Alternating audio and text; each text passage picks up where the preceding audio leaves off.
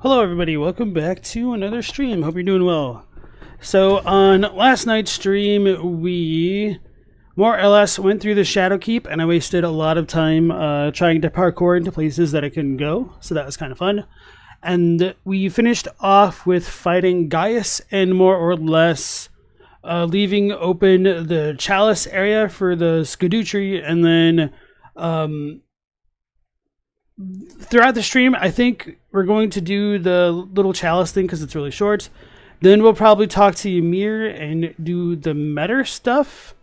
And obviously that will also tie into the Shaman Village, and I will also visit Bonnie Village. So, not sure how quickly we'll go through all of this content, especially because there's going to be some, pretty lore-heavy discussions as we go through on this lore through, go figure. But, going to be some pretty exciting stuff, I think. Alright. So, one thing that does stand out to me about this region is just like how brown all the foliage is. I guess it's not just foliage, all the flora is. Which, I've talked about that in previous streams, where I think this place was, removed well before Radagon became Elden Lord, but that's pretty much a given at this point. Oh no, the whiff still lives, I forgot. It doesn't just disappear. Alright, so before picking up this cool lore item, let's say hello to Dave, Galaxy Dragon, MK, Elden Enthusiast, Arcusator. Yeah, I saw your message on the Discord, but you kind of posted it at the worst time for me. So if you'll remind me to look at that tomorrow, just in case I forget about it between the stream and everything else. But yeah, okay. So before picking up this item, actually let's go ahead and pick it up and then I'll monologue about some stuff. What the hell is this drop rate? All right, Gaius's Greaves, Blue Silver Mailhood, and then we got the Albinorc Blood Clot and Saint Trina's Arrow.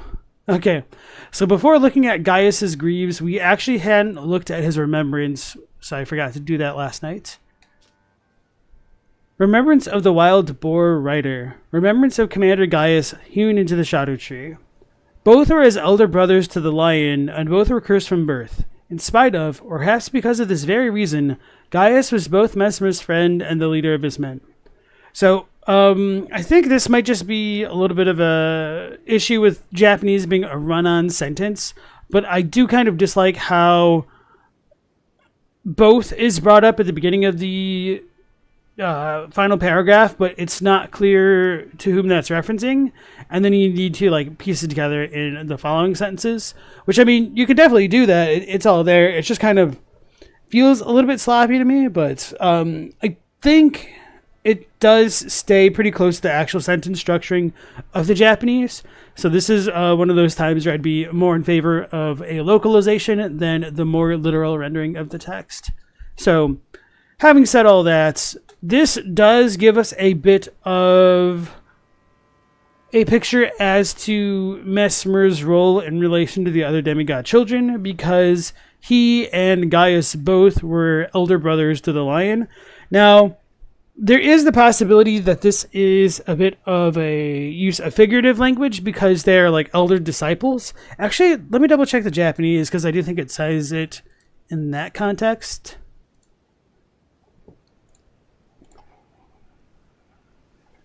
Wild Boar Writer.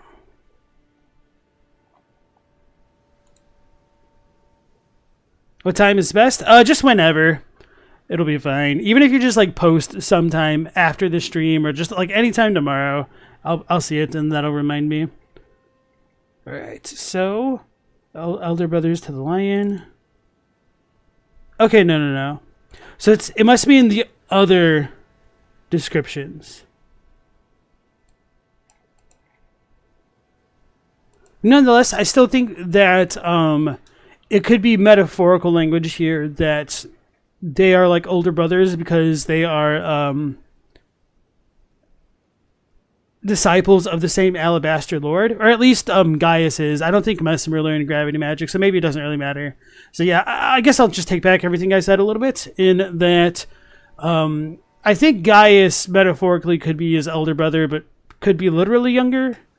And Mesmer is older than Radahn. And we are told from, I believe, the way that Roger refers to Ranni as the sister of Rykard and Radahn, that she is younger than both Rykard and Radahn. So that makes Mesmer, at the very least, older than Ranni and Radahn. We don't know about Rykard, but it seems likely that he'd be older than Rykard as well.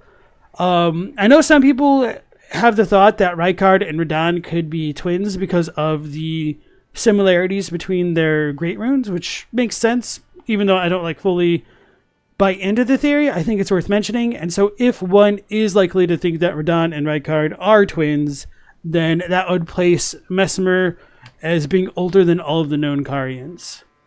So, well, all the known Carian children. All right, so with that out of the way, black iron greaves made for Commander Gaius, a cruel joke, for he cannot wear them. Riding atop the boar he called his other half, Gaius was in fact a warrior of Albinauric extraction. So the Albinauric that we just fought may have been like the lover of Gaius or companion, sibling, somebody important to him enough to have his pants, his greaves. So make of that what you will. A lot of stags. And from the shack, we get the Sharp Shot Talisman, which depicts an Albinauric woman. A talisman depicting an archer wielding a longbow. Boosts attack power, precision aimed shots. The Albinauric archers were in a class of their own, and their deadly long-range specialists struck fear into the hearts of men. It's kind of funny that they're in a class of their own, and that class being below the damn ancestral follower archers. Those guys are way worse to me. All right. Hey, wow, a lot of people jumping in. Astynex, Lone Peretta, Renus, Methoda, he. All right. Matthew just beat Gaius today, and you're so confused on who Gaia is, referenced in the description of his helmet. Yeah, I'll need to go to the round table hold and check out his remembrance items. Some people think that Gaia could be the boar. Some people think Gaia could have been that Albinauric that I just defeated.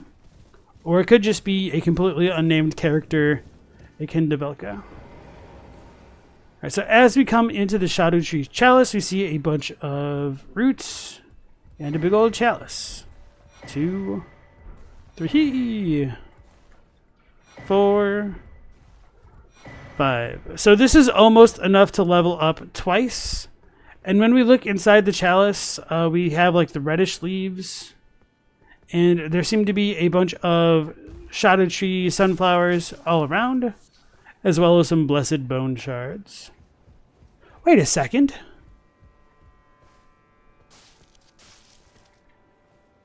They're pointing to the chalice rather than the actual Shadow Tree.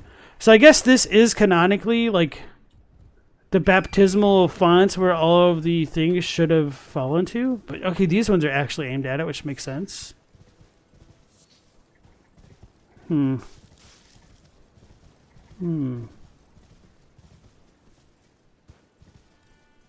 never noticed these. It looks like little flames on the top of the whatever the hell those are called. Right, so we should get another blessed bone shard. So I'm going to go ahead and reread those items, because this is the closest or second closest place to the Shadow Tree that we can get.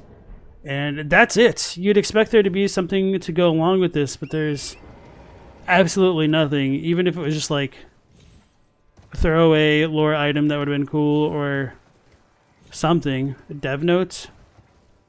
A sword monument. Something along those lines. And then Loma asks, is Radagon not Mesmer's dad? We don't technically know for sure. Radagon does seem to be the most likely culprit. The thing about that, though, that annoys me is that if Radagon is Mesmer's dad and Marika is his mother, we're told that Renala was his first wife. So I can't believe that characters in a fictional world can have children out of wedlock, but it seems to be the case. Alright, so let's check out the bone shards and the fragments. Oh yeah, and I guess another thing to like point out is the falling debris from the Shadow Tree. Those could be like where we get the Shadow Tree fragments from and whatnot. I noticed in the story trailer, it looked like a lot of the debris was floating upward, and the debris here seems to be similar to the kinds of debris which falls off of near a limb in different locations. So, right. Hold on one second.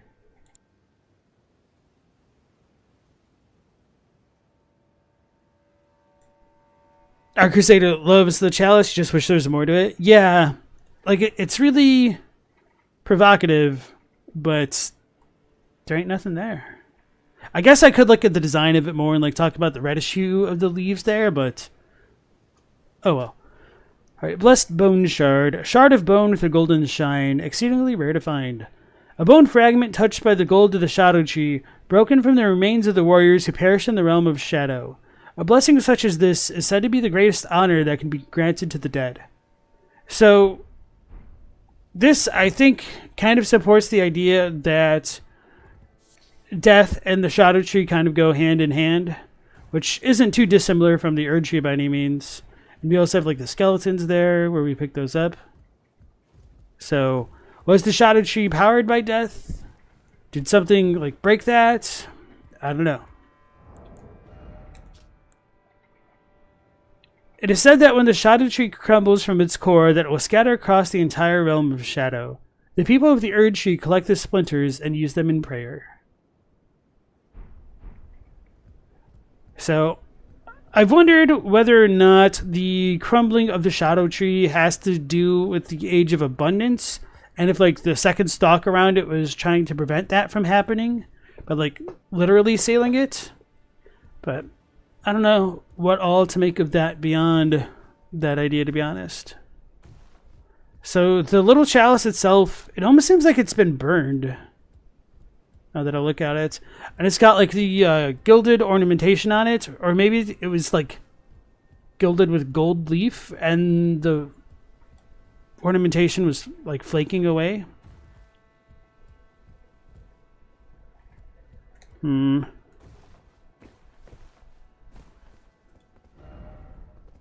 Alright. But yeah, that's pretty much that. And we don't really learn anything about this cool tower. The one that I'm underneath right now. Which, this feels like a really big missed opportunity. Just like a sword monument would have been good enough. Maybe not good enough, but it would be certainly heaps better than what we've got now.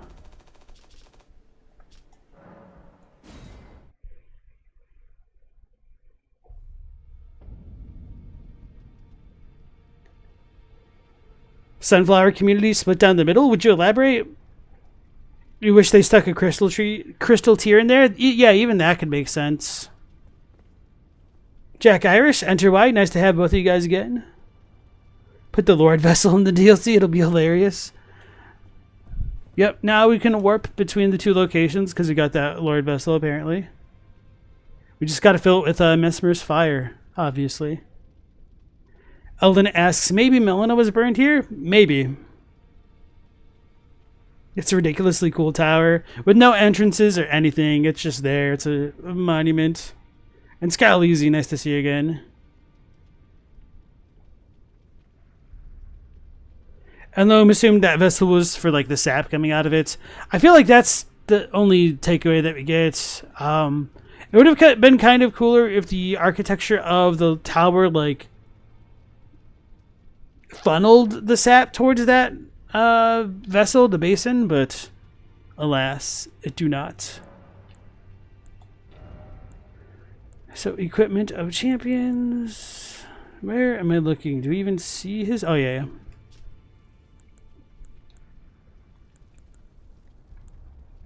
Okay, so it just says it in both of his armor pieces. The black iron chest armor of Commander Gaius, part of an armor set patterned after fallen seeds. What? Okay, I can see that from the helmet. Gaius was the most senior disciple of the same Alabaster Lord who taught Radahn and Gaia gravitational techniques. So, indeed, this has already been brought up that we have no idea who Gaia is. Gaia could be Sir Neidhart, for all we know. Gaia Neidhart. So, yep. Okay, now let's check out the remembrance items. Weapon once wielded by Commander Gaius. A combination of greatsword and lance. Weighty and capable of being brought to bear with great force, this armament shows its true potential when used to stride him out. Gaius himself was never without his boar.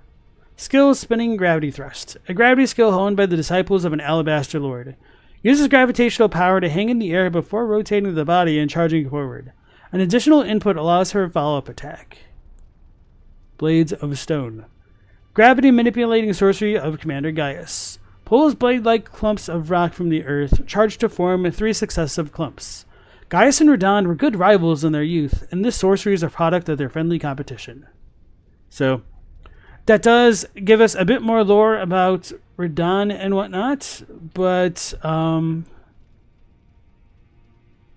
we don't really know why Gaius was here specifically. Was he privy to Miquella's plans? Was he like part of Mesmer's army? When did he come to the Shadowlands? When did he part from Radahn's side? Why didn't he help him with Millennia and like the Scarlet Rot? We don't know. But alas. Alright. There's kind of a lot of red mains in the DLC now that I think about it, because we've got the bear guy, we've got Gaius, Freya, although at least Freya has the excuse of being charmed. Alright, so I think that's it for here for now. Let us go on back to... We'll do Sunflower first. And then do Manor Metis. Yes. I said it that way on purpose. Alright, we'll need to talk to Ansbach and Letta at some point. Is this the fastest way? Yeah, because it's through the church we go. Is Ania okay? She not okay, bro. She not having a good time no mo.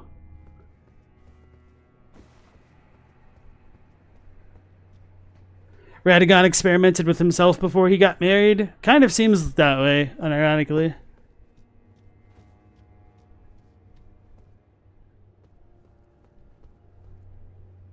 If Mesmer's like an older brother to Radahn, does that imply that they don't share parents? Yes. assuming America and Radagon being one being was not publicly known.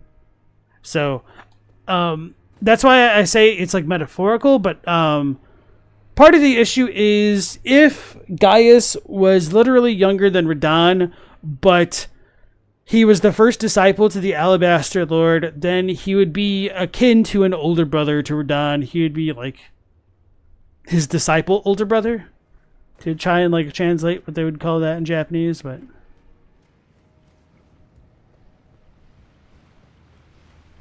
don't I need... No, I think I... No, yeah, we're fine.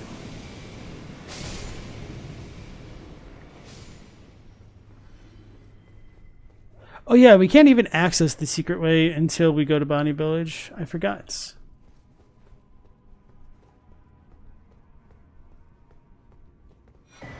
So we get the Battlefield Priest Cookbook number 1, which gives us golden grease and drawstring golden grease. And now we get some like Erdtree ornamentation on the doors here, which is kind of interesting. We don't really get this in very many places in the DLC at all. But to be fair, we really don't have like a lot of doors or like a lot of like places for doors like that.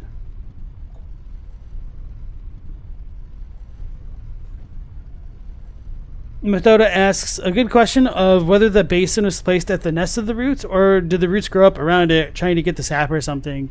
It could have been that like there might have been a little bit of a spillage to make the roots grow up more, but I wouldn't think about that stuff too hard, to be honest. Which is why it says it looks like the Dragon Slayer armor, Gaius' stuff. I can see that now that you say it, yeah. Black Iron Gaia sounds like a Tarkus ripoff. Oh man. It's a good thing we're not a giant golem, otherwise he would have thrown us off the stage. Any significance to there being leaves in there? Are you talking about the basin, Hilko? And welcome back. I might have moved on. In the giant cereal bowl. Okay, yeah. So I think it's just to show that it hasn't been used for a while and like some leaves got in it. I don't know if they're like super significant by any means. Do I think Radahn was alright with Mikola's plan? He did fight a lot to not die, which made you think he's not 100% on board. Also, Mikola did not resurrect Leonard, probably out of jealousy. So, I have no idea about Radahn's supposed acceptance of the plan. My headcanon, which is a bit of a joke, but I'm serious about it, is Mikola asked Radahn to be his lord.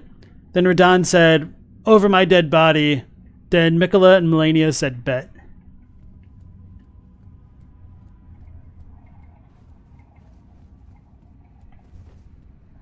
Elden said, "If the Shadow Tree is the original Erdtree, you think it was read during Godfrey's time, the Age of Plenty." And if that is the case, I think that can also help explain why so much of the trees in the Land of Shadow are also red tinted, with the exception of the places of the Ancient Dynasty, with like the Rao ruins and whatnot, and this place, which I don't really have a good explanation for that, to be fair. Alright, so as we come to the base of the Shadow Tree, essentially, we've got a seemingly secret church within a church, because the other church wasn't enough. And then we've got another statue of a beheaded Marika. Oh, so this is where we get the Iris of Grace. That explains why I had one with the guy on my playthrough. An iris blessed with an incantation of the Erdtree. Place on the eye of another to grant them the light of grace as a fleeing blessing. Can also be used to receive the blessing of an equipped Great Rune. In the realm of Shadow, this artifice was employed by the priests of the Erdtree to quell the fears of their flock to magnificent effect. So the difference between this one and the Eye of Occultation is that it would stoke the fears to great effect, whereas these ones quell such fears. Also, we do have that Iris Rune of Marika thing in the background, and the Erdtree sigil is layered on top of it for the grace, which is kind of interesting. I might need to think about the implications of that in general. Like maybe the Rune of Marika isn't entirely the Rune of Marika? That sounds really silly, so I don't really buy it.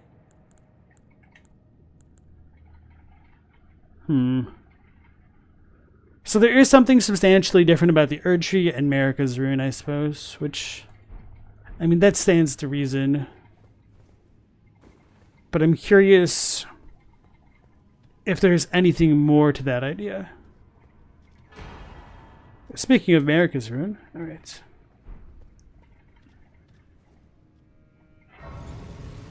Lost Grace discovered. I want to try using the dueling shield again, just for the lulz. We probably need like the holy one, which I don't think I really have.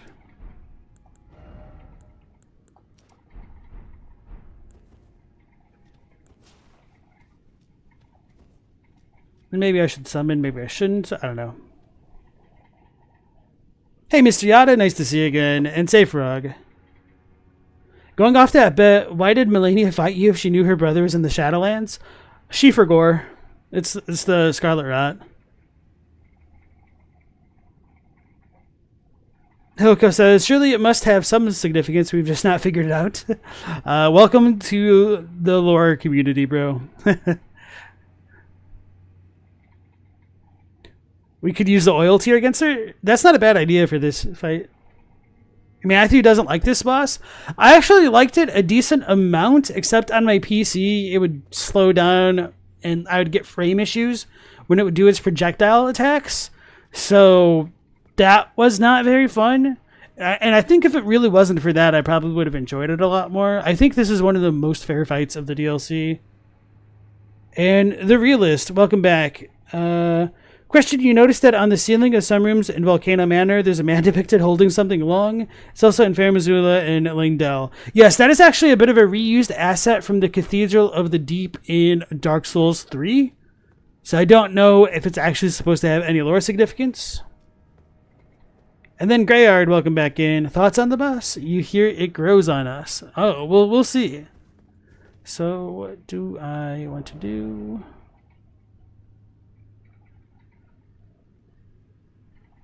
I guess this is as good as anything else. And True Connoisseur, nice to have you back. It means Aldrich was right. You like it thematically, but you feel like it moves around too much? I don't know, like, I think... I think mechanically it's pretty much just as good as Mesmer, but there's a lot... Or not Mesmer, but Midra. But Midra has a lot more going on for him as far as thematics go.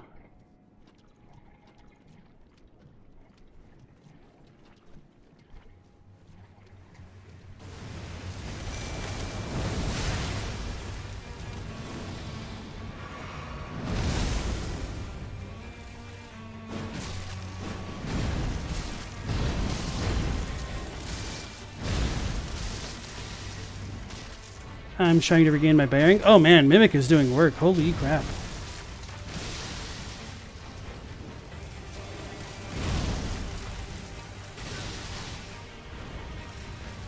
Okay, so I could probably like just tank a bunch of these attacks then.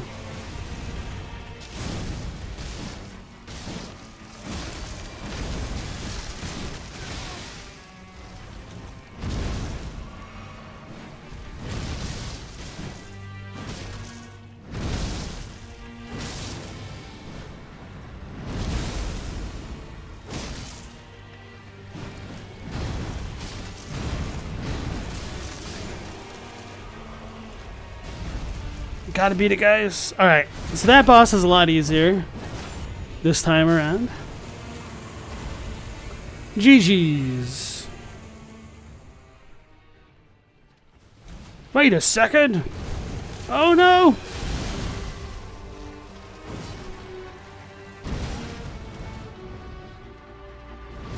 So one thing that I liked to do when he was doing his charge, and I screwed this up, is to try and kite him to the wall.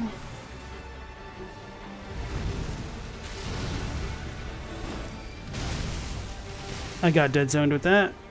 Came over the top.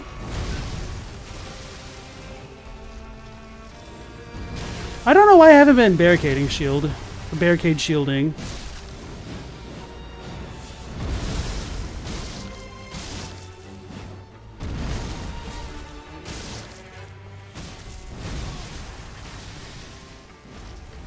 Uh-oh. Oh, Mimic did it. Right, I'm going to wait a little bit and then use my flask. Just going to charge.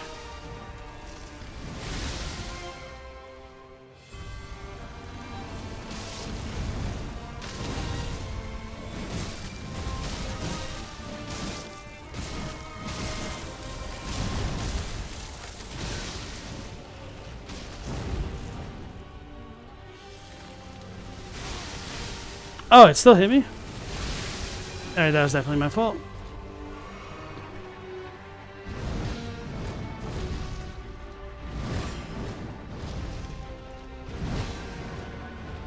This feels like a fight that would have been better with torrents, to be honest.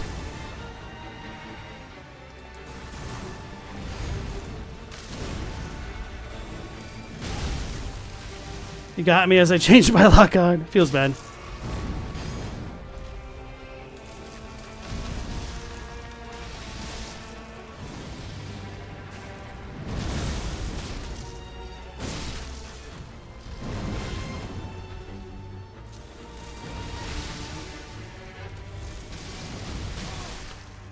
Felt a little bit garbagey. Not gonna lie about that.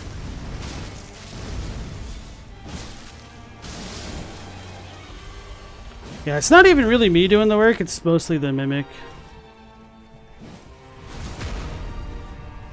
Well, you do like this boss, you're disappointed. It's the only one with multiple health bars.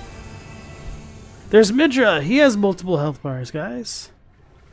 Oh no, not on top of me.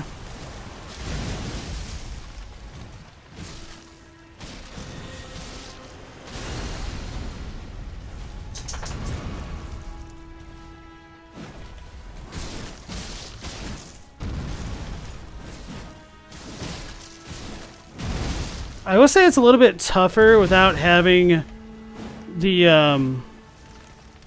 Ash of War of... Oh, he does it twice or 3 times? Okay. The Ash of War of my Meteoric or Greatsword.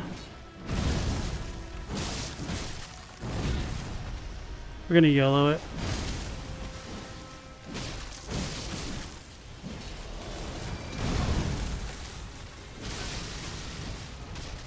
Oh, Mimic is just ignoring everything and going ham. Oh, we can outrange it.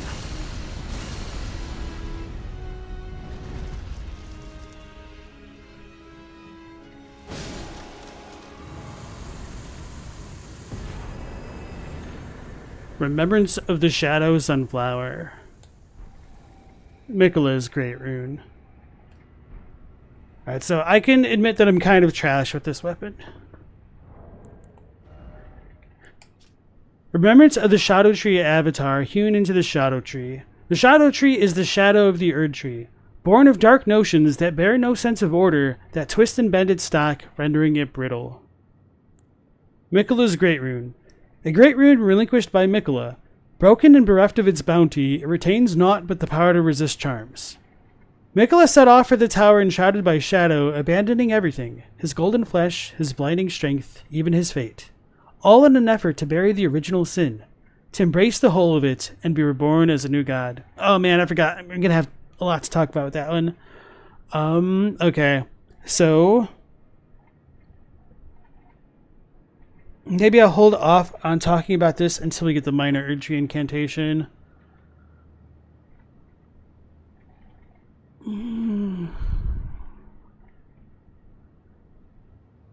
I think Bonnie Village, Shaman Village, then Metter stuff would probably make the most sense.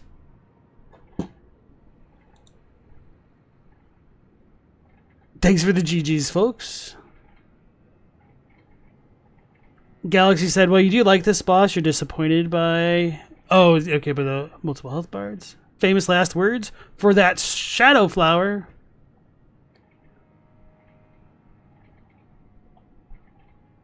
Skelly's got spoiled on Midra existing, but not the Shadow Tree avatar, so you thought all the jokes about a sunflower were talking about Midra? That's great, man. And Russian Wizard, welcome on in. How did Vike get 2 Great Runes if all the Shard Bearers are alive? So the way that I reconcile that idea is with the whole multiverse theory, which is kind of in play with a lot of the FromSoft games, where even like Dark Souls 1 champions like Solaire had their own worlds that they were native to, and they like their world would occasionally like layer on top of the chosen undeads. And so maybe something similar is going on with that in like Bloodborne and Elden Ring, where the continuity of our world isn't like the continuity of the universe unless we become Elden Lord, I guess. I don't know. I don't really like it, but I mean, we also have Gideon saying that he won't welcome us until we conquer a demigod and get its Great Rune, and nobody's done that for a long time, so it seems like there's a canonical basis for that multiverse theory, or otherwise you'll just have to take Gideon setting us a seemingly impossible task, and he was never truly intending to welcome us, which I could see that being on theme for him, to be honest.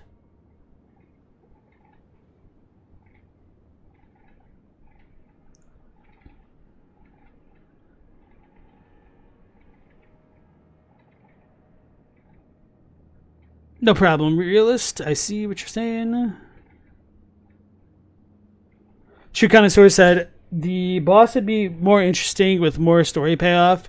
You're at the base of the Shadow Tree, and you don't really get anything Shadow Tree related there. Even from the Remembrance items, which I'll go check in a moment here.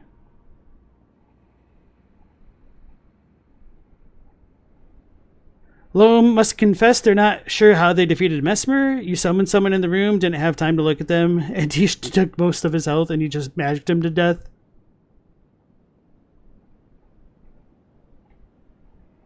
The Riposte feature helps balance the multiple health bars. I can't talk.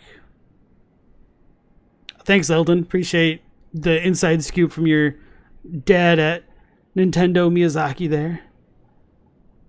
Just kind of funny because Nintendo has their own Miyazaki too.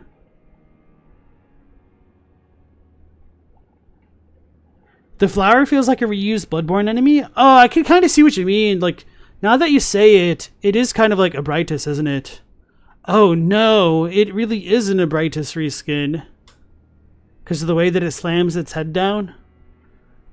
Fudge, can't unsee it now. Remembrance of the frame drops on PC for real. I was a little bit surprised at how stable it was on PS5. Nectarine's talking about the original sin. We'll have a lot to say about that. Time is convoluted in the lands between. Indeed. Galaxy said, you just assumed he broke his Great Rune here and the flower picked it up. So, I don't think Mikola broke his Great Rune all the way down here at the bottom of the Shadow Tree, because when it breaks at the top of the area, like up above, like we were over here and it rained from the sky, but like we're way too low in for that to have been the case. So I kind of got the feeling that he broke it at the top of the Shadow Keep, and then it trickled down, and then the Shadow Flower picked it up. Which is very similar to what you're saying, but slightly different. So there's really nothing to explore here. We've got a bunch of Shadow Tree sunflowers, or whatever they're called, skidoo flowers, but you can't loot any of them, I think. And there's no real hidden items, which... Okay, so there are a couple that you can get. Wait, this one's glowing.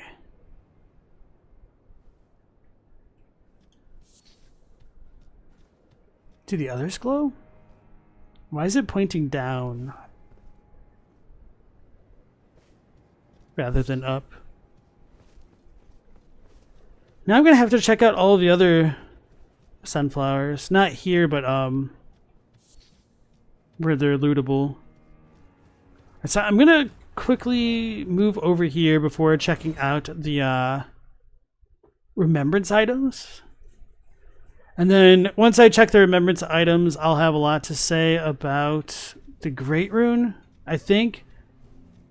Or I might postpone talking about that a bit more. Because I'll need to make a short about the Great Rune. Well, like, not... It'll probably be longer than a short, to be honest, but...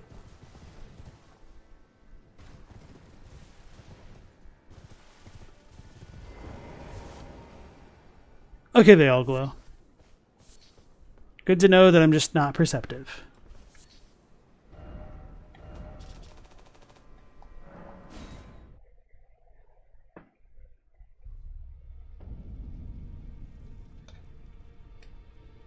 Talga, nice to see you again. Vike could have stole the runes too, maybe.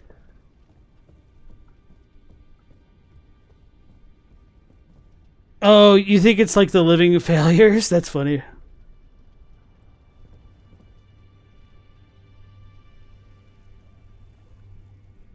Ramina's phase transition slows down your attack. I don't even remember Ramina's phase transition, to be honest. She was probably like one of the easiest bosses in the DLC, which felt bad. And I say that, and I fought her with zero blessing, so I can only imagine how much easier she's going to be now. Alright, so Shadow Sunflower Blossom. The head of a monstrous shadow sunflower, a manifestation of the Shadow Tree. Then again, it might just be a flower, wielded as a weapon. Much like the Shadow Tree itself in appearance, a second stalk winds tightly around the first, almost as if in a tender embrace. So, this is the one description which does establish that the second thing wrapped around the Shadow Tree is like part of the same organism, I guess, because it has a second stalk rather than it's saying that something else is growing on top of it, which is a little bit mind-boggling just because from appearances alone, that doesn't seem to be the case, but yeah.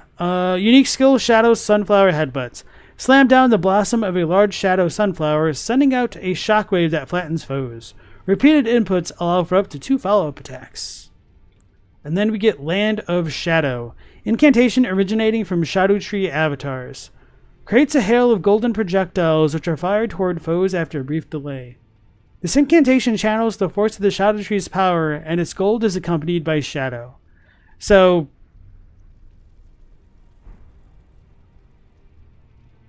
yeah, I guess I'll wait to talk about like the order and the shadow to come along with the gold once we get into the Shaman Village. So let's go to Bonnie Village, and then I will check out Miquella's Great Rune. And I should hydrate before that and pull up my notes from the Discord. So give me a minute. Because this came up in discussion like last week, I think. Where am I going? Alright.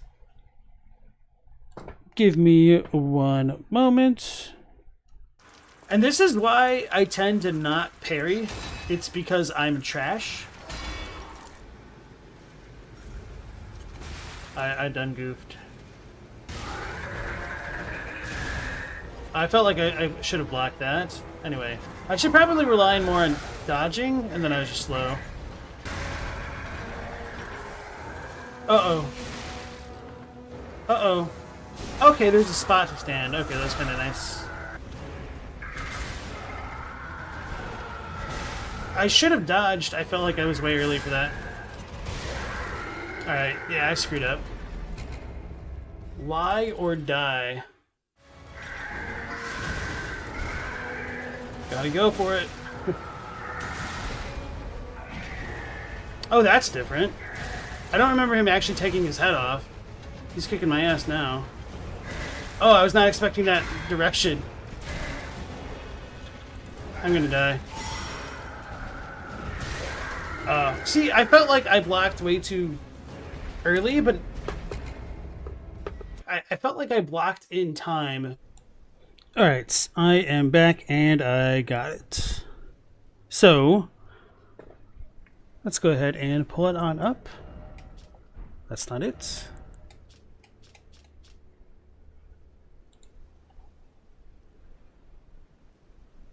Hilko asks, is there a relation to that Flower Slam and Meadows Head Slam? Maybe? I don't think so. I think they're just kind of like reused animations, but yeah. Methoda asks, that's the law of convergence, isn't it? The 2 stalks wrapping, trying to be one again? There is no law of convergence. You might be thinking of regression, but I don't think so. And I'll talk about that in a bit now. Okay, so Miquella's Great Rune. Mikola set off for the tower enshrouded by shadow, abandoning everything, his golden flesh, his blinding strength, even his fate.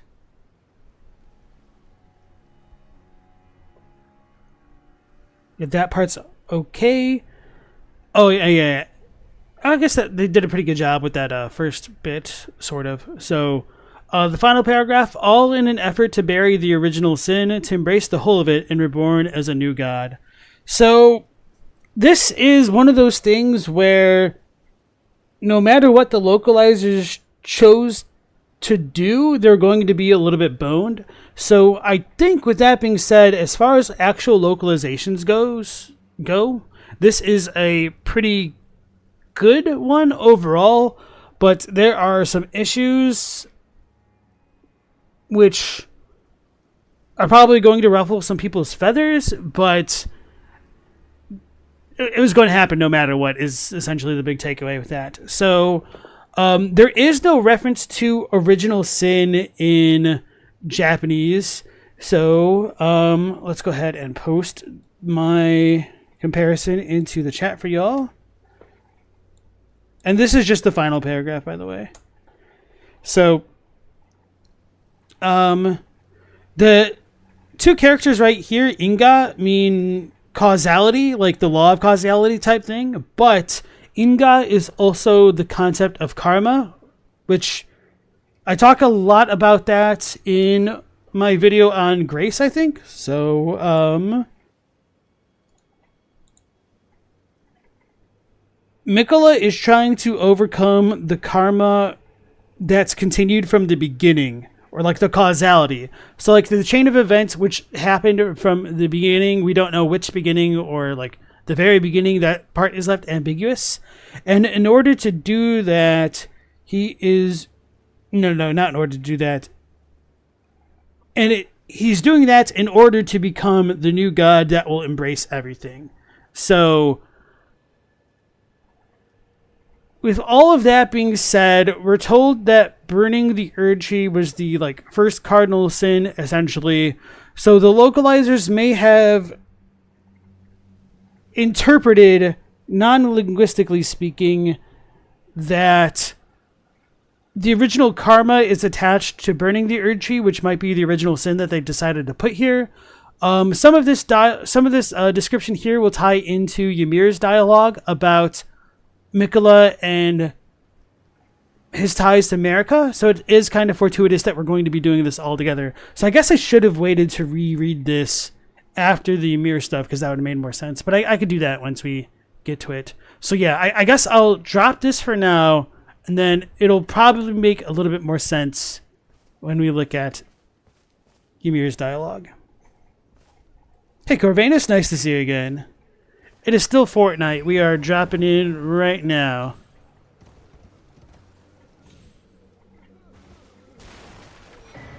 Hefty cracked pots. How does this work?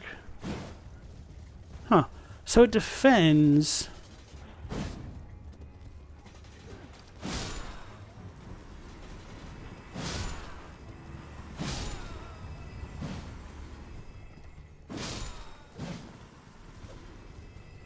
Let's gain some stamina. I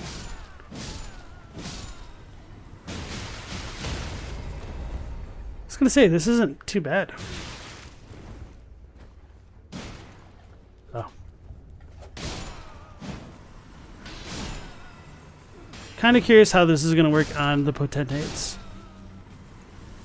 So, I thought that these dudes actually popped out of the pots for a while, but I don't think that they do. I think they're just kind of pretty well hidden behind some of the pots, and they'll just all eventually just walk out and start swarming the player.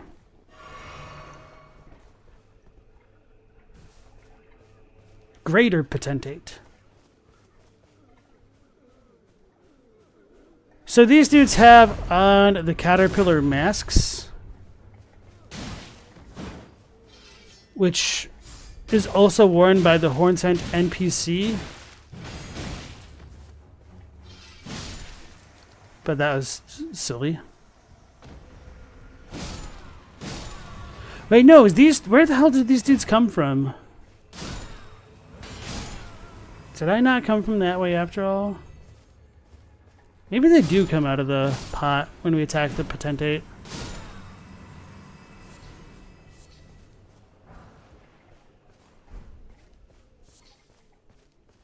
Because I know that there's like 4 over here and like one's kind of like back here behind the pot in the bushes.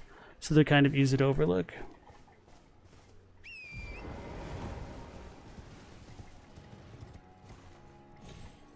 Wasn't there an item down there that I actually wanted? Am I going to have to fight the dogs?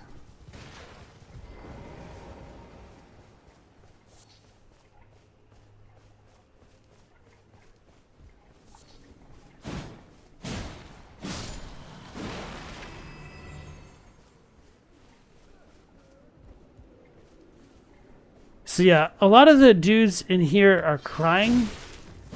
Little pot guys.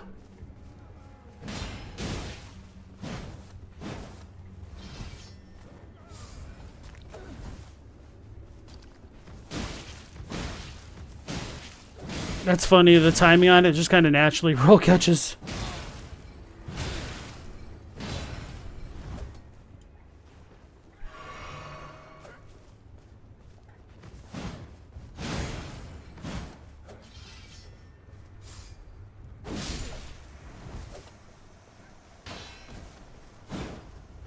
Dude, all the white ghosts are annoying me now.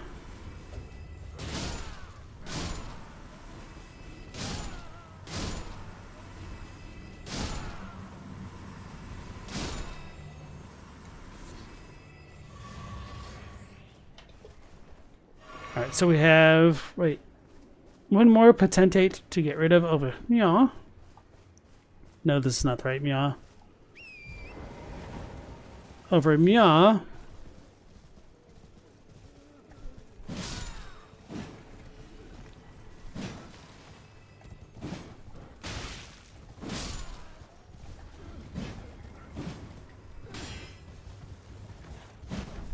I'm scared.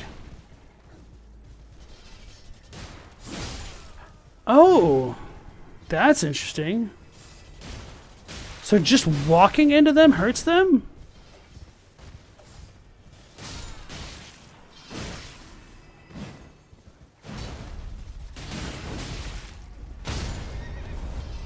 Torrent died to a rock.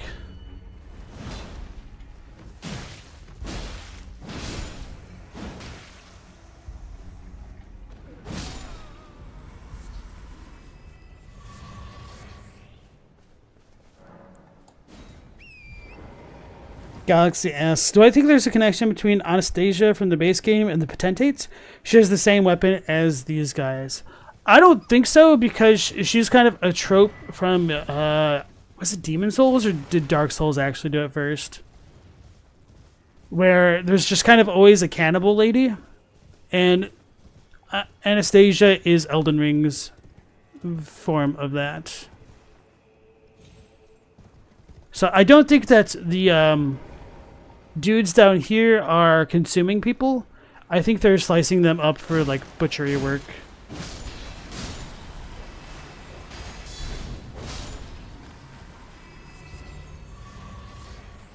Yeah, this weapon is silly, guys. Holy crap.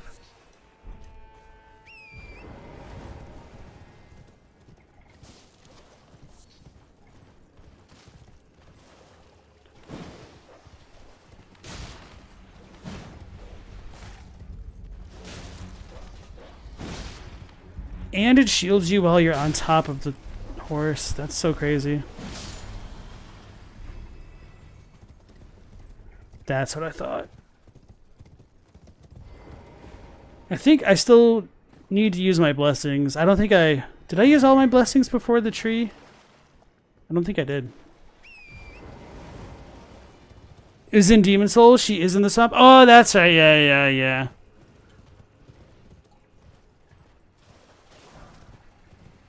Thank you. Appreciate that. Tend to forget about a lot of Valley of Defilement stuff, because there's not really a whole lot going on for it down that way. Alright, so before crossing the bridge, let's go see Mesmer.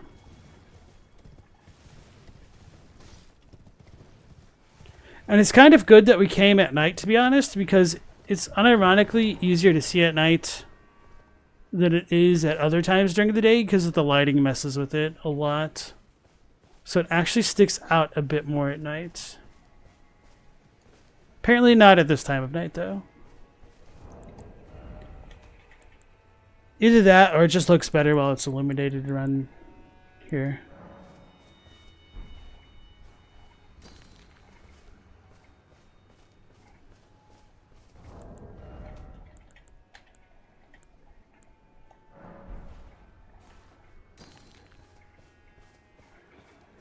Alright, guys. So here's one of the biggest lore mysteries in the game. Why the hell is there a snake skin over here? This might tie into what we'll see over here. So we've got a seeming statue of a woman type figure. I guess, well, anyway. And we get the "Oh Mother" gesture. So that might tie into why the snake is nearby. So if that "Oh Mother" thing is supposed to be like a reference to America, then perhaps this could be like a reference to America, or not America, but to Mesmer. Now, a lot of people tend to believe that what is going on with these Treeple is different than America. I have my own suspicions because this thing has been defaced like all of the other depictions of America. It has a similar style pose as her. So I have wondered whether or not this is supposed to be a legitimate corpse or a statue. For what it's worth, like, statues tend to not have the roots coming, like, growing out of them like that. So it seems more as though it's a corpse. But to be fair, corpses tend not to have roots growing out of them either. But what exactly is going on with this, we don't entirely know. Nonetheless, because we get the "Oh Mother" gesture and we use it in front of a statue of America to get to the shaman village, and this is a village where they took shamans, relatively speaking, and bottled them up into jars, there is a lot of thematic connections between Bonnie Village and the shaman village. So some people have said this is the same skin as what we get in the Temple of Eagle Eye, however you want to pronounce it. But obviously it's in a different pose, so it is slightly different. But I don't know how different it's supposed to be, and even if it is different, like how relevant that's going to be. Because FromSoft does like to reuse assets, which isn't necessarily a slight against them this time. Hey Phantom Leaves, how's it going? Yeah, it's going pretty well. How about you? You missed us bullying the Skidoo tree avatar. So this is one of the most important ghosts in the game. We can see that he is a horn scent guy. And before talking to him, let's go ahead and loot in the whipping hut the tooth whip.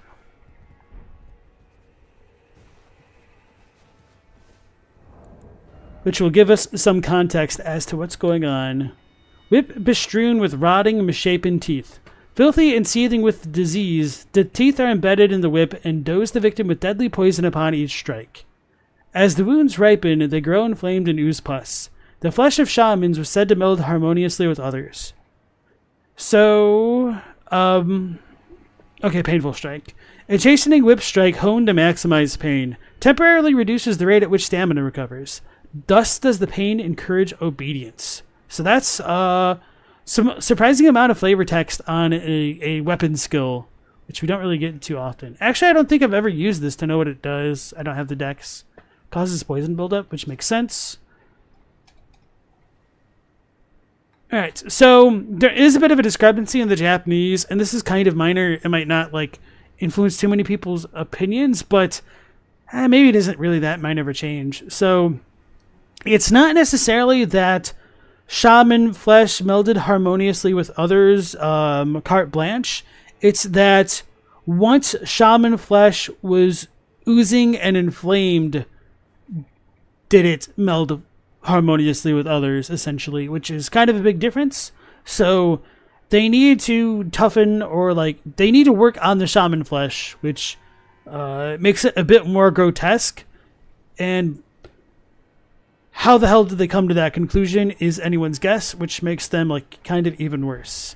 And speaking of even worse,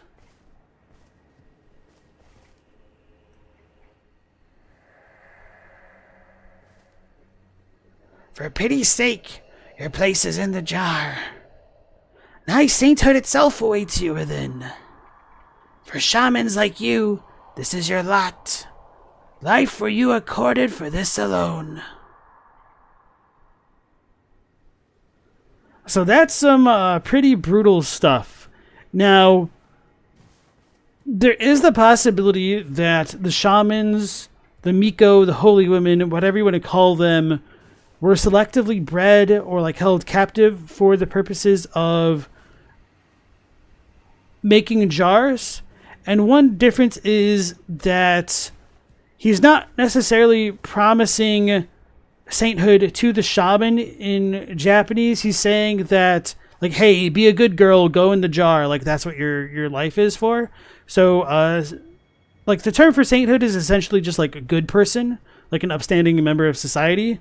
Doesn't necessarily mean that in like the holy context that we might think of in like English. And it's a different kind of thing than like how Saint Trina is referenced as a saint and whatnot.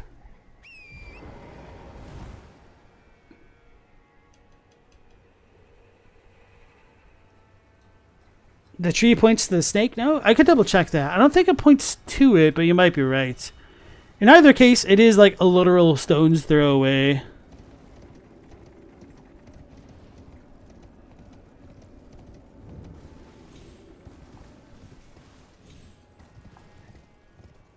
So yeah, I brought up the tooth thing in my video in a very, very succinct way because I don't want to take the time to explain the semantics of it because it wasn't all that relevant, but I do have a little bit of that info in it. So let's see here. So it looks like you'll miss it if you follow the lady directly. Yeah, because it's like in the woods.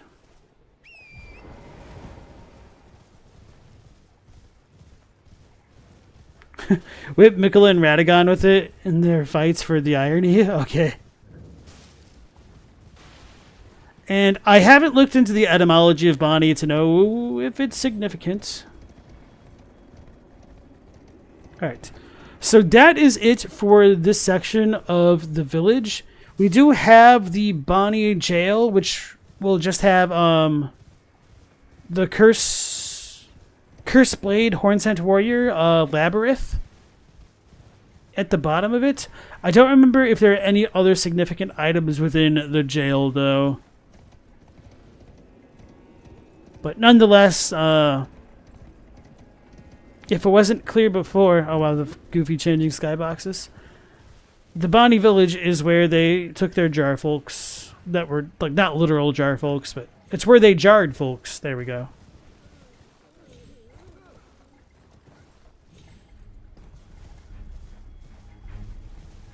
All right. So I'm just going to get the site of grace inside the jail here and then just skedaddle on towards the shaman village. And for whatever reason, we do have a bunch of scorpions here.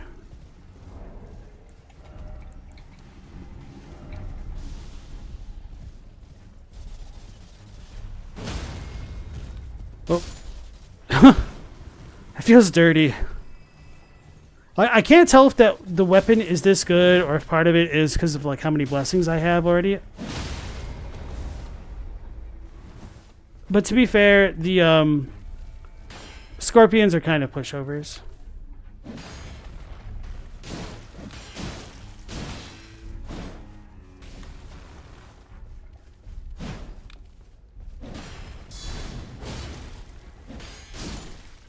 It's so silly that you're actually blocking while you're attacking.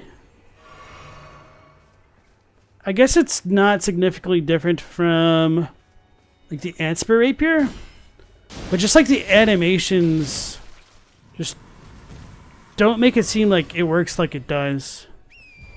As part of why I didn't use the dueling shield, Because I like tried out its moveset in the round table hold. I'm like, y'all saw that the skull was embedded in the ceiling? Anyway, I saw its moveset in the round table hold, and I was like, that's okay, but, you know, I like other stuff more. Because I thought I'd get hit for attacking with it. I'm also a little bit curious what it's like to dual wield these.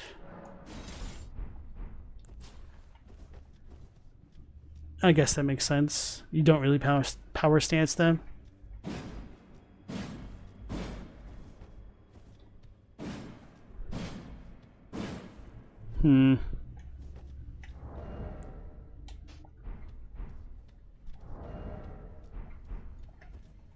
All right. Nectarine says Bonnie means pretty and pleasant from bone. Bon? Is that like French? Pleasant jail? It's a threat. Okay. So let's go back to the Shadowkeep back gate. And then I will try to remember to level up my character and the blessings.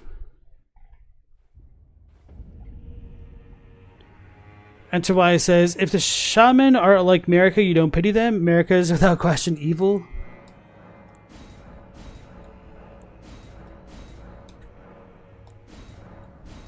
Alright, tier 16 already, so we're ready to beat the game, guys.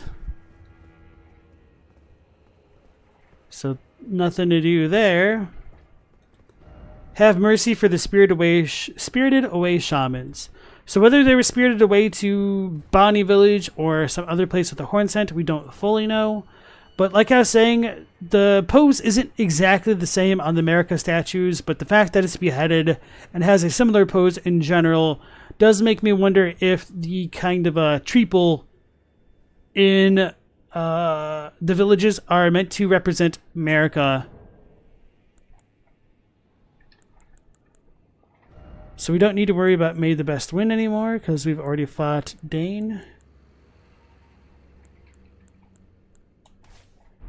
Oh, mother.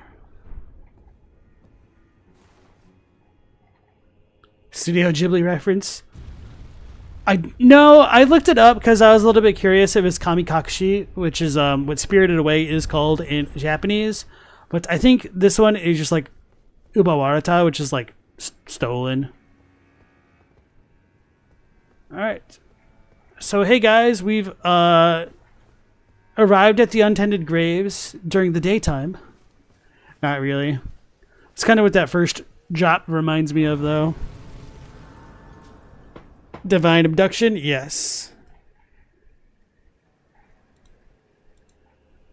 Alright, Hilko, I see what you're saying there.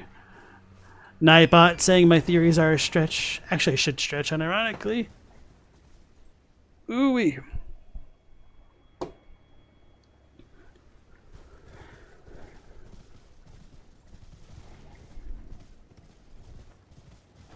This is what I get for reducing the frequency of the Nightbot comments. I've not been sitting up straight. I've been a banana-shaped punk. So, the reason why I laughed wasn't because of my stupid joke, but because of remembering how some people are very upset that this tree sentinel has a torch on it. Why would that be upsetting, you may ask? It's simple. The answer is because the model for that spear is the same as the, what are they called? Sentry torches that are used in Leyndell. Not Leyndell. That were used after the Night of the Black Knives. So that calls into question whether this dude actually has a sentry torch, if he came here after the Night of the Black Knives, or just what exactly is going on with him. I think it's possible that they could have just had an existing type of torch that they had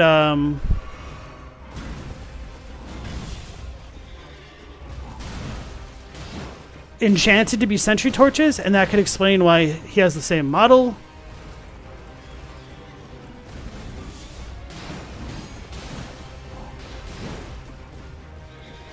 This is so silly. Oh my god, I've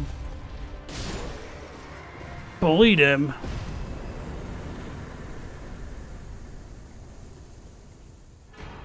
Blessing of America. Hey guys, we got our Blessing of America back that we accidentally wasted that one time. The infamous torch, the sentry torch? Yeah. Use an invisibility spell to see if he notices. Whoops. I've already used my my strat.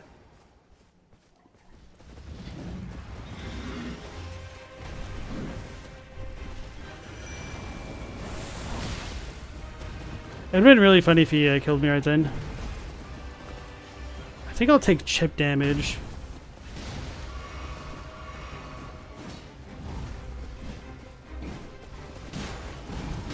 Yeah, I'll admit that I summoned the Mimic for this in my base playthrough, because I was like, yeah, I know what a Tree Sentinel is. I wasn't too enthused about having to fight them again.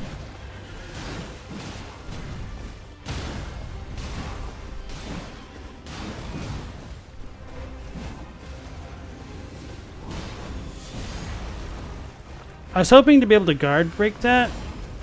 We can't do it that one either.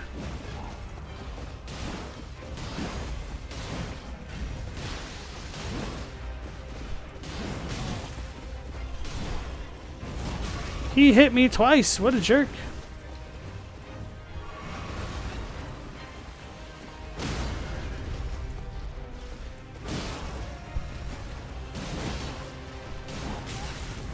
So I can only imagine that...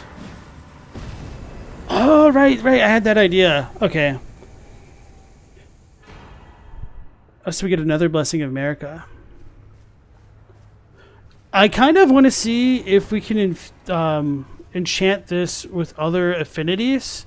Not through the Ash of War selection thing, but through literal incantations. Because I can imagine blood incantation, like the blood flame incantation plus the blood affinity on this would be stupidly broken.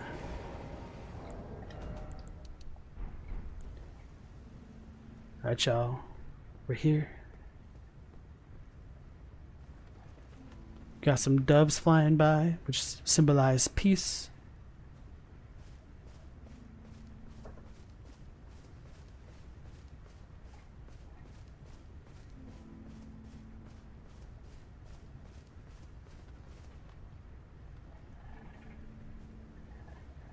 As we walk up to this little sapling that is glowing gold, we find an incantation. Minor Erdtree.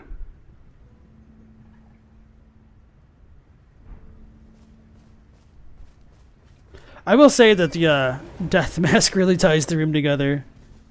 We're doing this for Godwin, I guess.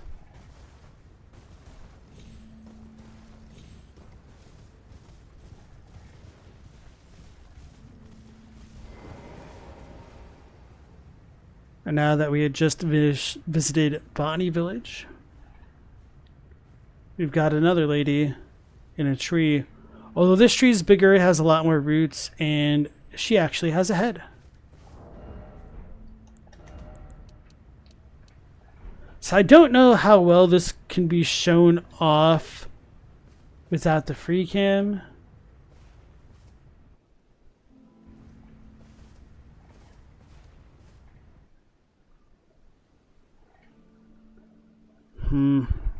Yeah, you can't really tell it very well from this angle. So, believe it or not, she actually has a braid on her right side there, but it is cut off a little bit on the left side.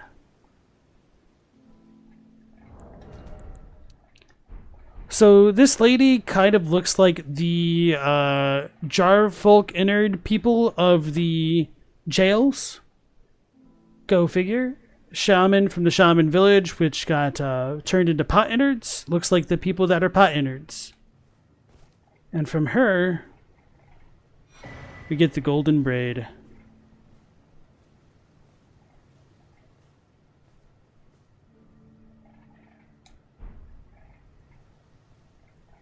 All right.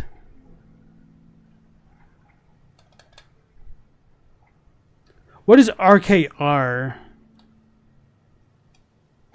Can't enchant items with elemental affinities, you think? I'll need to test it out, because the Blood Flame incantation might be good to just use it on its own then. Enterwise says, this somewhat reminds you of Jarburg because of all the flowers. Actually, I should double check the flowers of Jarburg, because I kind of skip it, to be honest, quite a bit. Tranquility ahead, be wary of sadness. Astinex said dealing with dogs is chaos? You're telling me. She looks like Fia. Are we doing this for Fia? Nectarine says, Godwin really is the skeleton at the bottom of the pool in that meme. Oh yeah, I know what you're talking about. Okay. Where's the forehead tattoo? If it does have one, it would be under the blindfold.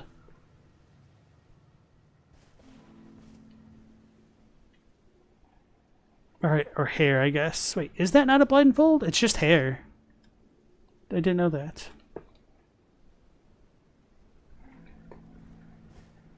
Alright, so let's go ahead and read some of these descriptions, starting with Marika's braid. Or not, well. A braid of golden hair cut loose. Queen Marika's offering to the grandmother. Boost holy damage negation by the utmost. What was her prayer? Her wish? Her confession? There's no one left to answer, and Marika never returned home again. So, I don't know whether this figure is meant to represent Marika after she's cut off her braid, or if this is indeed the grandmother which Marika offered her braid to. We are told that Marika never returned again, so I guess it would make sense that this could have been the grandmother. There might be something more to the story between Marika and the Shaman village and the Hornsent than we're let on to know, because, I mean, could you expect anything different in a FromSoft game?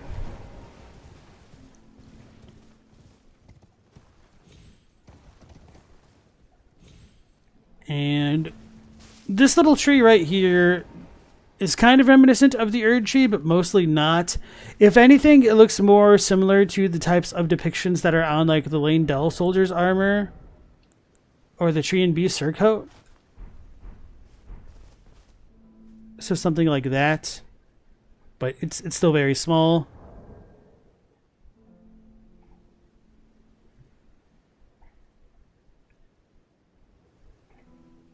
All right. So, let's read Minor Erdtree. Secret incantation of Queen Marika. Only the kindness of gold without order. Creates a small illusory Erdtree that continuously restores the HP of nearby allies. Marika bathed the village of her home in gold, knowing full well that there was no one to heal. So, in the background here, we have an Erdtree incantation sigil, which, you know, go figure, the Minor Erdtree is based off the powers of the Erdtree. And this is tied into how Marika never returned. So something may have already happened to the people of this village, and she might have wanted to offer this stuff in memory to those people. Or it's also possible that Marika could have betrayed them on her ascension to power. There are a lot of possibilities available for us to mull over, for better or worse. So, I did point this out when we were in Midra's Manse, but the flowers in the painting that we had to destroy to get into the Manse proper are similar to what we see in the Shaman village, which I don't entirely know what to make of that, other than, you know, the Frenzy Flame definitely messed up the Abyssal Woods. But was there a similarity between the two cultures of the Hornsent, Nanaya, and Marika and whatnot, and the Shaman village? Or is it just a coincidence? Alright, so having said all that, it is kind of interesting to point out that the types of buildings here seem relatively ancient, or extremely old might be a better way to phrase it. With the way that they're kind of haphazardly cobbled together from different bits of stone rather than like actual bricks and masonry. But they are pretty sophisticated structures to have like those domes and the open windows and whatnot. So they don't seem to be quite as old as something like the Rao ruins or anything like that. And because we are told that Marika was born here, that really opens up a can of worms in trying to fit Marika in with the Newman and the Newman's supposed ties to the Eternal Cities and all that of that manner of thing. So let me double check. Oh, yeah. Marika bathed the village of her home in gold. So home here comes from Kokyo, which means like one's birthplace, essentially. So it's not like an adopted village, it seems. Astyanax is dog sitting for their uncle. They obey him without a problem. Guess what the keyword in that last sentence is? A. So what kind of dog or dogs are you dog sitting, if you don't mind me asking? Elden thinks the kindness of gold and the unalloyed gold are the same thing. Mikola the kind, Mikola the unalloyed. So I kind of hate that idea, just to say that a bit bluntly there, because Mikola the kind is a bit of a localization thing as far as I know. Maybe there's a bit coming from George to make that a bit more trustworthy, I suppose. But if that is the case, then I'd be just as annoyed that we don't get anything in the Japanese to reflect that. So I definitely think that these are different things as far as like the kindness of gold and the unalloyed gold. But I'll have more to say about that in a moment here because I'm about to get onto that order spiel once I catch up with you guys in chat. Okay, Royal Knight's Resolve. Thank you. Scaleezy says, perhaps this is where Marika began her journey to godhood. Hence, this is where Marika the god was born. I don't know, because I feel like the Gate of Divinity should be where she ascended to divinity. And while you might not be wrong about that, it would just piss me off that the Gate of Divinity and the Tower bathed in shadow would be such a red herring for that.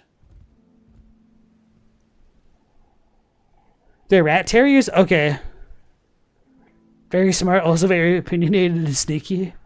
I'm trying to remember, and it seems like we had a bunch of old folk in the chat, but was Wishbone a rat terrier, or we see something else? And for anybody who's like, the Wishbone, the hell is that? It was like a television program, I think on like PBS, where they pretended a dog could talk, and he would like read books all the time. And so he would tell us a story of a like very famous book in literature and like act out the parts in like the B story of every episode while his owners had something else going on in the A story. So like some of the books that they covered were like A Scarlet Letter, was Tom Sawyer and Huckleberry Finn, Orson Welles' Journey to the Center of the Earth, or was that 7,200 Leagues Under the Sea? Both? Or The Time Machine, I think was another one that they did. It was just a very silly show, mildly educational. Highly recommend. He was a Jack Russell Terrier. You might be right. Yeah, that sounds right. He was some kind of terrier. Core Memory Unlocked. Yeah, I loved that show as a kid.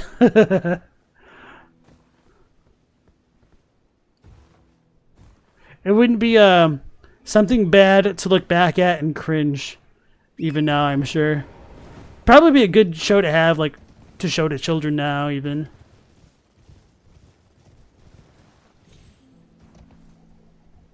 They were always somewhat relevant to the A plot? Yeah, a little bit. But that's what, like, the B plot is, like, they would actually be in the fictional worlds of their stories. But that they were, like... So what would happen was Wishbone would be like, oh, this reminds me of the story from this book. Because, you know, he's a dog who reads a lot. And then it would just parallel what was going on in the A story. All right. PBS Kids seems like it's gone a bit downhill in recent years. I have no idea about that. I know like a lot of people hate Caillou. I don't even know if that's still on the air. But I heard that there's like some other show that's actually pretty good. And The Realist, were you here earlier today? I don't think so, but welcome back in nonetheless. You're not sure what to make of Marika's story regarding how this fits with her being from outside the Lands Between. So the way that I look at it now is that this is one of those cases where it's technically correct, where this is no longer in the Lands Between, so Marika is not from the Lands Between, or at least, the Marika's hammer talks about being forged in the lands of the Newman, which it doesn't help that we don't have like any types of smitheries going on here in the Shaman village to like tie that whole smithing aspect of Marika's character together. Because I remember seeing the 2019 trailer and being like super hyped that there was like a blacksmith like godlike thing in the trailers. I was really intrigued by that.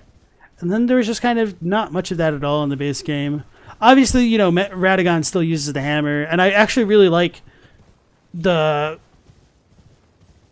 Radagon fight for aspects of it, just because most of the enemies we encounter in like video games and whatnot are like swordies. So it was really a nice breath of fresh air to face like Godfrey, who used an axe or his fists, and then having Radagon using a one-handed hammer was just pretty cool. Pokemon, welcome back. Speaking of smithing, Save Frog says the Tower of Suppression still states that it's in the Lands Between. So, in a sense, you're right, but the question becomes, when was it separated? Because I feel like the thing that makes the most sense to me about that would be that the suppression pillar... Where are we at? The suppressing pillar may have been built at a time before the Lands Between is separated from the Lands of Shadow, and its little note is probably a relic from that time. Well, it's not even a note, it's a tombstone. So it's not as though like the Churches of Consolation or Castle Ensis always got like a facelift after the realm was separated. So I don't think that needed to have applied to the suppression pillar as well.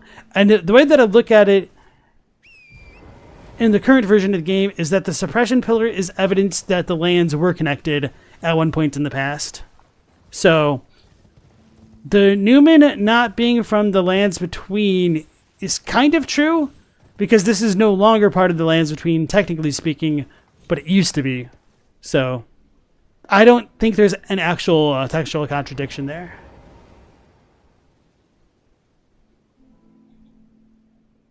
Caillou's a brat? Okay. Pokemon was thinking if maybe the Forges could be referencing Hugh somehow, with how he somehow knew Marika at some points. Do you mean like the Ruined Forges?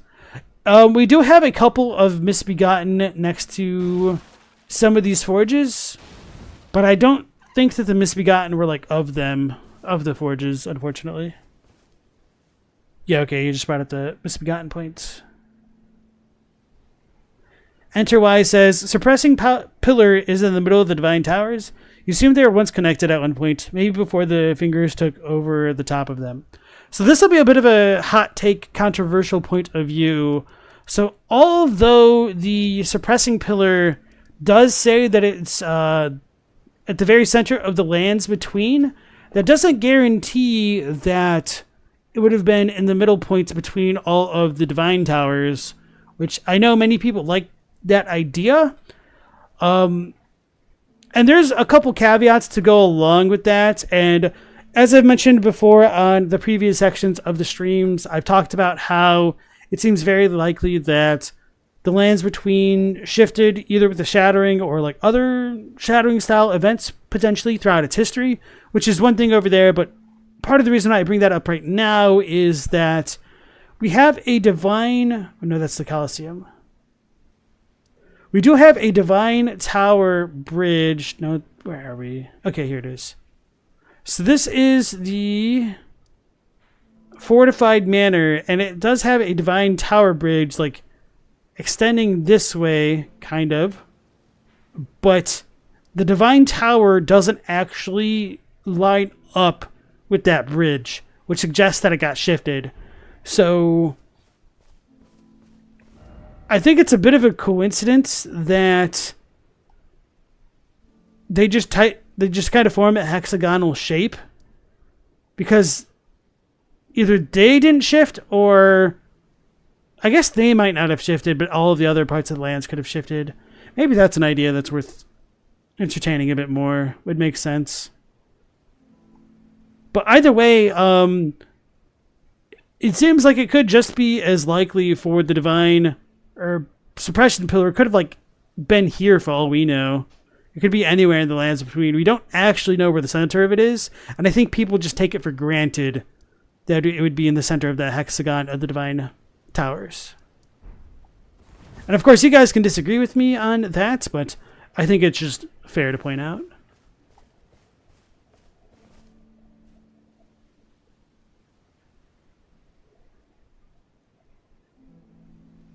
All right, yeah, and then I just touched on Realist's point right there. All right, I'm going to hydrate again, and then I will get into that whole order thing that I promised like 20, 30 minutes ago at this point. All right.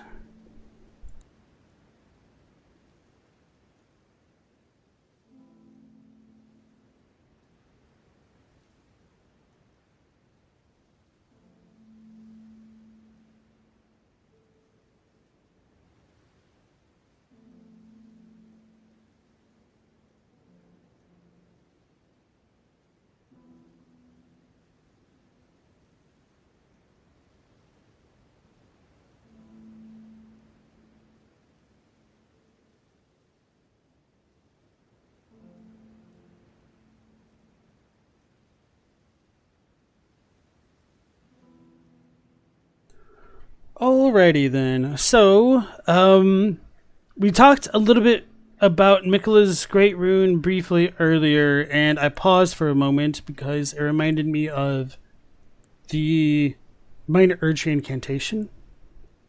Where is it?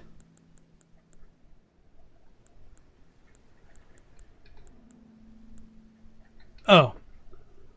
I thought its icon would be bigger for some reason. So... Wait, was it this? Or is this Shadow Tree? Okay, no, it was this. Okay. Born of dark notions that bear no sense of order, that twist and bend its stock, rendering it brittle. So... keep in mind for now that the Shadow Tree avatar seems to lack order with a capital O, which, you know, that's a little bit taken for granted, but I'll just leave that be for now.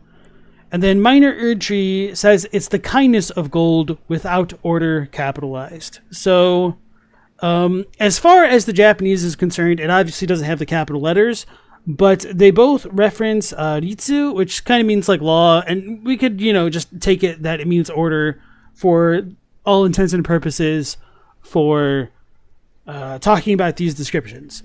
But hopefully you guys are starting to pick up what I'm putting down, in that the Minor Erdtree and the Shadow Tree, if they lack order, does that mean order came after these two things came into being? I.e., does that mean the Golden Order does indeed come after the Erdtree and its Minor Erdtrees and the Shadow Tree?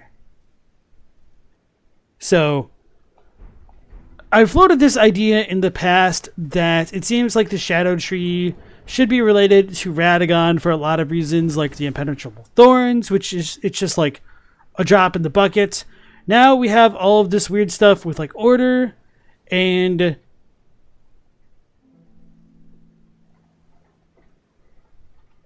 there's a lot of stuff relating to death in the Shadowlands. We've talked about how Dastan Death was the forbidden shadow plucked from the Elden Ring at the beginning of the Golden Order. So does that mean that the Erdtree was without order during the Age of Abundance, and then was it made to be ordered after Radagon became Elden Lord? I think that is kind of the possibility that these items all hint at. So the frustrating thing about this stuff is that none of it is ever fully explicit. So you kind of need to read between the lines and connect the dots a little bit. But I this is kind of more or less what I am headcanoning for myself as the most likely of events, because otherwise I don't really know how you reconcile all of the Carians in the Shadowlands other than them coming in later. We do have the note about the dueling shields, how they had customs that remained within the realm of Shadow, which seems to put it at odds with what would have happened on the outside. So it seems like they all coincide at the transition of power between Godfrey and Radagon to me. So I don't know how you guys feel about all that, but that's kind of what makes the most sense to me for now.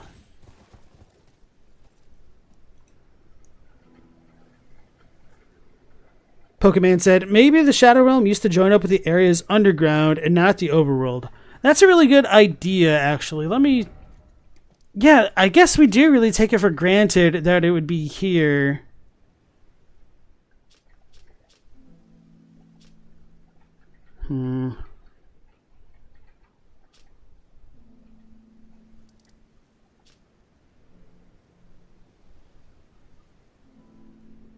Parts of it still could come up on top. Man, I really need to take the time to layer all three of these together. So I wish I was a lot better at I say a lot better at Photoshop, which kind of implies that I even have some skills to begin with, but I wish I knew how to use Photoshop and to cleanly get rid of borders in a fast and efficient fashion. But magic masking is just kind of garbage for me, at least. I mean, it can be useful, but it's less than ideal. Which, that's a skill issue on my part rather than the programs. Because if I was a lot better at that stuff, I would like to try to play with this like it's a puzzle and connect all the seemingly broken bits together to see what the land would have looked like at one point, and then merge it in with the big overmap. That might be a really good video idea sometime, to just literally devote the time to playing with these pieces and putting them together. Actually, maybe the smartest idea for me would be to print these out and potentially laminate them and then connect the pieces together that way. The only issue with that, and I'm just kind of thinking aloud right now, would just be the issue of scale, because we don't know if the Shadowlands are to scale to the overworld, which I guess they kind of should be taken that way. Or didn't somebody take, oh no, I know what they did. I think somebody took the what's called, not Divine Tower, the Rise, the Glintstone Rise here, and compared it to the Glintstone Rises in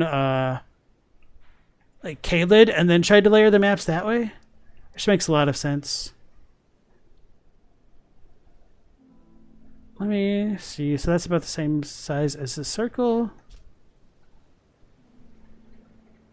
This seems pretty close. This just seems slightly bigger. So maybe if I shrunk the map by 5%, that'd be fine. It's not too important though, I suppose.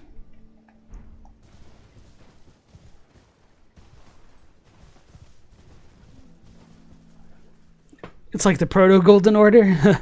Elden says, sorta, you think Radagon is the one who pursued order? You think the red gold tree at the Age of Plenty represents a kind of order? Potentially when the Elden Beast went inside America. Yes. Bro from the Moon, welcome back into the chat. How's it going? We've been talking a lot about America and the Shaman Village and order. Phantom Leaves asks, are the maps even the same scale? I don't think they are, but they're pretty close, it seems.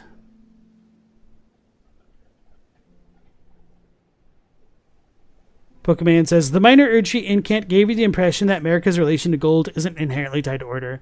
Yeah, so part of the reason why I bring this up again is because I know many people believe that the Golden Order started when America became a god, and I am of the opinion that it came later.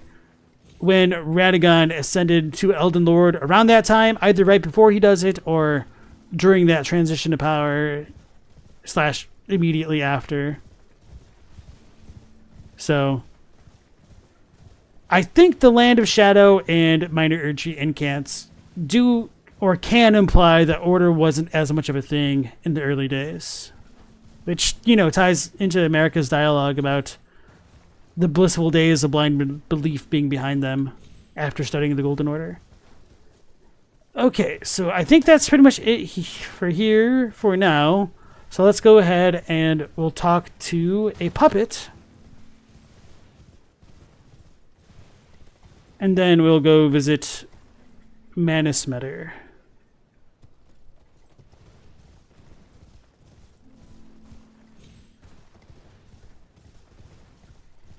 Oh yeah, so Elden Enthusiast, I do have a question for you. How familiar are you with Hegel's philosophy of like the will and whatnot?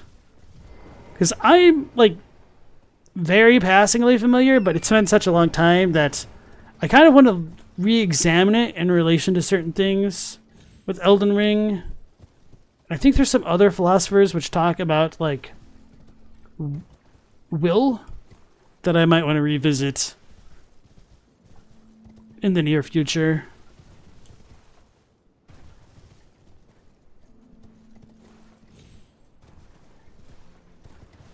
Or, of course, that doesn't need to be exclusively for Elden Enthusiast. If anybody in chat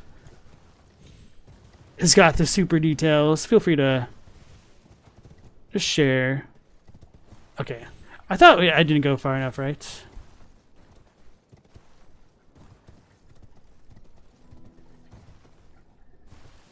Parkour.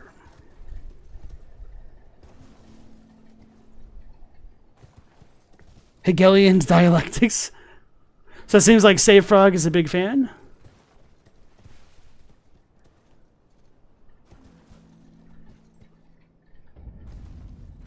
Alright, we made it. If you say Hegelian dialectics 3 times and someone's New Vegas fans, it's about bad philosophy at us. Oh no. So we get Rabbith's Rise. Every time I see this, I can only think of Rabbites from like the Seiken Densetsu of Mana series. So anyway. TA did a video about the very thing. Oh, okay. You know about them because of Caesar in New Vegas. Okay. Dylan says, Hegel's funny in your head now, but you remember his dialectics much better, which also seem relevant to Elden Ring.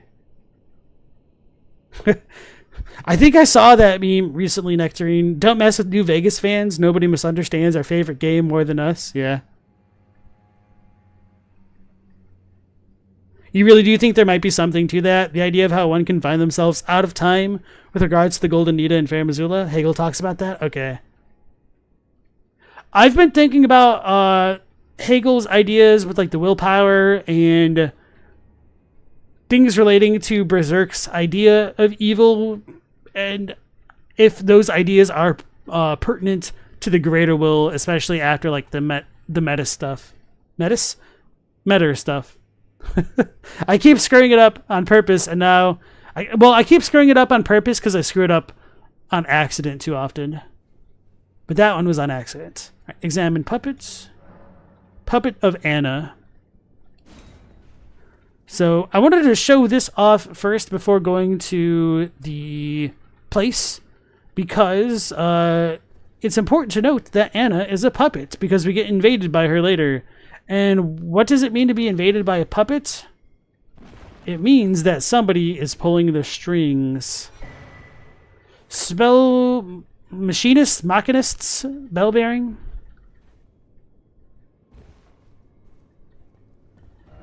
Why is it always lover? Rabbath's Cannon. Actually, I don't remember if I ever looked at the design on the top of it. Let's get some lights.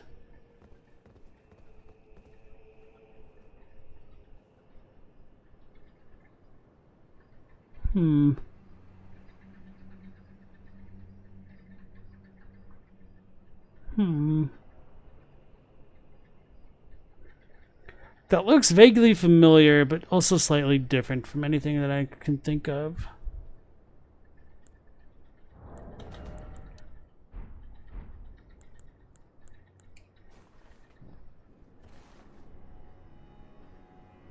Just kind of looks like the Nightfolk's armor. But the Nightfolk, I mean Anna and Yolan.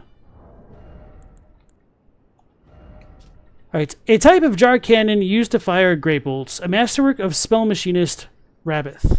The power of the glintstone that encircle the barrel imbues bolts with magic damage and guides shots toward their targets. And the skill is kick. Alright, so that is that. Do I even need the lantern thing anymore? Well, not until I really get to near a limb. Alright.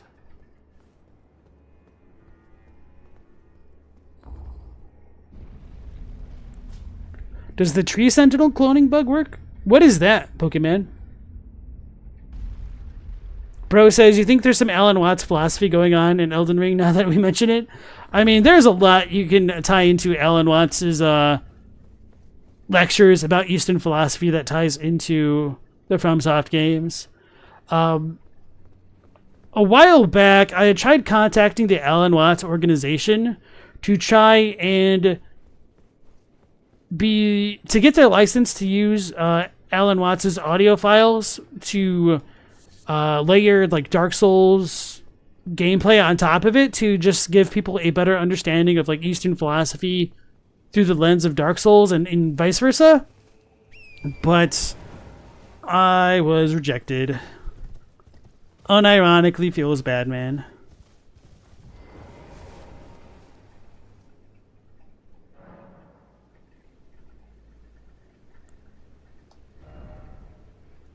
It was a great idea. That's kind of like underselling it. And of course that sounds arrogant, but like part of the reason I'm so disappointed it didn't work out. Oh yeah, just Arcane doesn't work with this weapon. So I could pump up Dex. Man, what do I want to do? Faith? I think I need to get 35 for the Blood Flame Incant.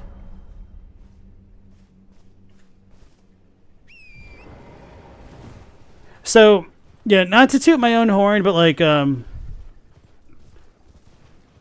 I could talk a lot about like Eastern philosophy, but I mean, I'm not a major on that type of subject. I'm not an expert. I'm just kind of a layman who's definitely, you know, a bit more knowledgeable than the average Joe in the English-speaking world. But there's a lot of nuances and differences between the religions, and I don't like do any of them injustices. And of course, Alan Watts has his own problems and his own detractors. But I think as far as having a bit of an introductory look into that part of the world, I don't know if there's like a better resource available that is clear or as articulate as Alan Watts is. And if there is a resource like that, I would definitely be interested in learning more about something like that, and or potentially being able to get in contact with any people who have like access to those materials and or getting licenses for stuff like that. Of course, with the caveat of I'm not going to spend a lot of money to do it because like my channel doesn't make a lot of money to justify doing that kind of thing.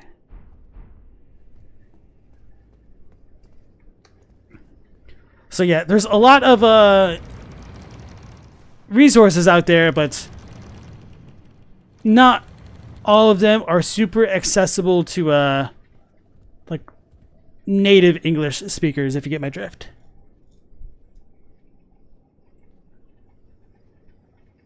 Elden said, there's an Alan Watts video you saw that explained the coincidence of opposites better than you did in your video. That's how it is. Like, the dude was a master orator. I am just at awe at how eloquently and succinctly that he could state his ideas in his lectures.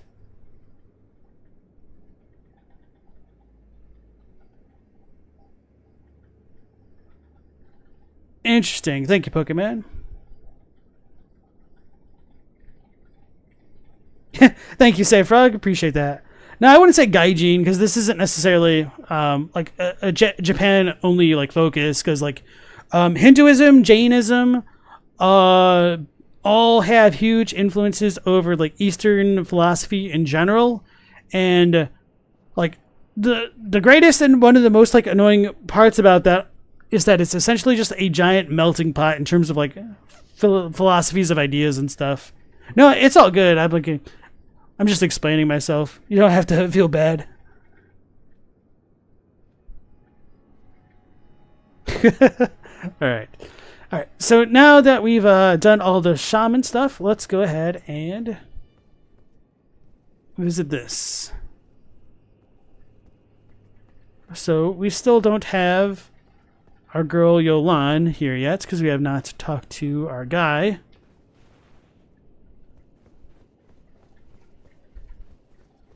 I will admit the DLC took a lot of left turns over like what I was hoping for with the previews of Midra and Emir. But anyway, we've got a bunch of tombstones out here, blue flowers, which I know some people are interested in, like those, but I tend to overlook them for better or worse. And this tombstone in particular says, "Yuri, beloved child, taken before his time."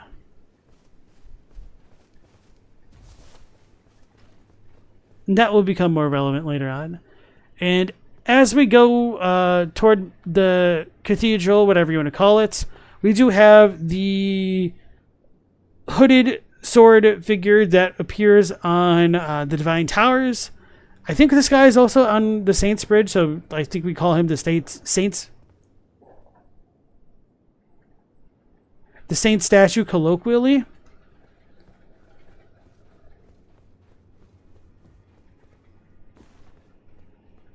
So they might be of like significance and they might not.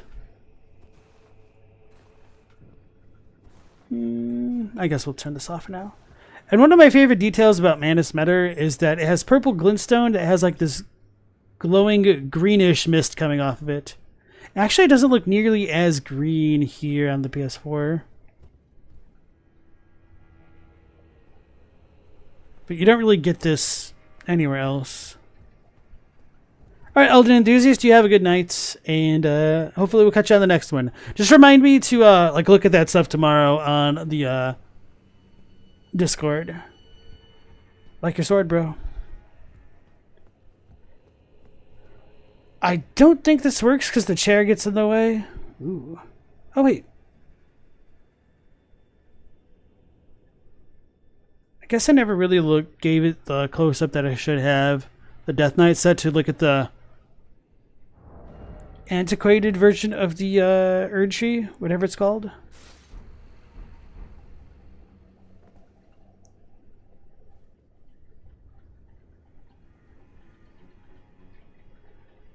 I don't know.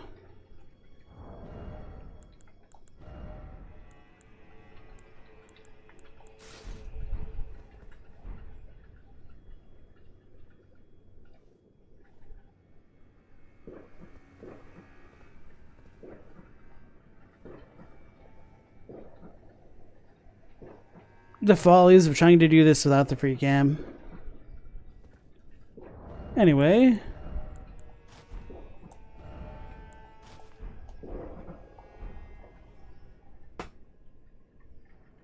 Dylan's officially become obsessed with spirals. You spent your whole Saturday reading about spirals and taking note of what direction various things and characters rotate. My man has found the golden ratio. Get wrecked. Nectarine asks, who built this cathedral? The Carians? That's a very good question. Because Ymir is here, it does seem like it could be the Carians, but we don't know. It could have been the Nox or the Eternals, whatever you want to call them.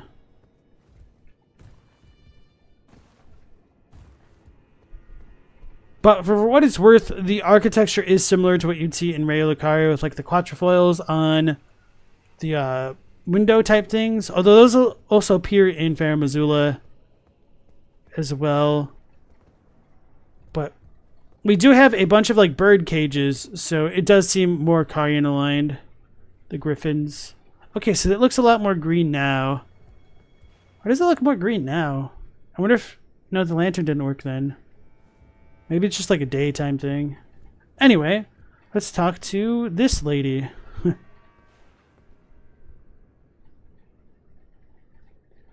So, hey guys, look, it's the Glowmite Queen, because Ymir has purplish eyes. The color of gloam. Just ask Gratatosker, he'll tell you all about it.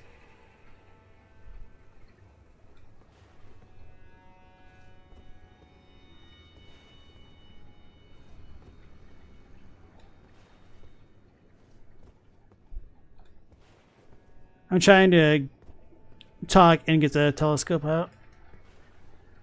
It's like impossible to do on the PS5, but I can still do it on the PC, so it's like a system issue. Well, we don't often receive visitors. I am Ymir. Welcome to Manus Meta. It is a pleasure to have you. In lands so forsaken as these, chance encounters are precious indeed. Seeing that we have convened here on this day, allow me to mark the occasion with a modest offering.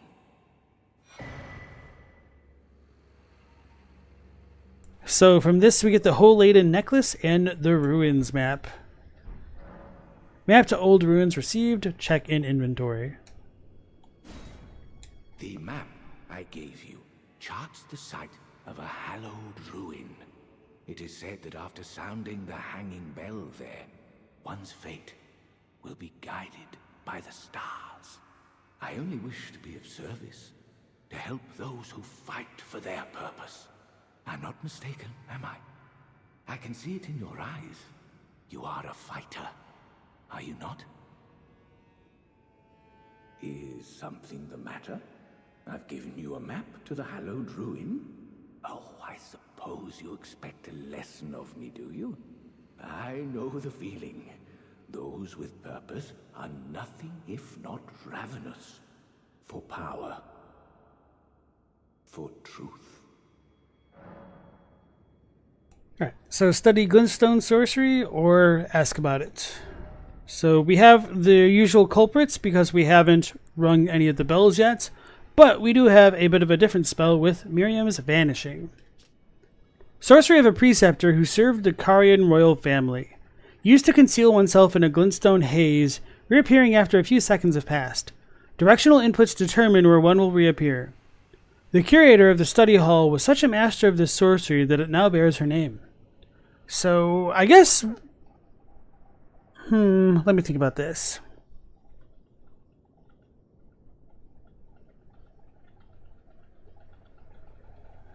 This could be a bit of a dev oversight, but...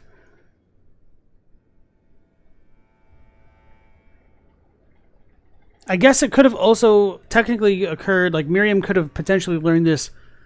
No, well... I was going to say there might be the possibility that Miriam learned this before she was a full-on preceptor, but... I guess this does confirm that the Shadowlands may have been removed after Radagon wed Renala, which, you know, go figure, there's a bunch of Redbanes here. But what I mean by that is, because Miriam is a preceptor, that means she would have served both Radagon and Renala when they were married. And because Ymir has this spell, he learned it after she was a preceptor, I guess. Or I guess, well, it could have been named after. Never mind. I guess there is still ambiguity to it, but... Anyway, it's just another piece of the puzzle that leads toward the conclusion of the sealing of the Shadow Realm being later on in the timeline, I suppose.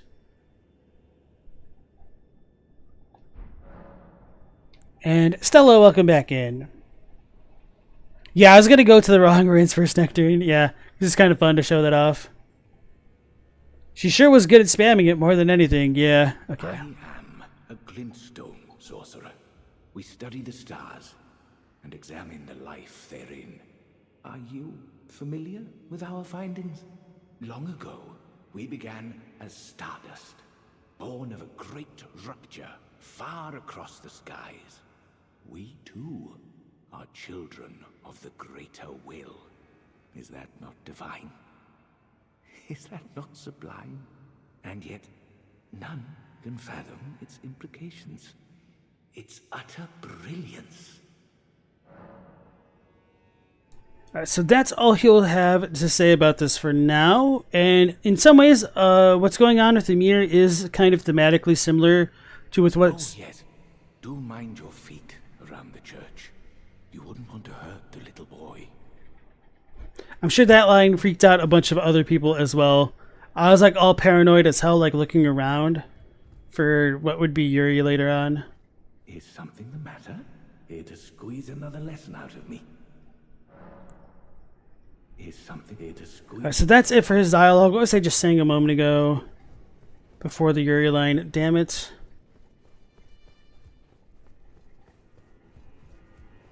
Damn it. I remember the thread which got me to where I was, but I don't remember where I was.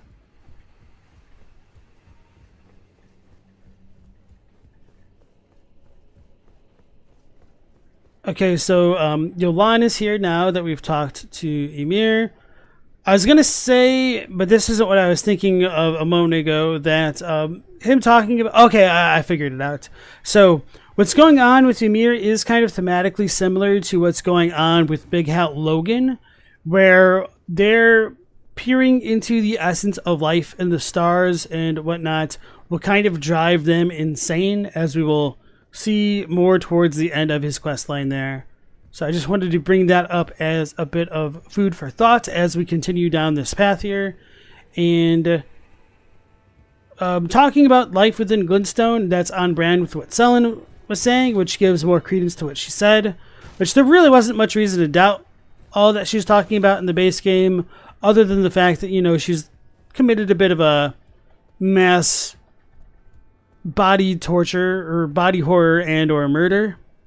So, she didn't have the most sterling of reputations, I suppose we can say. And we'll talk a lot more about the Greater Will stuff, but him talking about the great rupturing of the universe could tie into the dialogue about the One Great, but there is also the possibility that the Greater Will is the One Great. It's a little bit more ambiguous in the Japanese, but anyway, let's go see what Jolene has to say. Jolene. I've no interest in small talk. My only concerns are the concerns of Count Ymir, and you are not among them. Only, there is one thing I will say. Count Ymir's kindness is a gift. Should you cross him, you will sorely regret it. Begone. There is nothing more to say. Alright, so Yolan is kind of set up as a thematic parallel to characters like Yuria in Dark Souls 3.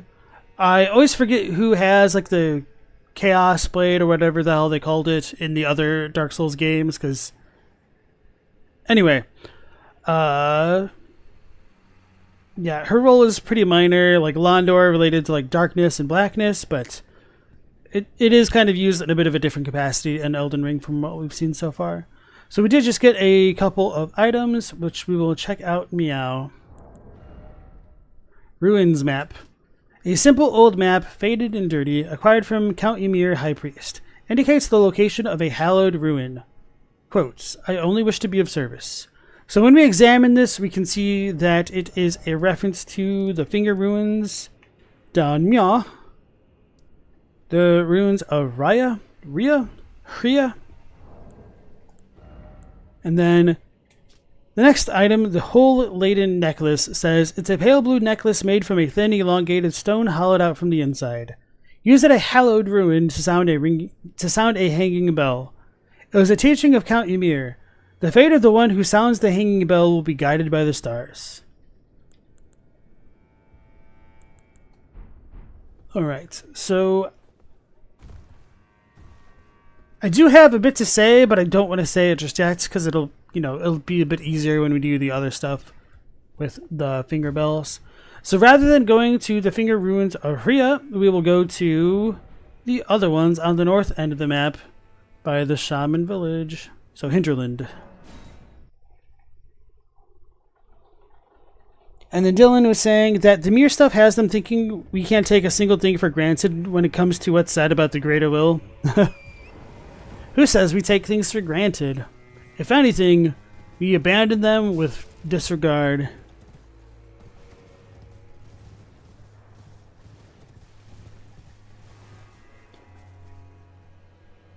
Who in the lands between hasn't committed a mass body torture? Who hasn't committed mass body torture / body horror / torture?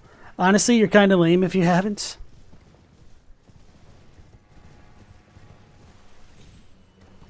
You know who hasn't? Muriel. That's right, you just called Muriel lame. I hope you're proud of yourself. It's okay, Muriel's proud of you.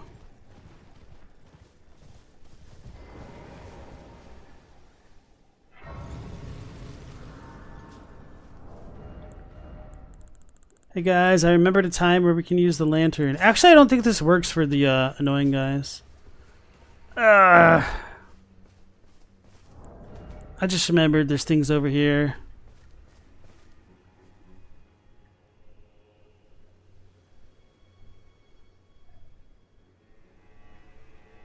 Okay, I've got my course of action planned out in my head. I'm going to ignore the things over there. I'm going to do the finger ruins, then Emir's quest line, and then potentially come back if, depending on how much time we have left.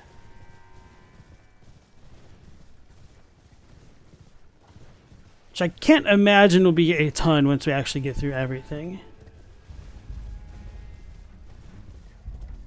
So there might be an item or two that's okay, but my memory of this place is that it's mostly barren of rewards, I guess we should say.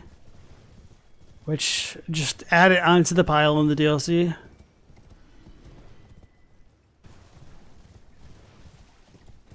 And we'll eventually piss off some lampreys.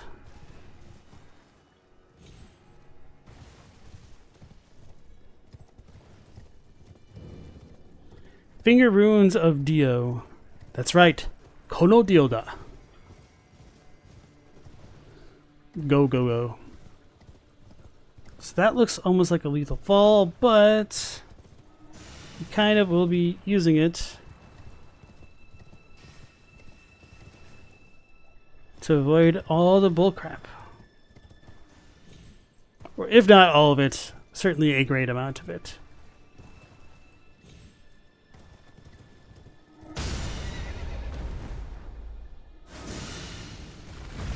Like I said, a great amount of it.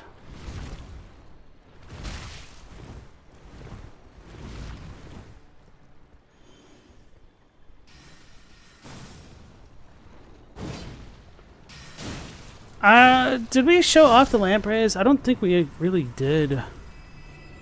I've wondered if they're kind of related to the worm faces. But they're just some little dudes.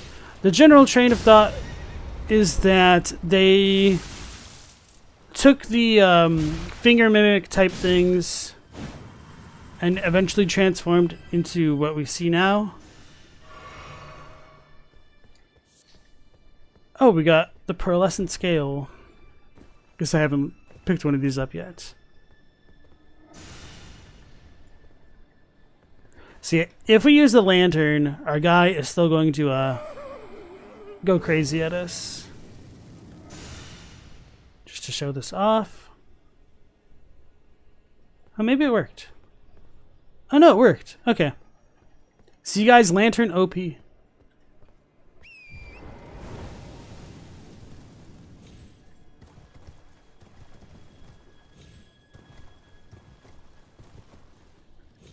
I really can't believe how little FP that move uses.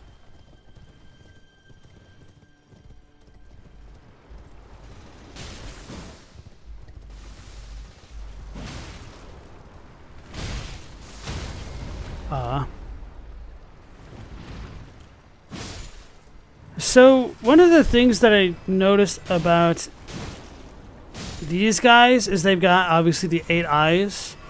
But I guess more so than noticing it on these folk Okay, so we do get finger mimics from them. Just thinking about the blood attack.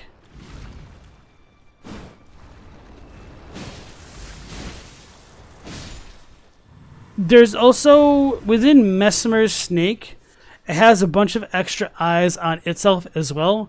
And I wondered if there's any relevance to that in the lampreys. I don't really think it matters too much. I've wondered whether or not the things that the Godskins hunted could have been lampreys, but probably not.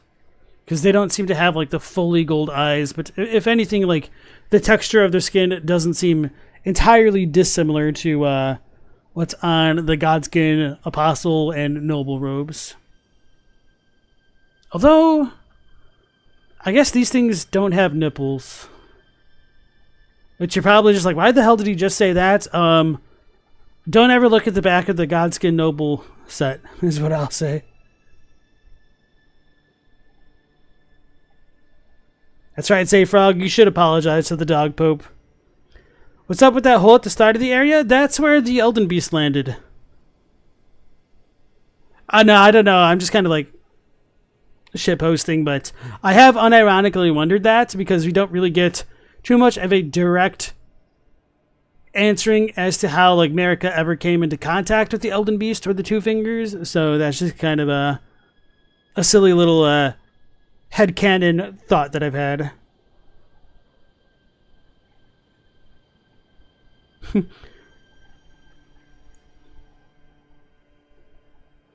Say Frog saw the Dragon Finger ruins at the same time as Quelaag. A lot of us assumed these were three fingers aligned. Alright, so I was terrified of coming to the first Finger ruins until nothing happened, and then like nothing happened when I came to this one as well. No, I don't remember the order of events, which I didn't, but it was a lot scarier the first time around, I can say that much. Sound hanging bell.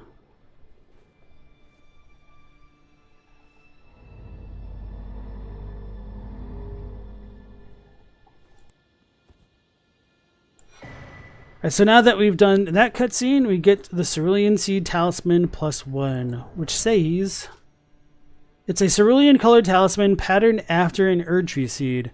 Greatly boosts FP restoration from the Flask of Cerulean Tears. The Erdtree seed of this talisman was presumed to be an object of myth. This age-old artifact also depicts the Two Fingers, perhaps harking back to the birth of the Erdtree. So just to throw some gas onto Dylan's fire there, if you look at where I would say like the fingernails of the Two Fingers would be, it almost looks like you have like the spirally type patterns that you might be able to find on the spiral trees of like Anir Limb or somewhere else. I feel like I've seen that design elsewhere, maybe in the runes of the Two Fingers on something, but maybe on like the weapons. Anyway, we got the finger mimics, which were used by those who wish to become fingers to induce hallucinations. They call these mushrooms the stillborn of the Two Fingers, which is interesting to me that it's the Two Fingers rather than just like fingers vague. Pearlescent scale, a glassy and glistening fragment of pearlescent hue, found by hunting lamprey. These retrograde scales are found embedded deep within the skin of lamprey. Why are they retrograde? I will need to like look into that.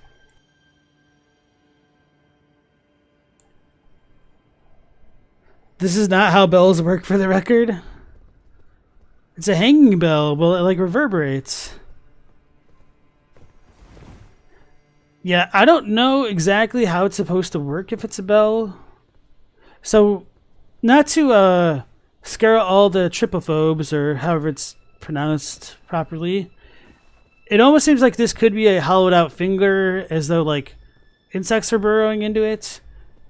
But I don't really have anything too different to say about this place that I hadn't said in or about the other finger ruins that we visited before. So that kind of will conclude this section of the map for now. Let's go ahead and go on back to see Ymir. Hey, Spaghetti, nice to see you again.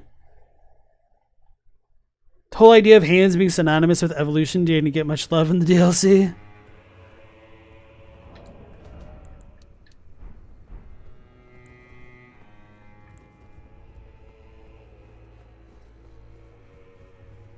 Dylan learned today that the DLC story trailer, when Marika is hit by a wave of wind, the wind starts to braid her hair. You've started looking at braids and other zoomorphic forms too. We don't know if that, like, she starts to braid her hair then, or like if it does, or if like it's CG, but that has definitely been a thought that some people have had. His position looks a little bit different. Maybe it's just the way that I walked up to him. Oh, there you are. The exalted timbre of the bell has reached these ears of mine. Gracious, the starry sky is wondrous tonight indeed. Only your fate shines brighter. But fate can be a strange thing indeed. The hanging bell you sounded was not the one on the map I gave you. The bell you found was in fact here. Ruins map, 2nd. Beloved Stardust. Please take a second look at the original map, and may the gleaming stars guide you evermore. So is this a dialect thing, or is it actually pronounced like timbre in some versions of English? Because to me it's timber, like a forest. So after sounding one of the bells, we will get some more glintstone sorceries. I will wait to read them until we sound the 2nd bell. So we have learned a bit more about Yolan. We can ask him about her, and then we will have some very, very, very important dialogue about the nature of the world to follow that up. Ah, you met Yolan. Well, I hope that she behaved at least. The poor girl has overcome grave misfortune. Her tongue can be sharp at the best of times, but don't think that makes her a bad person. It's no surprise her little sister, too, has a heart of gold.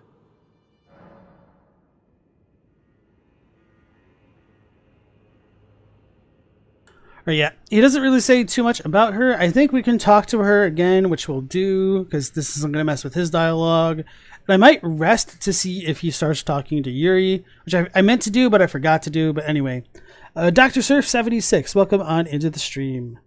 And Phantom Leaves says timbre. Interesting. Where are you from again? May the gleaming stars guide you evermore. Map to old ruins received. Check in inventory.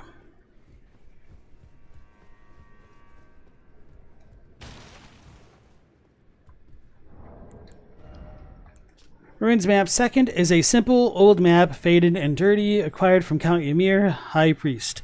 Indicates another hallowed ruin apart from the one shown on the 1st map. May the gleaming stars guide you evermore. And then Beloved Stardust is a talisman depicting a wizened hand gently gripping a glintstone. Shortens casting speed for sorcery and incantations by the utmost, but increases damage taken. Count Ymir was known for his recitations. Quote, one need only envision the romance of the stars above with adoration for Stardust in one's heart to become a great sorcerer. Do so, and you will know love. Don't really know what to make of the hand with this. And the position of the pinky and ring fingers remind me of all of the wizened fingers. Are these all ring fingers? I guess this one's different.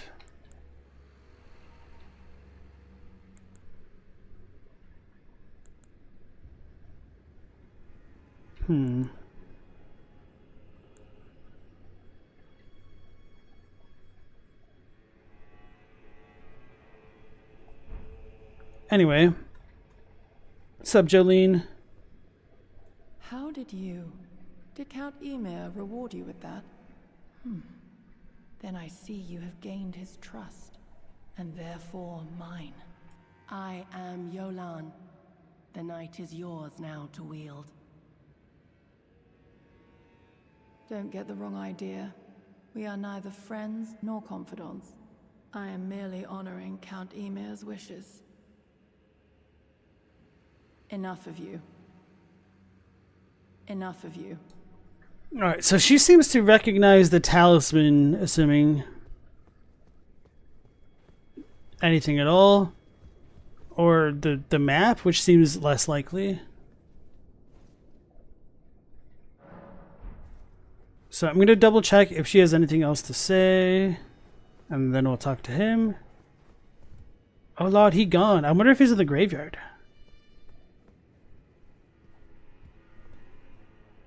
Enough of you. Enough of my crap. Okay. So I want to examine this if we can. Wait, what?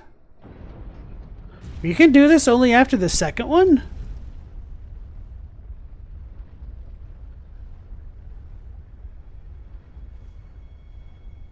Is this a real thing? Do we not need to ring both bells? So is it timbre? Maybe it's a word that I've only ever read.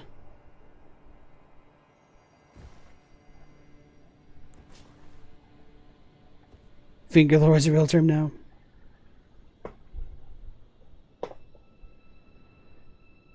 Do you only get one chance?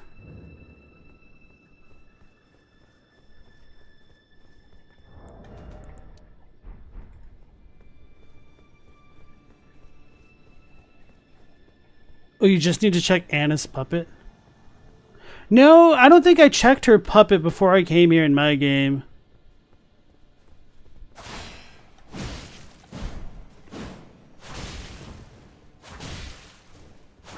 So she can cheat and throw her weapons, so I just need to spam the good old L2 button.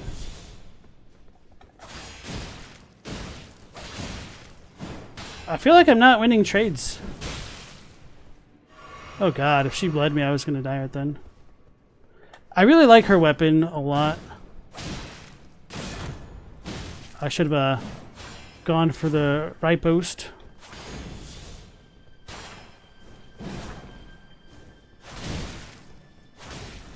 I almost jumped off the arena.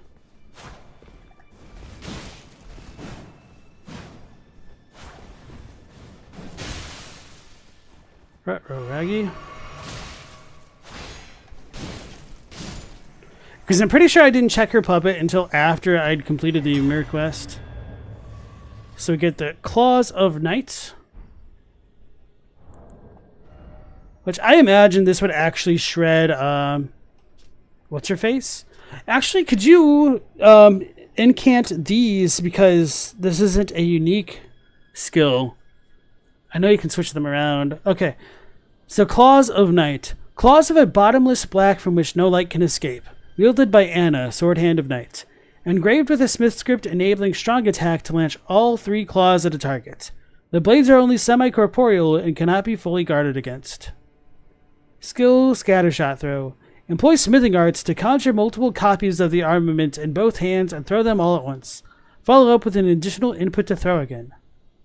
You know, that's something I kind of overlooked, that this is canonically smithing arts, which makes them do the thing that they're doing. Alright, say Frog, you have a good night then.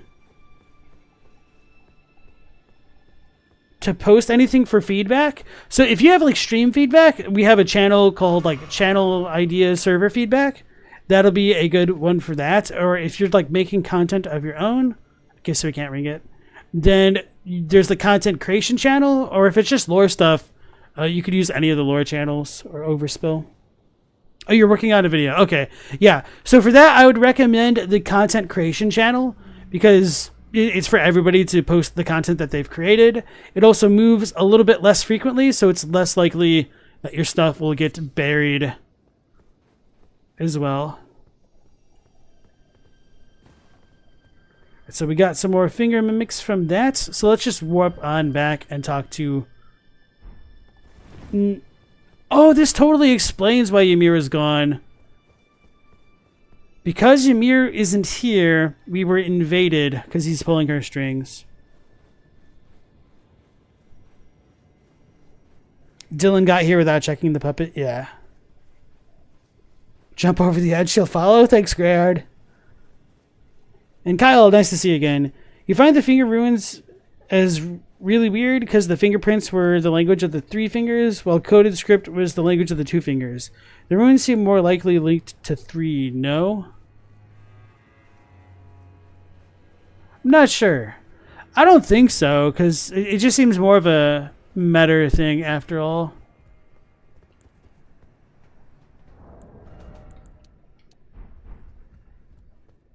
So before talking to her, I did want to double check. Forgive me. I failed you. Failed to birth you whole. I was not ready to be your mother, but I can still stay here. Nice and close. For now, my dear. Sleep soundly. So I honestly don't entirely know what to make of this situation, because maybe his eyes aren't all that purple. Maybe they're more brown and it's just the lighting in the other place.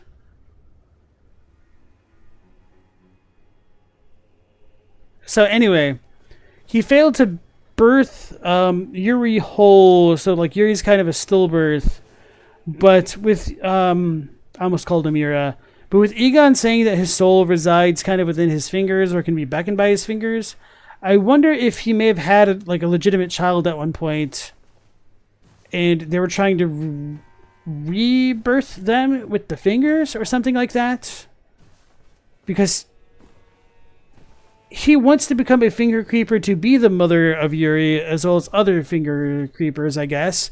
But how can you be the mother of something that's already born? And I don't mean that in like a wet nurse kind of sense either. Like, he seems to mean that more literally. I will return shortly. Please, allow the 2 of us a moment alone. He's lucky it's a pacifist zone. I will return shortly, please. Alright, so that is that part of it.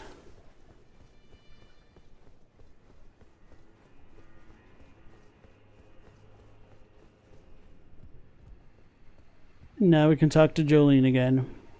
Enough of you. Tell her you were attacked by a sword hand of Night Underground, or say nothing. Enough of you. Stop. What did you just say? Wait, no. Say nothing. I have 1 star alone, and only his words will do. I will say this much. I am in your debt, but I will hear no more. I have 1 star alone, and only his words will do. Be on your way. I will hear no. Right, so we tell her what's going on, but she chooses to not believe us. So it seems like our boy Emir is kind of like another Celovus type figure, being able to use puppets to rob people of their will and to use them as tools for his own machinations. Why he chooses to attack us with Anna seems very strange, because he wants to become a finger keeper and he wants us to like allow him to meet Metter, I guess. Or maybe it's just a method of protecting Metter and he doesn't want us to get to her. I guess that might make sense. He might want it all alone for himself. So anyway, let's talk to Yolan again. Be on your way. I will hear no more. Go figure.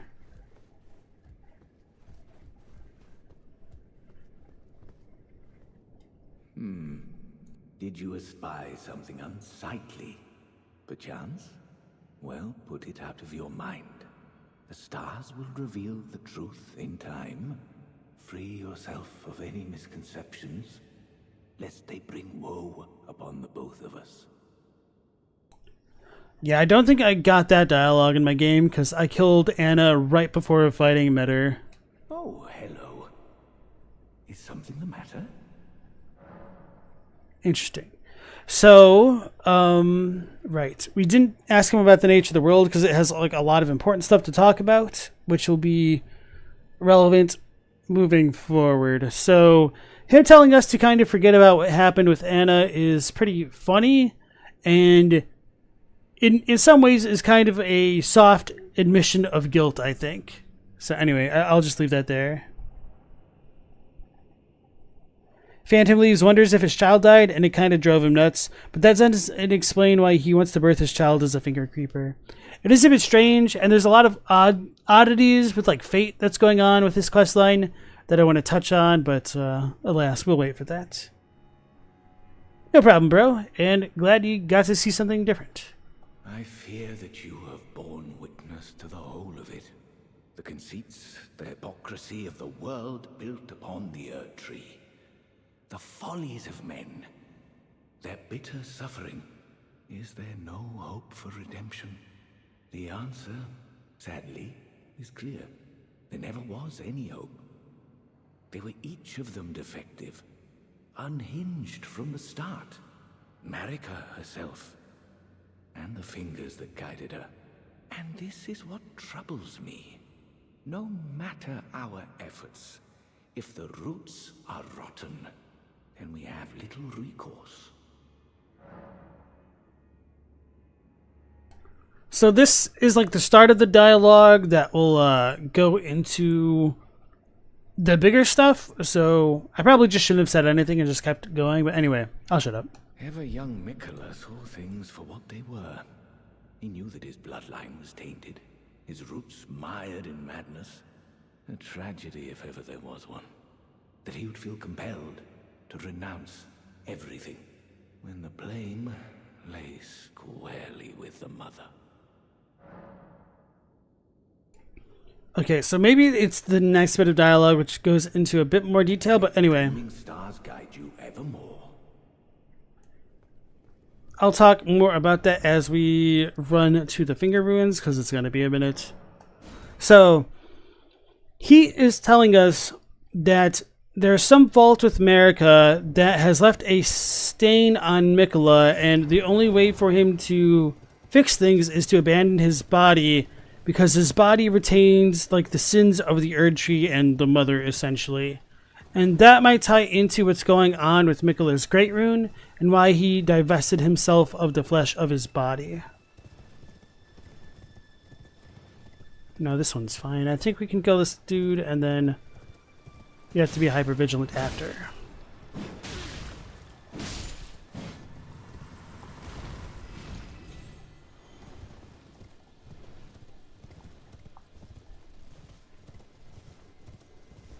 The funny thing is, after visiting that other finger ruins of Dio, this one feels much more compact in comparison, for better or worse there.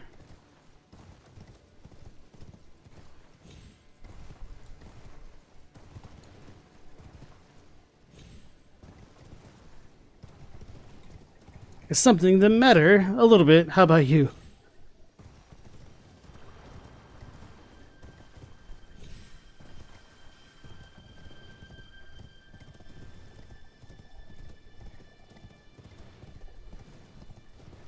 Hey, Cantrell, nice to see you again. Alright, so we avoided our artillery folk.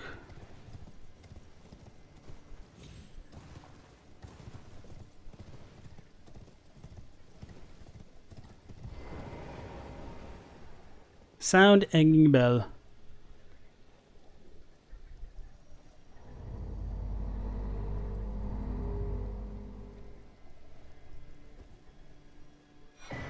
Crimson Seed Talisman +1. This is probably one of the best talismans for the DLC specifically. Maybe it's not like super overpowered with all of the blessings, but for now at least. Greatly boosts HP restoration from the Flask of Crimson Tears. The reason why I say it's one of the best is because although the Crimson Amber Medallion gives you more HP to not be one-shot, this kind of gives a comparable amount of healing as though you had the equivalent amount from this for each heal that you have. So while this might be the equivalent of 200 HP one time, sort of, depending, this will be it up to like however many Crimson Flasks you have. So as long as you're not being one-shot is my point, then this is much better than this, generally speaking. And so the description of that was more or less the same as the other one. So now we can go back to the Cathedral of Manus Metter and talk to Ymir. And Yolan's probably not going to see anything different. Although Ymir might be gone now, I don't recall. Okay, no, he is still here. We'll need to rest. I told you once, I've no interest in companionship. But I must admit, Count Ymir did seem very pleased. Perhaps an exception is in order. Ymir is a shining star, in our eyes. The only star upon the black canvas of the night. Our meeting with the Count taught us of the star-draped sky. We know that we cannot reach out to touch it, but we can peer up at its brilliance and heed its guidance. We will never again lose our way in the night. So I like this dialogue because it ties in a lot of ideas of guidance to fate and the stars and stuff, and like the primeval currents, which, you know, is part and parcel with what we got in the base game, but it is nice to have some of that reinforcement, even though what's going on with Yolan and Anna is a bit more misguided, and they are being manipulated on behalf of Ymir. I have spoken far too freely. Pay me no mind. Let us focus on our shared purpose, our service to Count Ymir. Now, be on your way. Now, be on your way. So I can respect her telling us that she has other stuff on her plate and she doesn't want to be friends. Perfectly fine. What is that helmet? Is that the dumpling? Look too small. Anyway, let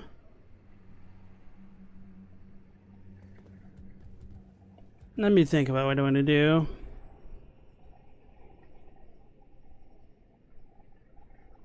And then Nectarine had the funny comment of, it's very Gideon coded. Sorry, my employee who only does what I say tried to kill you, with Ymir and Anna, yeah.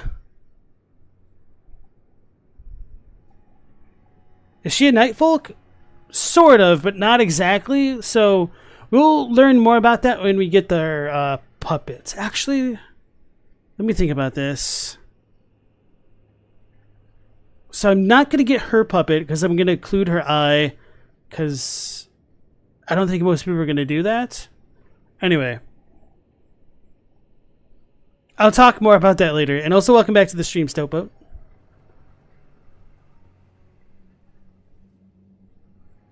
Hello there. I heard another sound, colored by your essence. Simply exhilarating, I must say. The stars are dark tonight. But rest assured, this is no ill omen. On the contrary, I believe that this portends a magnificent starry cascade. Now, take this. My final gift to you. May you join the glimmering stars above. Ruins map 3rd. This one definitely confused me for a while. Map to old ruins received. Check in inventory. A simple old map, faded and dirty, acquired from Count Ymir, High Priest. Indicates a 3rd and final hallowed ruin, distinct from those shown on the first 2 maps. May you join the glimmering stars above. So I kind of feel like may you join the glimmering stars above is saying die. Because what happens when you join the stars? Oh no. Hoshini Kairu. Return to the planet. My guy is Sephiroth coded. Okay. Oh yes. I believe I can feel it brewing. This evening is a sign of a greater night to come. Do you recall what I said? That Marika and the fingers that guided her were unsound from the start? Well, the truth lies deeper still. It is their mother who is damaged and unhinged. The fingers are but unripe children, victims in their own right. We all need a mother, do we not? A new mother. A true mother who will not give birth to further malady. Okay, so that's the real firecracker of a set of dialogue there in that he is saying that the reason that Marika was misled is because the two fingers were stillborn from Metter, and that's kind of like the source of all their problems. And so that's kind of why he wanted to get into contact with the Metter to kill it, essentially, so he could become the new mother, I guess. Which, what the hell is this dude thinking? I still have no idea, really. But anyway, that's kind of like the gist of things there. So now that we've done that, we've got our final new sorcery with Fleeting Microcosm, which is chef's kiss as far as like flavor goes. But anyway, before that, let's check out the two that I was ignoring earlier. Glintstone Nail. Glintstone sorcery of Count Ymir, High Priest. One of the finger sorceries said to have been discovered in a hallowed ruin. Flings a magic nail that crumbles during flight. Charging increases potency. Count Ymir boasts that this is mere child's play, an echo of greater truth. So the nail is pretty much the same thing, but we do get that two-finger sigil on the sorcery, which is kind of similar to the weird sigil that is on the Lion Dancer helmet. For whatever reason, I can't really show this off right now because I'm a dum-dum. I don't have the intellect required to pull such a feat off. Actually, no, I don't. Well, no, I could get 10. I could potentially use the Glintstone Nail. Anyway, Fleeting Microcosm. A finger sorcery of Count Ymir, High Priest, one of the secret hallowed rites. Conjures an image of a microcosm at a foe's feet that pulses with a single wave before disappearing in a burst. Charging enhances potency. The broken and discarded are fully willing to cling to fleeting simulacra. No, that's wrong. Simulacrum? Simulacrum? Why am I having an issue right now? Simulacrum. There you go. To fleeting Anyway. Simulacrum. Simulacra? Fleeting simulacra. Fleeting simulacra. Okay. The broken and discarded are fully willing to cling to fleeting simulacra, earning them some modicum of sympathy. I was having a moment. Man, that's so weird. Like when you know you're saying something wrong, but you're like, wait, how am I saying this wrong? It's kind of trippy. Anyway. Part of the reason why I like this is because if it's a microcosm, that implies that there is a macrocosm, and obviously cosm equals cosmos, which equals like the universe, essentially. This is another way of referring to the same thing. And so we have this kind of eye shape within the middle of it, which is either like a black hole or is representative of the greater will, as we'll find out later on. And so if this is related to the greater will's power and it produces a microcosm, then would the greater will, by being greater, produce a macrocosm and or the universe? If so, that could tie into the whole, how did he rephrase it? Like the great rupturing of the beginning and how they're all stardust? So, I don't know. This stuff is just super, super cool to me. This seems like it'd be a really fun sorcery to use as well, but I'm a dum-dum and I don't use sorceries, so didn't really get to play around with it too much other than just like seeing what it looked like in the rot fields on a different character. May you join the glimmering stars above. Oh yes, I believe I can feel it brewing. This evening is a sign of a greater night to come. May you join the glimmering stars above. Oh yes, this evening. May you join the... Alright, so all of this stuff about moving fate to come into contact with Metter is very interesting. And I'm kind of disappointed we don't have anything akin to like the cutscene with Radahn post-fight scene and destroying meteors or like meteor showers or anything like that. Alright. So that is all of his dialogue there for now, and now we can look for that third ruins by examining the hole that we've already been down to, so all of the suspense has been ruined. Yeah, so I definitely looked outside of the cathedral. I looked all around like the walls and stuff. I was fighting puppets for no real reason because of that damn map. Nectarine knows the dark side when they see it. Nice. It's a fancy way to say Big Bang. Yes. Dylan, oh wait, no, was it not you? No, it's Pokemon, who had to respect their stats into int the moment you bought that spell just to see what it looked like.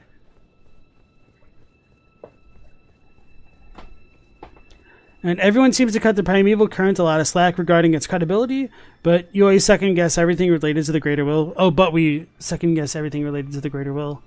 Well, part of the difference is the Primeval Current is never personified in such a way to suggest that it has a will or motives of its own, whereas we have a lot of... Part of the reason why the Greater Will is doubted so much isn't necessarily because of the Greater Will itself, as much as it is its seemingly so-called vassals in the form of the Two Fingers.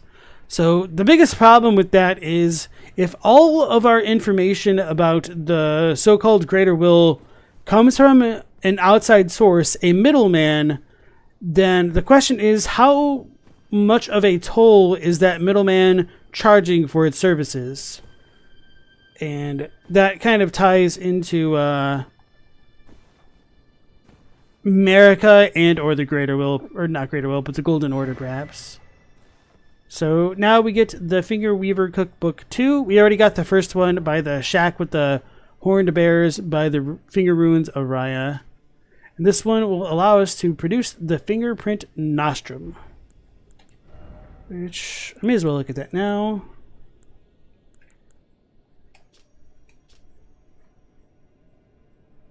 Alright, so this is not the nostrum, obviously, but Glinting Nail is a nailstone with shining fingerprints floating above. Uses FP to fling a magic nail that crumbles during flight. The lampreys that guard the finger ruins resemble fingers far more than they do humans, and so the finger weavers imitated their sorcery. And then where is the ding nostrum? These are all pots.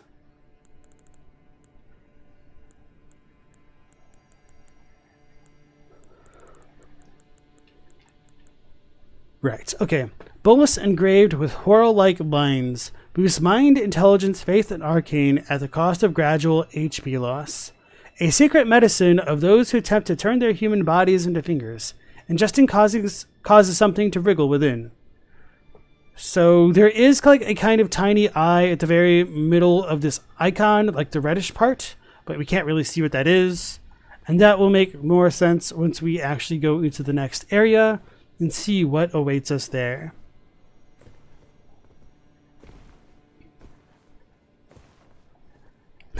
Thank you, Nectarine. They really skimped on cinematics this DLC. I'm not too upset. I just wish that there was a little bit more. And so I'm probably going to die on purpose because I have a lot I want to talk about.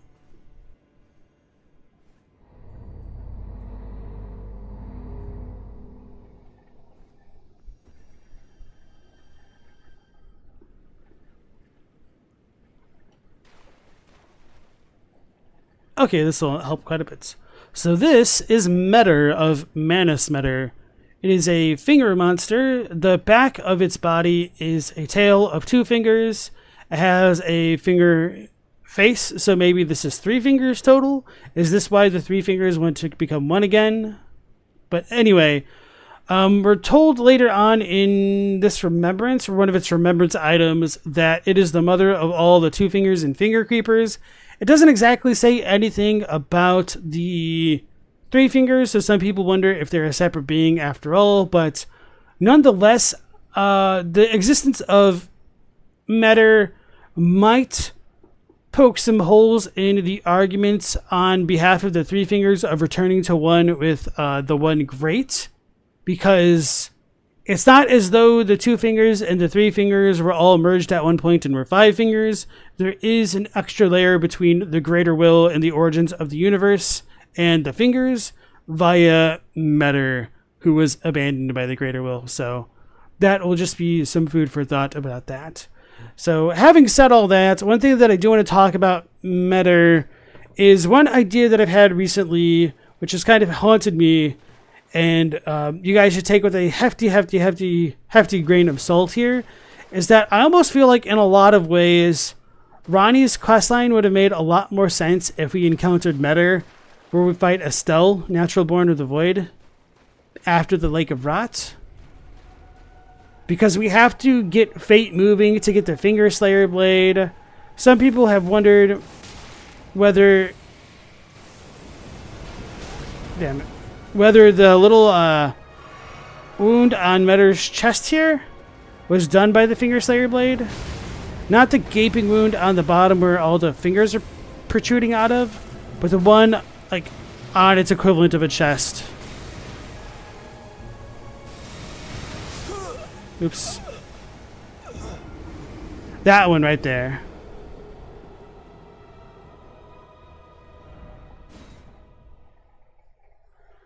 And part of the reason why I say it would make a lot of sense to me if Meta should have been encountered there would be that this would potentially allow Ronnie to overcome fate and whatnot. Maybe she'd be able to wound her real fingers after the fact, or the mother of the fingers to like break the people free of the fingers in general. That'd be a really cool idea, but not necessary. Another idea that I had about that idea would be that perhaps the reason why the Black Knife Assassins would choose to attack Ronnie would be like, oh shit, we already got punished for screwing with the fingers once. Don't do it again. How much worse can it get? But, you know, that's just some pretty heavy speculation. And some people were saying that before the Estelle fight, they might have had reference files for a Regal Ancestor Spirit in that room. But I wonder if they had planned for something like Meta, but they just didn't have the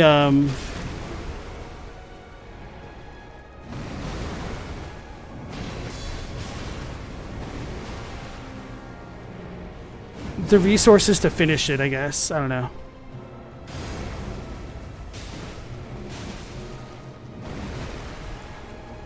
So I can't punish that.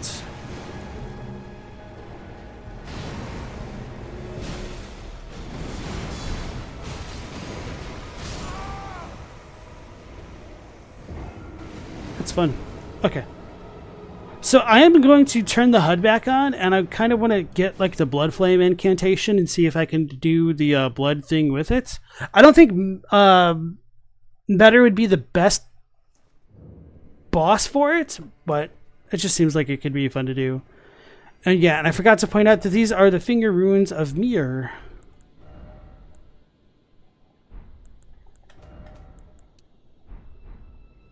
So let me think about this. Would we need to go to the round table hold? I can't really get my runes back right now. I'm kind of surprised we didn't get an item which would allow us to warp back with all of our runes to wherever we wanted, except for the sacrificial twigs. You know, I said that makes so much more sense in all caps. So, granted, that's just like some... I can't even call it headcanon. That's just like my wistful what if. If I could have ever modded Elden Ring into a state that I would like, I would probably put Meta where Estelle is. And then bro thinks this is where the Elden Beast would have come from. If there is that connection between the fingers and the Elden Beast, that would certainly make a lot of sense. Did I never... No, I did buy that. Okay.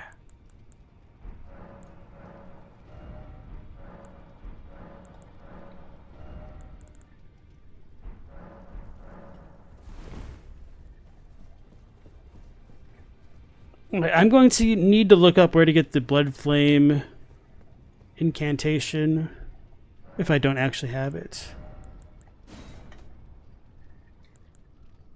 That's Dragon Bolt of Florisax, which is not what I need.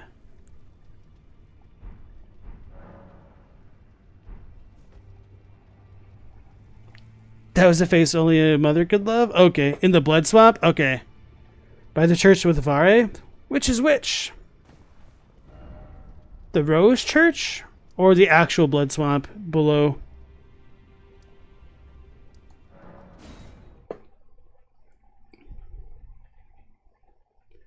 Bro thinks Marika consumed one of the fingerprint nostrums, and when she ascended the gates of divinity with the lamprey inside her, it became the Elden Beast.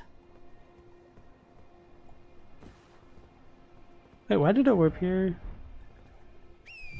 Church of the Rose. You're not sure which one I'm talking about? Okay.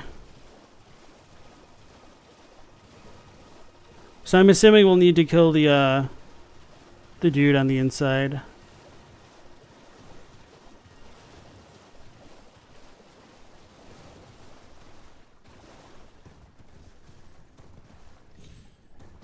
Actually, I don't think this is right.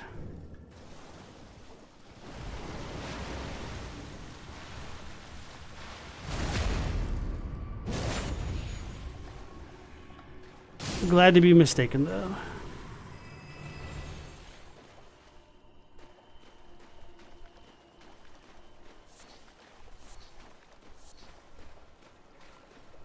It's a scarab in the northeast? Okay. That would make sense why I don't remember it. This would be a health one.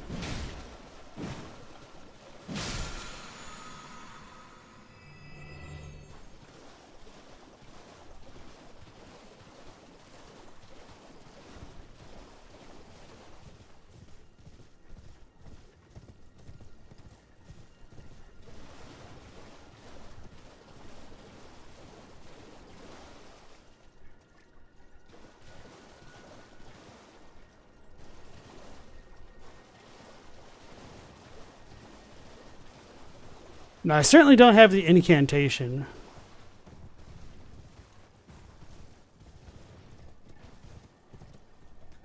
Aha. It's not the northeast at all. Blood Flame Blade. Thank you for the info, though. Alright, now that we got that... I guess while we're doing this stuff, let's go pick up the wet blade. Oh,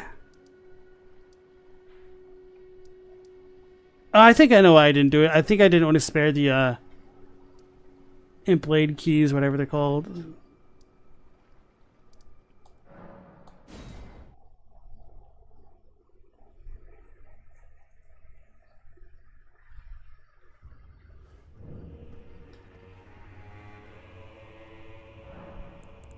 Memorize spell.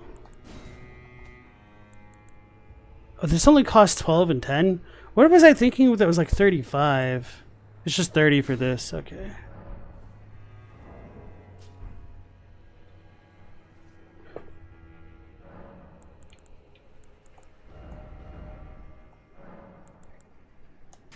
Oh, it does 85 natively? What the hell? That's so much. Well, it's not going to work like this. Okay.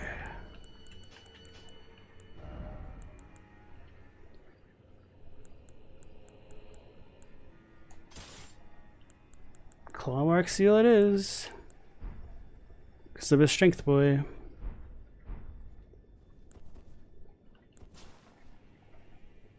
Okay, it does not work that way. Which is what you guys are saying.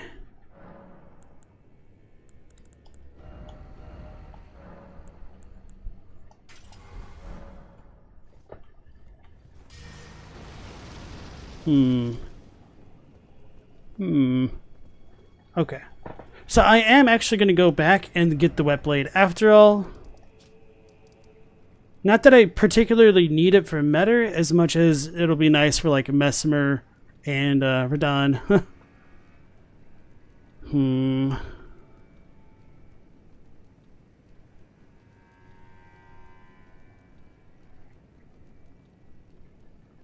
Trying to think of the fastest way to it. I guess it's this way or that way. That way might be faster.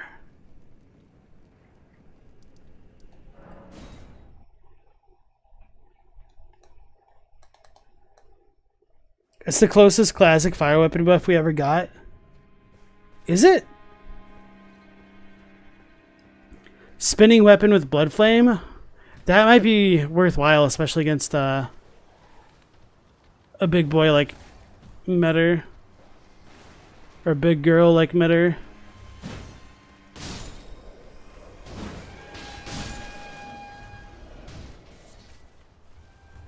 It feels dirty coming back to a place like this and one-shotting everything.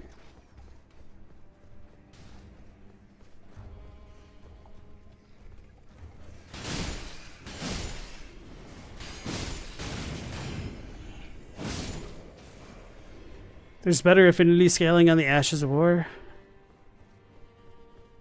Wait, this isn't the right way. So we grabbed that. Oh, I need to go in. I know what I'm doing. In the building and then around. I should have taken the ramparts. Draco, welcome in. Welcome to the stream.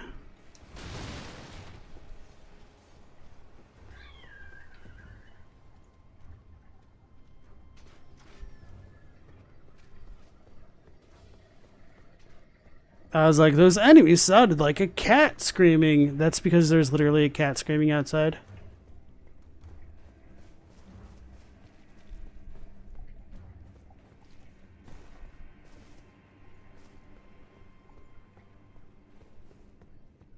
Let me think about this. This is where we come from.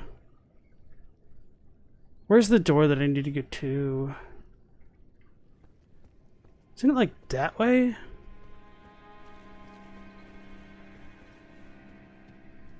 Yep, okay.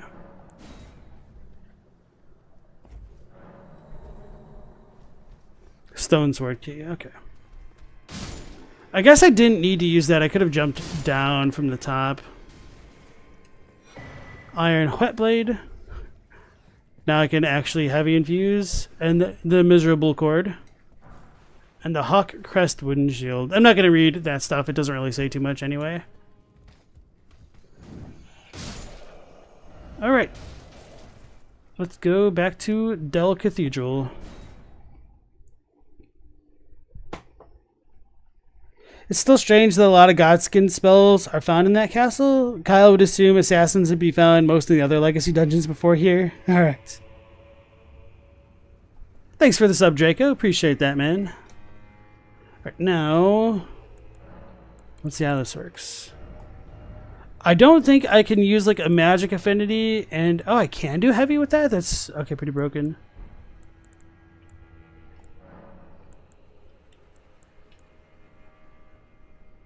Oh yeah, that's a lot better. Holy crap. Imagine that, a strength build relying on that. Okay, I don't know how well this is going to work, but I'm kind of very curious to see.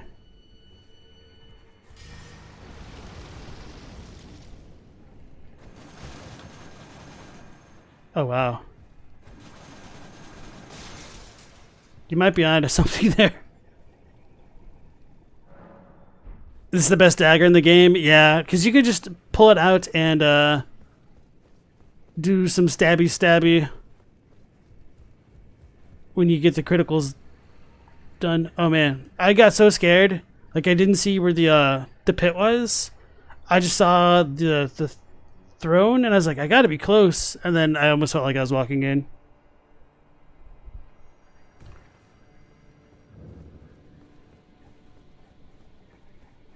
Dylan says the magic related spinning weapon rotates clockwise like most magic related things.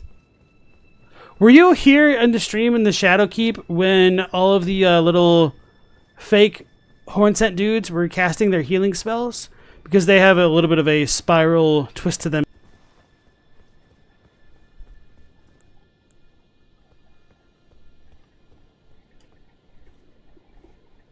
Oh, I should have used the oil thing. That probably would be even better. You weren't here then, you need to go back.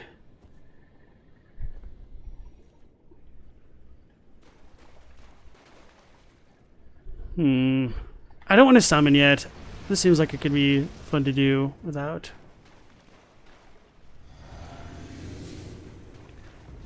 I feel like this should have been a torrent fight though, a little bit. Oh no, this is the damn it. If I didn't hesitate, I would have been fine.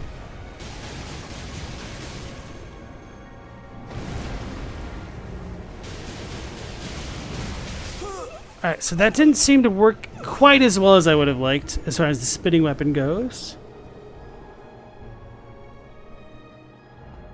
I'm gonna stick with the game plan though, just to see how this goes.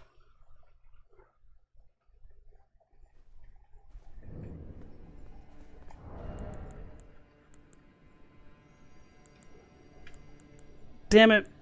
If I was a little bit better, I could have more fun with all of the talismans.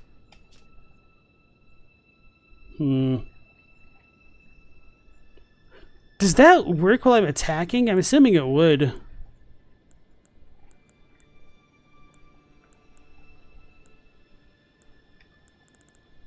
I wonder how this works with the Godskin Swaddling Cloth. Yeah, this could work really well with like a the Millicent tablet things, talisman things, the winged sword talisman, the Valkyrie prosthesis. Would be fun indeed.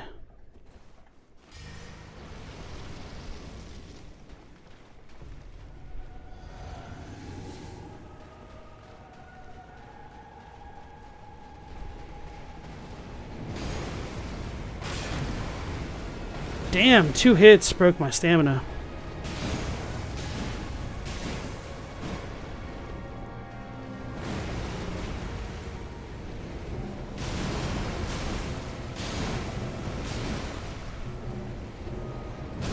I was trying to roll. I was slow, I guess. That's rude. Alright, so those are like the little worm things that I was talking about in some of the other encounters of like the worm faces.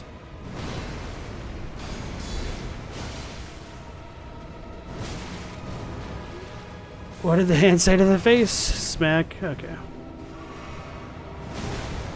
Wait, what did I press to make that not work? Oh, I know what I did. Okay.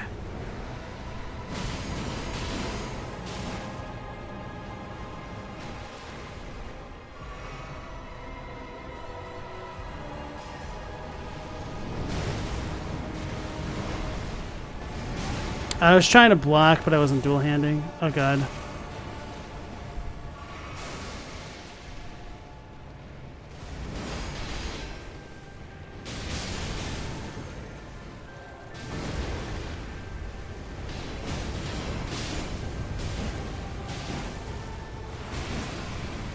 Uh-oh. It's phasing. We got the black hole attack. Oh no, that's not it.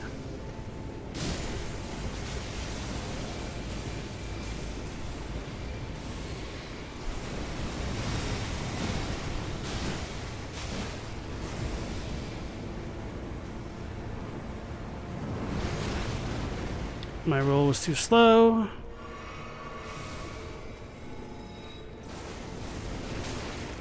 I don't know how to dodge that third hit appropriately.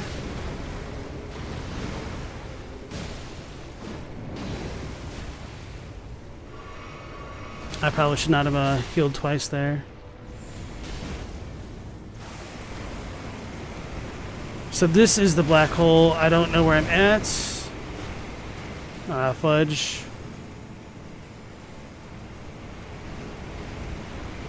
Gotta thread the needle.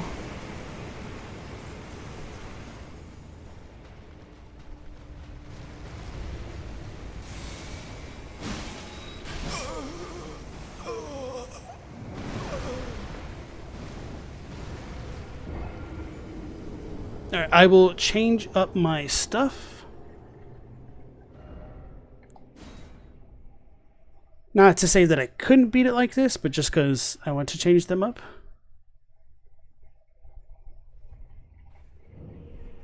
Ew, frame rate, okay. The cross Naginata spinning weapon's nasty.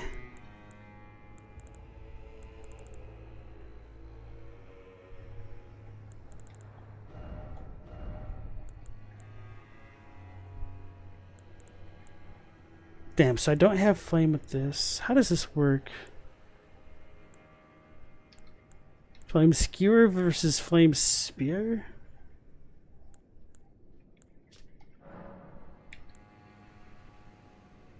Faith versus heavy? So this doesn't give fire passively? Wait, how does this work? I would still do fire damage as heavy, right? But there is no passive fire thing? Hold on.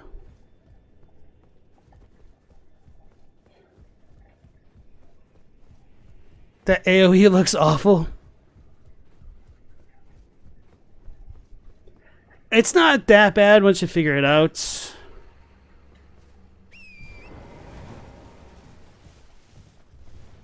I just need to see if these things actually take fire damage for the hell of it. Doesn't seem to. Okay.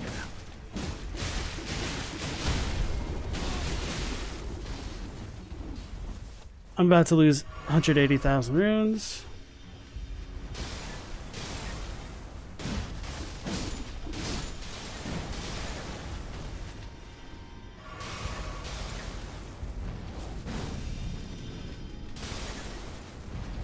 Okay, that's where you get the flame from.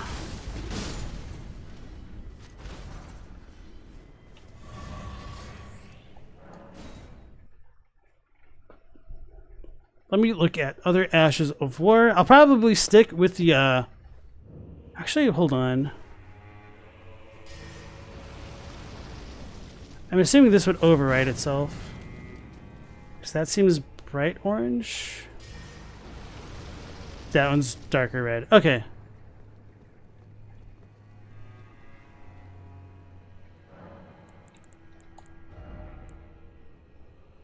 That's the deflecting one, which I don't particularly need.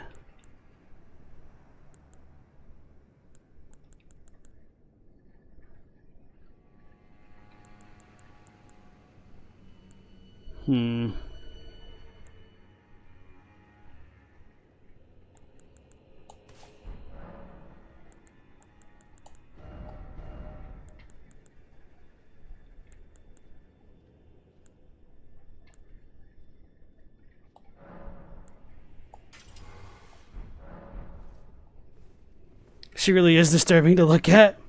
I really like the design of Meta. All of the cosmic horror stuff in Elden Ring has definitely hit the mark. Like Estelle is A+ design. Meta is great. For so-called Mother of Fingers, she sure has one too many arms herself, not gonna lie.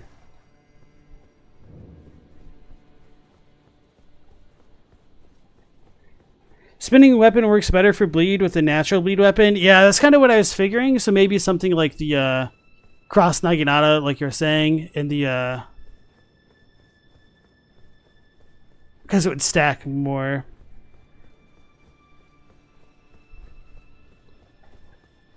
I was almost going to say Eleonora's pole blade, but I imagined that that one doesn't actually benefit from a spinning weapon because it has its own unique blade or unique skill. Dylan likes Elden Beast's design. Yeah, Elden Beast is pretty great. I imagine it's a lot nicer to fight now with Torrent, but that was my biggest complaint about it before, just like how annoyingly mobile it was.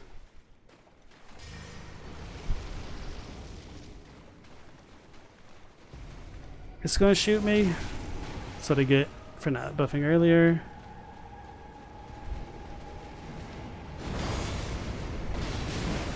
Wait, does that get rid of my buff?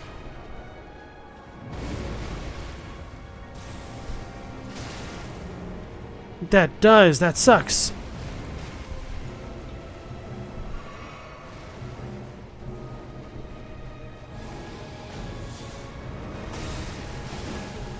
I think I'm too close. Okay.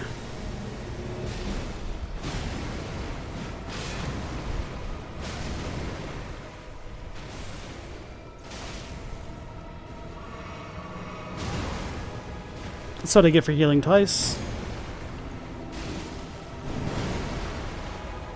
She does a lot of stamina damage.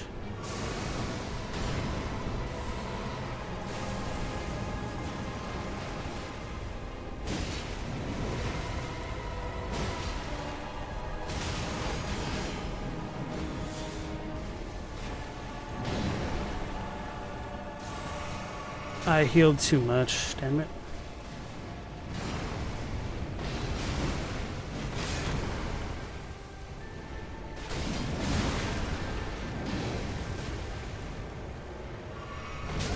I only healed once that time and I got punished. Okay, I'm gonna die if it hits me. Oh, she did.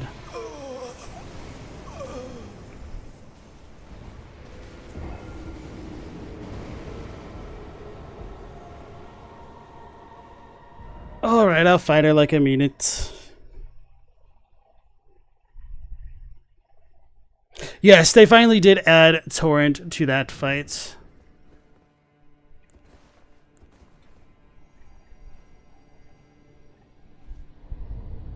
Yeah, and they finally put it so that way as Bro was saying, that if you try to resummon Torrent, they put the cursor to say yes to use a flask instead of nothing.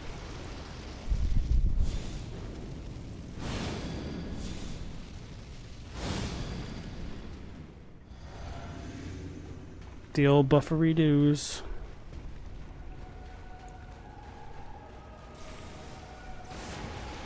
Thought I rolled too early.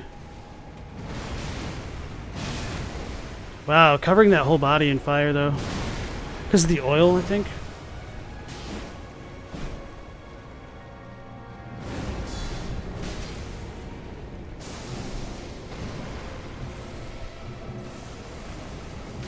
I was too slow on my roll. That sucks.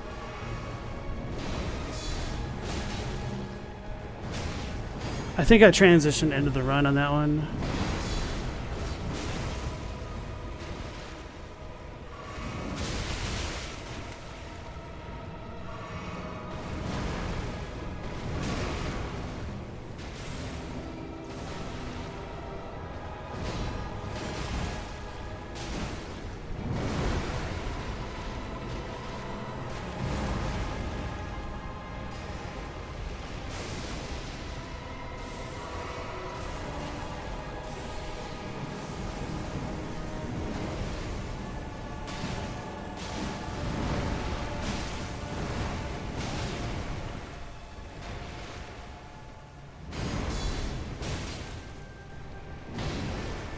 Alright, so Blood Flame wasn't working as well as I was hoping. The Blood Affinity might be better if I'm actually just going straight for the bleeds, I think.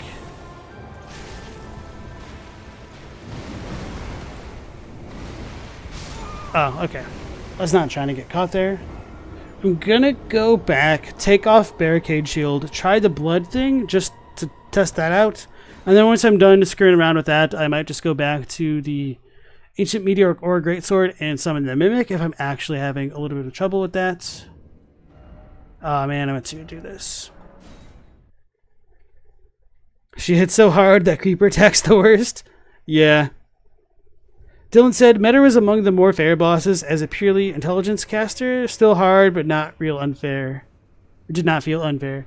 So yeah, I actually really like the meta fight as far as like the difficulty goes. Although there are a couple times where I just wished that its follow-up attacks were a slight bit slower, so that way I could heal after some of its attacks. They feel like they're coming out ever so slightly too quickly. And that's a little bit on me, though.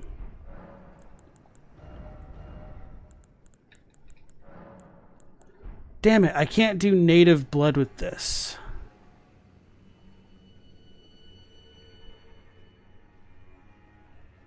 Do I have one that hits a ton? Repeating Thrust, Raptor of the Mists, Piercing Fang.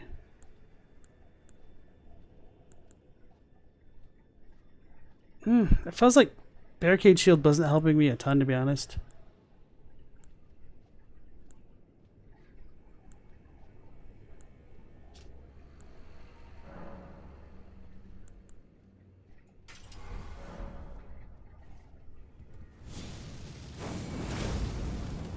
It kind of takes a long time to use. Oh, it's because I held it up.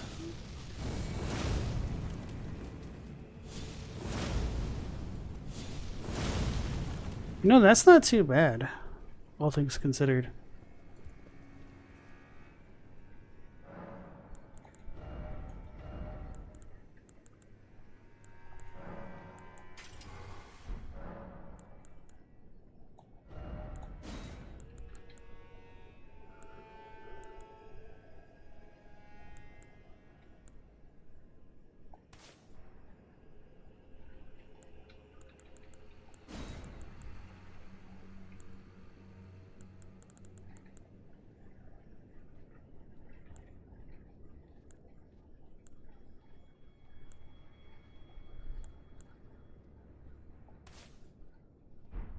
All reliable. Okay. Fire laser's very ill. You feel like meta is designed for intelligence builds? It really wasn't bad for melee for the most part. Some of its attacks are a little bit rough, trying to find the spacing for it, but oh well, I guess I guard countered a lot of it, and that definitely helped mitigate a lot of the problems that maybe other melee builds have had. But no, it just seemed like a pretty fair fight in general.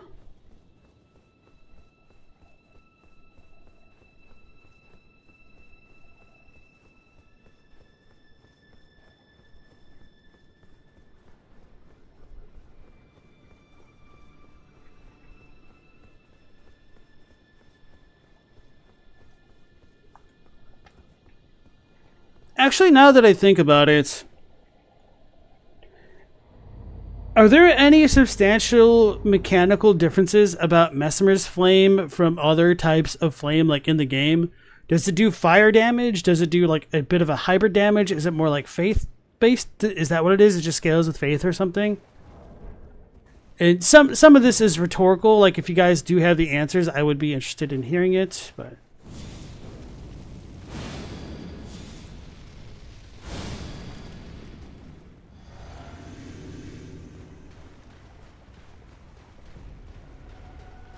I do kind of wish that I could like infuse this with frost.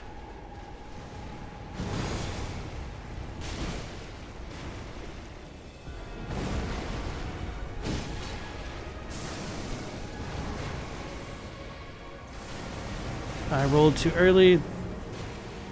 I screwed that one up a lot. Okay, so that's how we follow that one up. I should have been shielding there. Damn it, that one is so annoying. So that I get really tilted by. That one was fine, that one was kind of on me. So I don't know if that's actually just a combo attack, what it did. With the laser, I mean.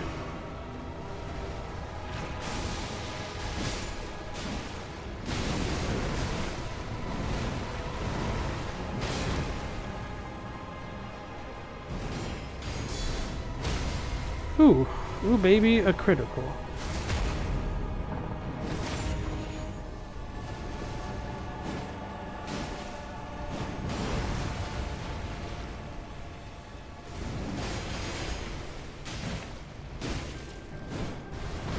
How am I not hitting those guys?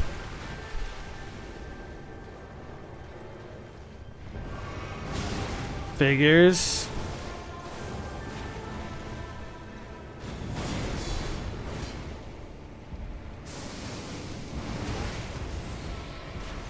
Damn it. I don't know what I could have done differently right then to have lived. Should I have jumped over the laser?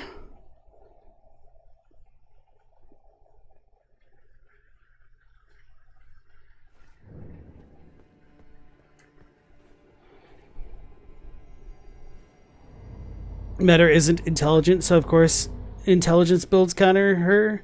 She only has 4 fingers. She's just a dumb beast. No, you. FromSoft games have had probably one of the biggest effects on Jack's life. Unironically, the story count is so beautiful. Your Sona is even just straight up the Elden Beast.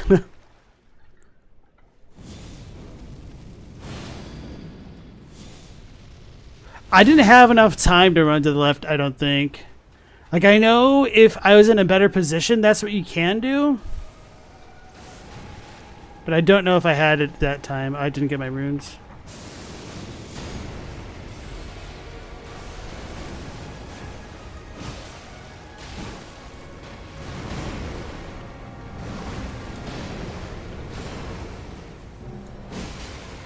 I should have used the thing. I need more stamina.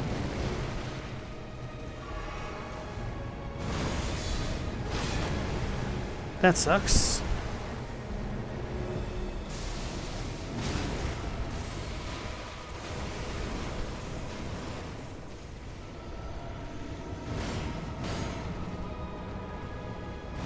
So I am taking a decent amount of chip damage.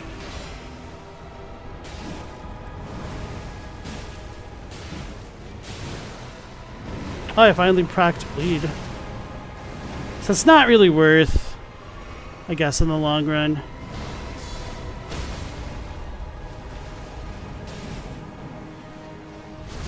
Got a cheeky R2 off before transitioning into the R1.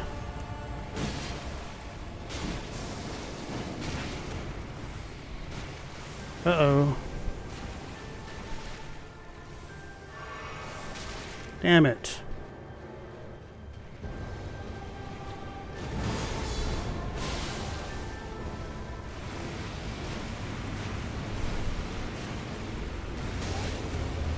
I forgot that that happened that way. That's annoying.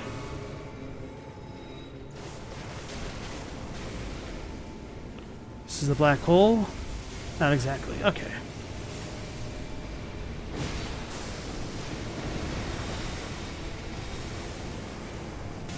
I was too slow on mural. So this is the wipe.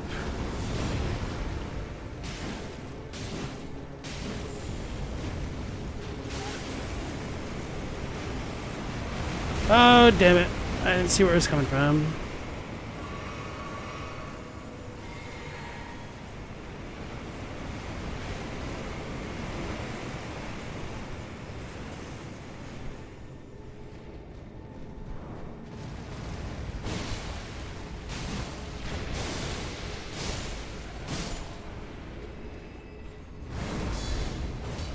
Damn it.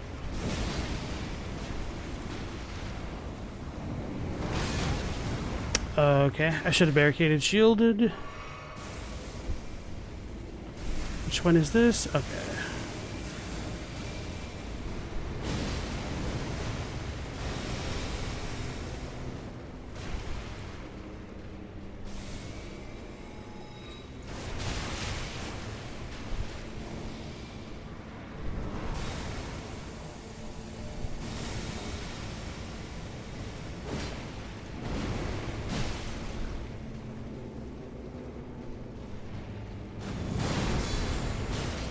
Uh-oh.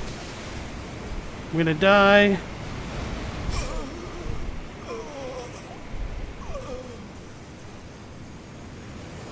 We probably could have had that if I had actually strength infused the weapon after all. Alright, we will switch that out. I will give it like 1, maybe 2 more attempts with the shield, and then I'll go AMOG and Mimic.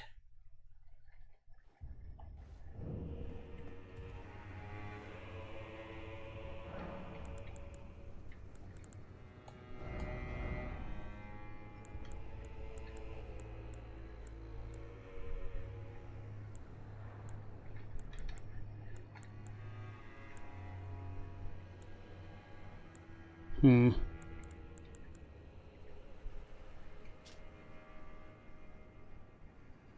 don't know if this will actually help me or hurt me.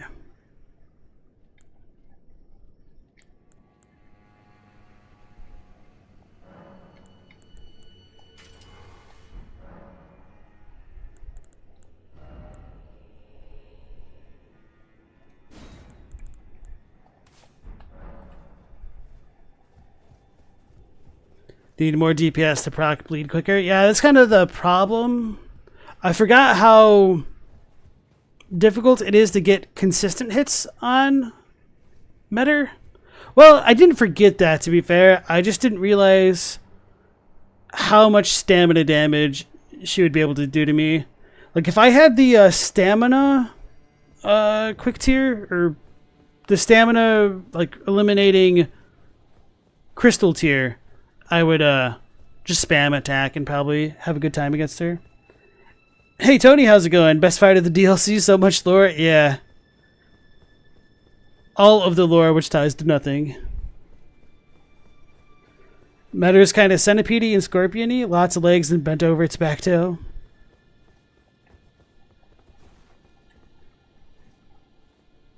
She looks funny when she stands up on her 2 little legs.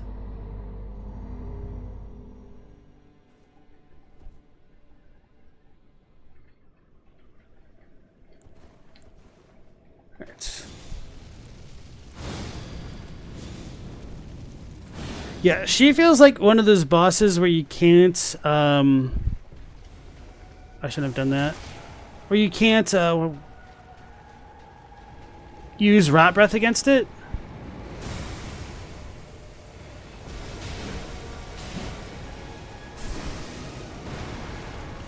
Just because she is actually that aggro.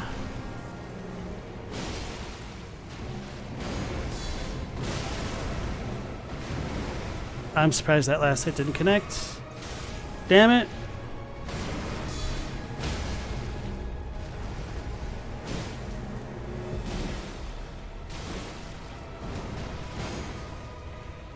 Oh yeah, I have the deflecting tier on.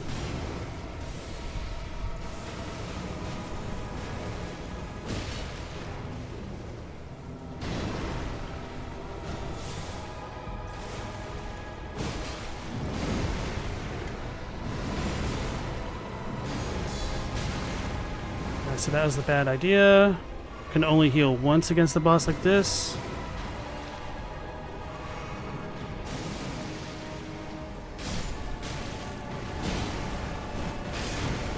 I'm hitting nothing. I got you baited. So I need to dodge that. I'll need to remember that if I go into phase 2 again.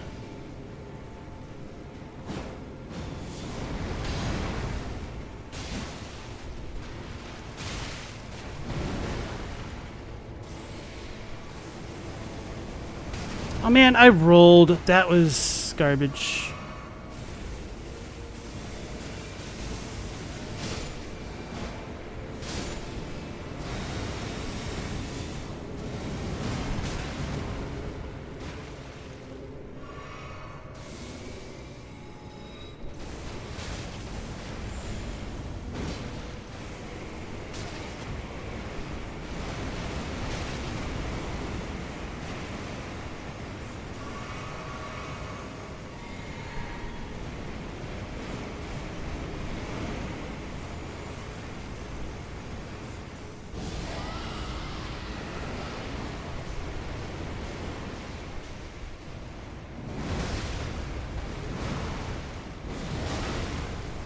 I'm making bad decisions. And it's not rotted. That sucks.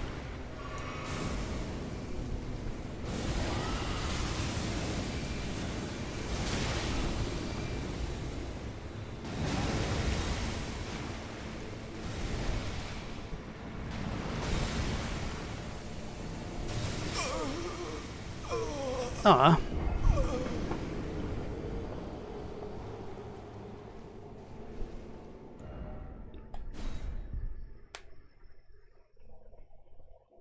You forgot this is live and not a VOD.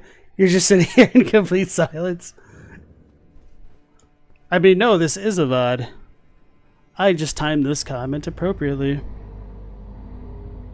Tony says it ties into a bunch of stuff, but it's super convoluted. No, I agree. It just feels convoluted even by FromSoft standards. Like it's simultaneously one of the most direct things and the most indirect things, which seems definitely oxymoronical, but it's kind of not.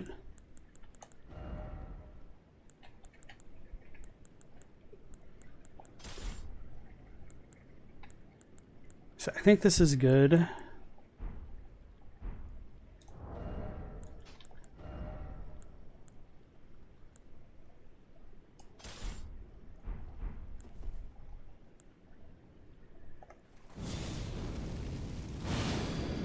To be fair, everything in FromSoft is a paradox. Not everything, but I know what you're saying.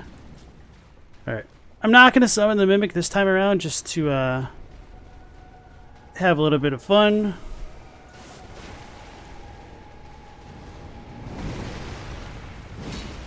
Aw.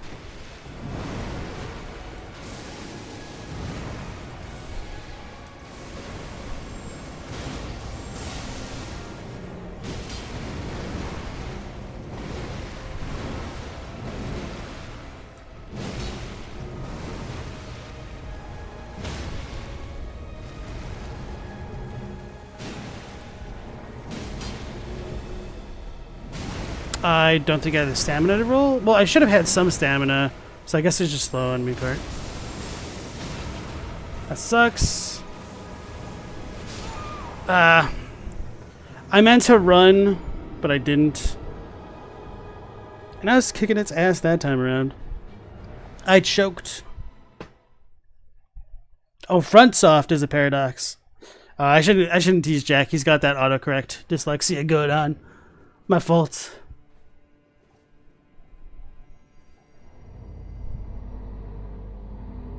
You have trouble with this laser and the Placidusax one too.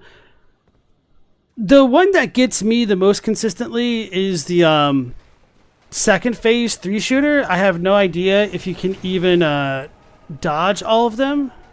I should have buffed up, but I didn't.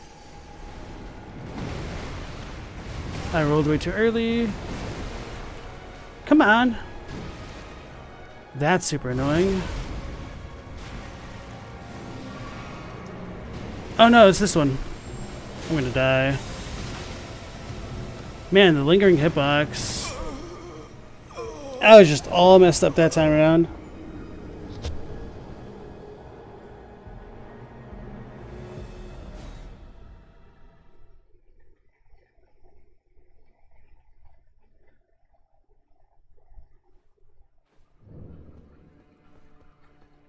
Oh, Jack, I highly doubt you'll be sued for something like that unless you make like international spotlight or something like that.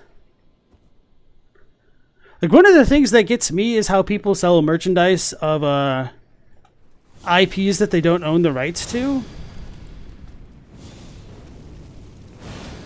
Like I'd love to have like an apparel shop of like a bunch of like Elden Ring screenshots or like character designs and stuff like that.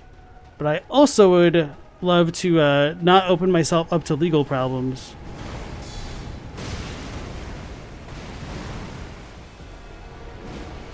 Wow, I was out of range.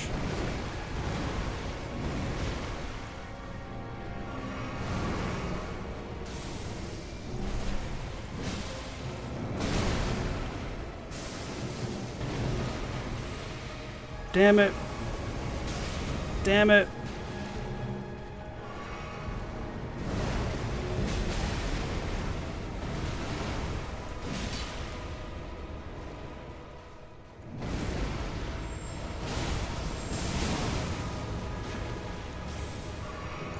Bro, that's annoying.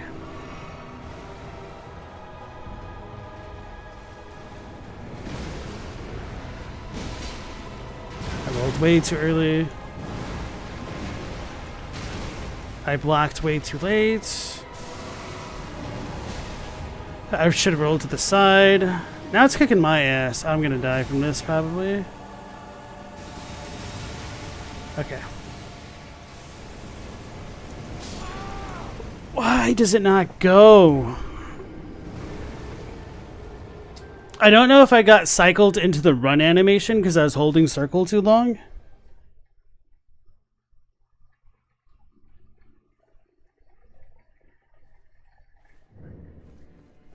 But these missing inputs are like killing me.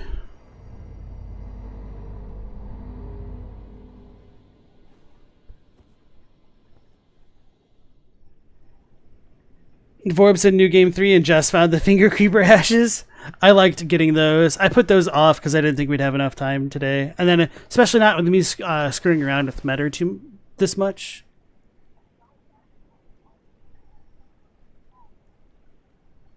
Tony says you're going to make an Elden Ring video at some point. You'll have to demonetize it to get the actual message out. I don't think so. So, unless you're like hate mongering, I don't really think you need to worry about that too much. Or if you're just like actually stealing like other people's content.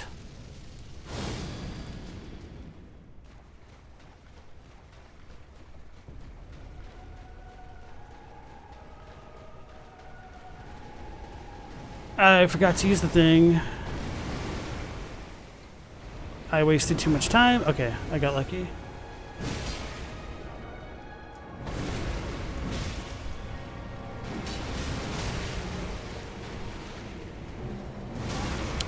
Okay, it didn't take too much damage, at least. I rolled too early.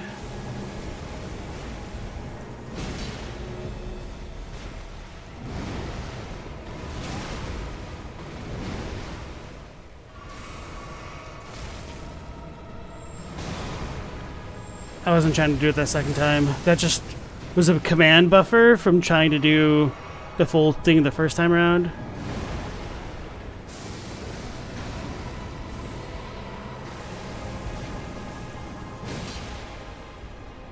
Come on! There we go. Oh my god.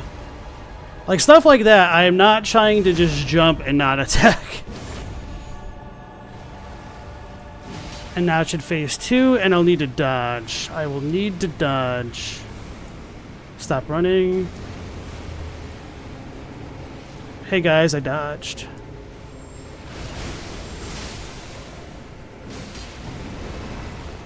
F them keys.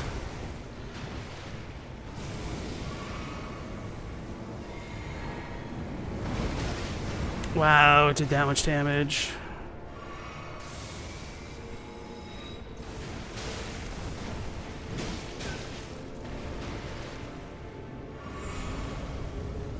Black hole. I don't know where it's going. It's gonna hurt. I don't know. Okay, so I had to get closer on that one still. I didn't see where the sweet spot was.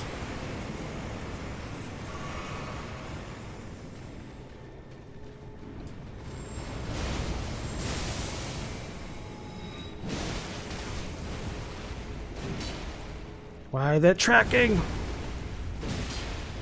I have no stam. Okay. Should be okay if I don't choke. But you know, that's a bit of a tall order, but that's a good move.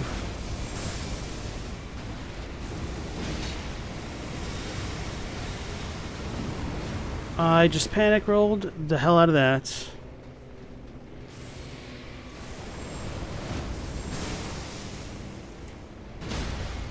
Oh, baby.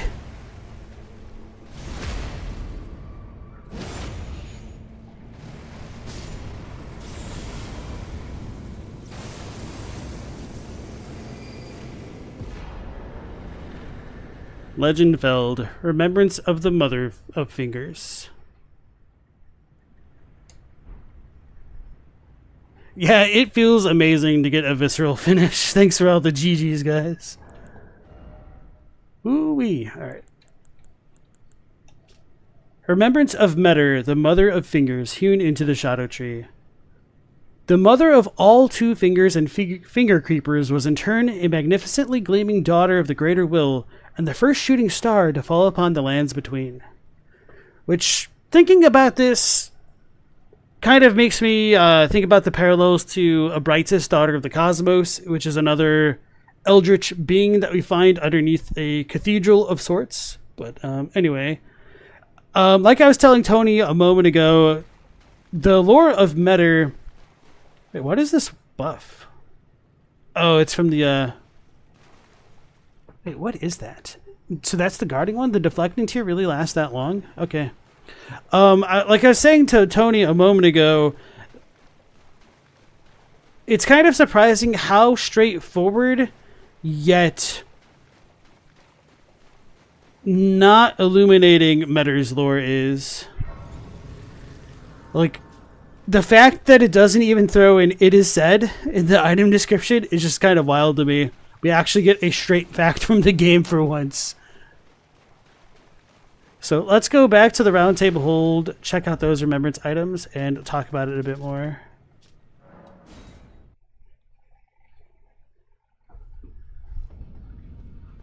Good old reliable. Such a fun weapon, guys.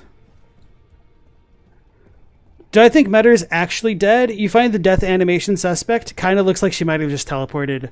So yeah, that's a very good question. So, on one hand, I think you are right, and I do kind of agree with you. But on the other hand, when am I taking this off for the HUD? On the other hand, we do have its remembrance put into the Shadow Tree, and it says that it was Legend Feld, which should imply that it died, but... we do have that whole weird plurality of identity, which might mean like part of her died and another part of her lives on. So I think that'll just kind of come down to the individual interpretation, but very good question. Could be swallowed by her own black hole. And Bro thinks she died and was absorbed into the black hole. Well, it does seem like she did that herself, although that would be kind of crazy as hell, like, if dealing so much damage to her made her, like, become destabilized and then she got consumed by her own power. That'd be metal as hell. All right, so now we get some great stuff. First, we'll check out the gazing finger. The head of Metter, the Finger Mother, wields it as a weapon without modification. From within the center of the fingerprint that wrinkles the creature's foremost protrusion, a tiny wart-like eye gazes vacantly into the beyond. So that's kind of a bit of a primeval current type connection by gazing into the beyond, in my opinion. But now we get what might be one of the most interesting flavor text for a skill with Kowtower's Resentment. Skill performed is a violent bow using a finger's foremost protrusion. Protrusion. Resentment builds as it is forced to bow, making it explode with anger. Hold button down to further increase resentment. So, for anybody who doesn't know what like kowtowing is, it's essentially the act of like not just bowing but prostrating one in front of like a superior, and it's done in such a way that it like has a connotation of like being a kiss ass. Like it's not done sincerely necessarily as much as it is just like covering one's own ass or like looking out for their own position by flattering their lord, I guess. So the fact that the fingers hate bowing is so cool to me because does that mean that they resent the greater will? Well, we'll get into that in a moment here, but it doesn't seem like the fingers would be okay with having a god over them, like the form of America, unless there's something more about that relationship, which we don't know, which could very well be the case because we know very little about that relationship in general. But that does kind of lead back into a lot of my thoughts about why the fingers shouldn't be trusted, even beyond the whole fact that they were allegedly bent and broken long ago. I always place a lot of suspicion on authority where the merits of their authority are unquestioned, I suppose. So the fact that the fingers are in a position of authority which is not meant to be questioned, and it's not further elaborated on as to like why they came into that position, just raises up a lot of red flags for me. And so Kowtower's Resentment just kind of is the cherry on the top of the red flag. A maraschino cherry to be extra red, I guess. So, Staff of the Great Beyond. Staff fashioned from the tail fingers of Metter, the mother of fingers, and the microcosm raised aloft over the crux they form. Catalyst for casting both sorceries and incantations. The mother received signs from the greater will from beyond of the microcosm. Despite being broken and abandoned, she kept waiting for another message to come. So, this is the most information that we'll ever get on the greater will, it seems.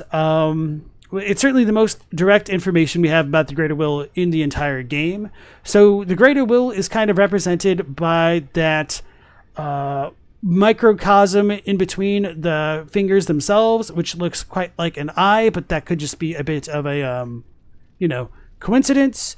Ymir's hat, which we'll find out more about later, is meant to take the shape of the greater will. So we do have kind of a bit of secondary support for like the void-like structure of the greater will, which means if the greater will is a void, does it actually have like a consciousness or an active will in the lands between? We were talking ever so briefly about the stuff with Hegel and his view on the will, and I was tying that into Berserk and like the idea of evil, and I want to double check a lot of the stuff with Hegel because it's been too long for me to like fully remember just like bits and pieces. But yeah, I would just misspeak if I try to talk about it now, so I'm not going to do that. Anyway, I kind of want to talk about it regardless.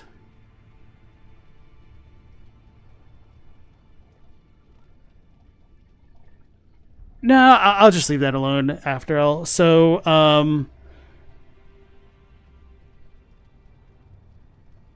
if the greater will can make a macrocosm, and tapping into the greater will's power can create microcosms, it just kind of all fits together. And of course, the symbol of the eye-like structure of the greater will is very much reminiscent of things like the runes.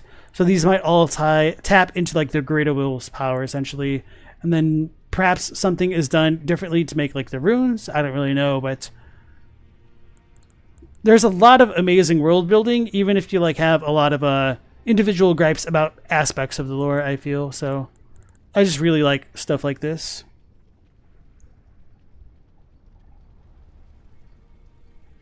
All right, Phantom leaves. You have a good night. You'll leave everyone with this. You just saw a theory that Meta is the Glowmide Queen.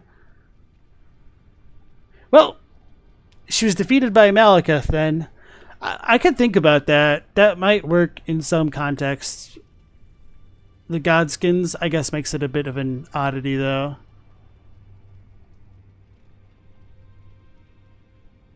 It's an interesting thought for sure, though. Stoutboat asks, who did the Greater Will abandon first, Meta or the Lands Between? Most likely Meta, especially if the Greater Will hasn't truly abandoned the Lands Between. But the way that I tend to look at the Greater Will is that it might be the equivalent of a deistic type of god. And for those who may not know what that means, like deism is the belief that there could have been a creator god, and the metaphor that is often used with the deist structure would be like the equivalent of a cosmic clockmaker. So somebody who set the clock of time in the universe on course, but then kind of did nothing beyond setting the events into motion, and they don't necessarily have a personal stake in any individual's fates or lives or interests or prayers or anything like that.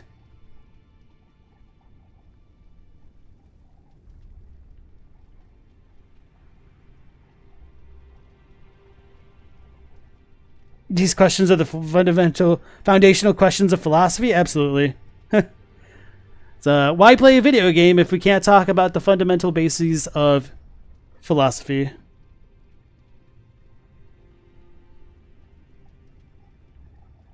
She has the same eye as in the eyes in Bloodborne? Could you elaborate on that?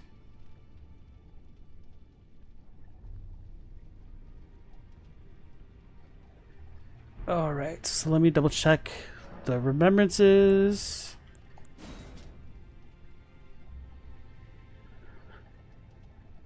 So the mother received signs from the greater will from the beyond of the microcosm. Despite being broken and abandoned, she kept waiting for another message to come. So going back to like that multi-world theory, the microcosm might just be where we are for now in our world, and it could be the exact same as the microcosms of other worlds with, you know, like minor differences, like the whole parallel world theory. And that might also explain why when we fight the Elden Beast, we can see a bunch of like glowing Erdtrees in the background. Maybe that's where like the microcosms intersect, perhaps, with everything related to the greater will. So yeah, actually having the greater will affiliated finger spells be sorceries and not dependent on faith was a bit of a surprise, a welcome one for sure. But I'm definitely both enthralled and saddened by what we get with Meta and the two fingers. So with that done, I'm going to go ahead and level up and then bring us back to the cathedral real quick. I guess I don't really need more faith.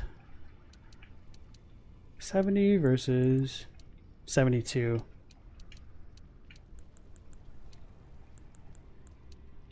Interesting.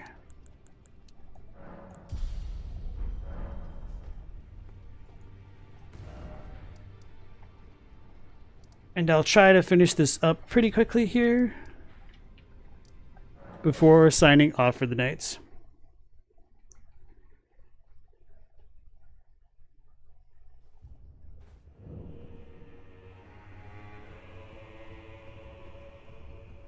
I'm going to need you to elaborate more on the eye comment, Jack, because I don't follow along.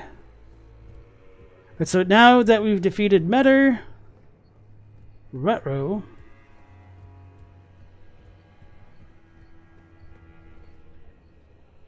what have you done?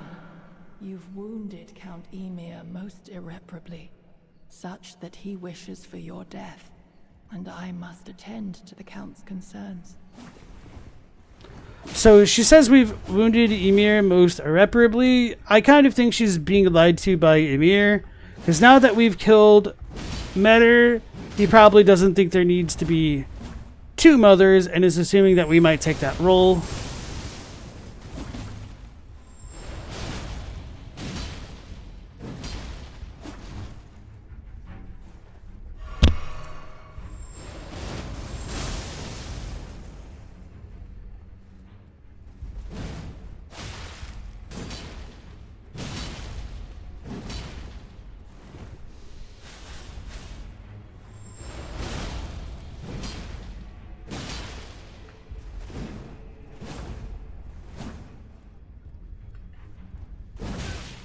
She jumped over me attack. Oh, my dear star, a fine mother. You will be. My shining star, grant me a mother's strength. Look here at my fingers. I will be the true mother, and I will be the only mother. My dear child. So he's got some face paint on, kind of like the one villain from Doctor Strange, Mads Mikkelsen. I don't remember the dude's name in that one.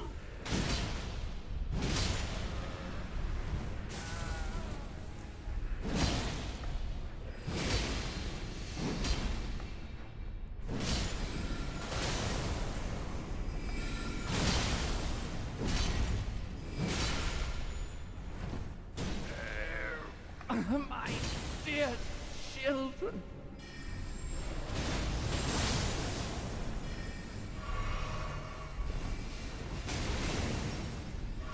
So those finger spells can go around corners and whatnot.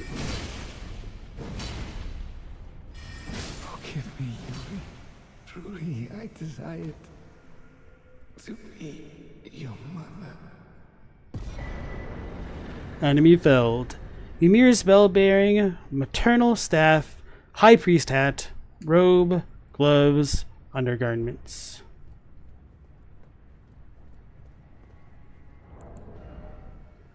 So we get his bell-bearing, which will get us those spells that we didn't purchase, and maternal staff is the staff of Count Ymir, who made himself a mother of fingers, cared for want of tail fingers of his own, enhances finger sorceries. The crystal ball, though representative of a microcosm, would not receive any sign. So that is one representation of the greater will through Ymir's stuff. So he may have been studying Metter directly or the greater will directly, but I don't know, lost my train of thought. The hat of Count Ymir, High Priest. The circular design at the top represents the greater will in its lightless abyss, imparting increased intelligence and arcane to the wearer. Though Count Ymir instructed R'hllana in the sorcerous arts, he abandoned his allegiance to the moon. It was merely the closest of celestial bodies. Nothing more. So, this is another bit of direct information that's not listed as hearsay. Maybe I should double check the Japanese, but the greater will itself being a lightless abyss kind of puts it in line with other representations of the primeval current. Now, does that mean that the primeval current and the greater will are one and the same? Maybe, maybe not. I do find it interesting that it's lightless, as I've been kind of alluding to here, because grace is affiliated with light, and there is no grace in darkness, according to the darkness incantation of the Two Fingers Assassins. High Priest Robe. Robe of Count Ymir, High Priest, conceals the abundance of squirming beneath. Gold embroidery decorates the purple cloth with a jeweled ruff that sparkles like a flower wet with dew. So is that a dew gem? And that's pretty much it as far as those descriptions go.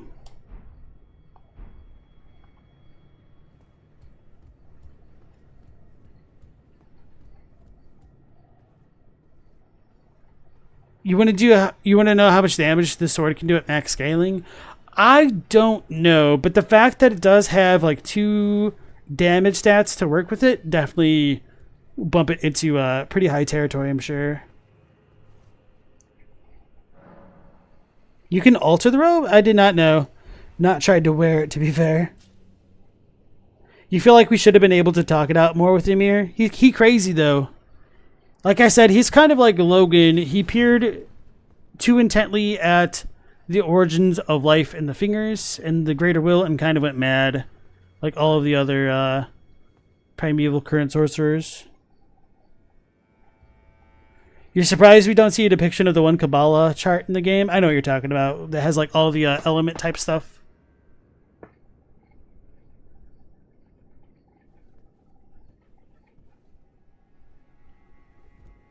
If you alter it, it boosts finger sorceries. Doesn't it it boosts finger sorceries on its own, doesn't it?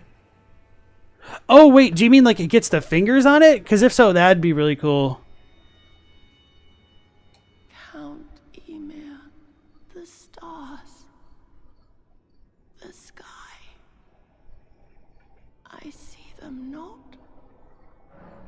Alright, so we're gonna do the Iris of Occultation because she's a night girl, and also I've given her the Grace one, and we've gotten her ashes on my own playthrough, but this would be a bit different.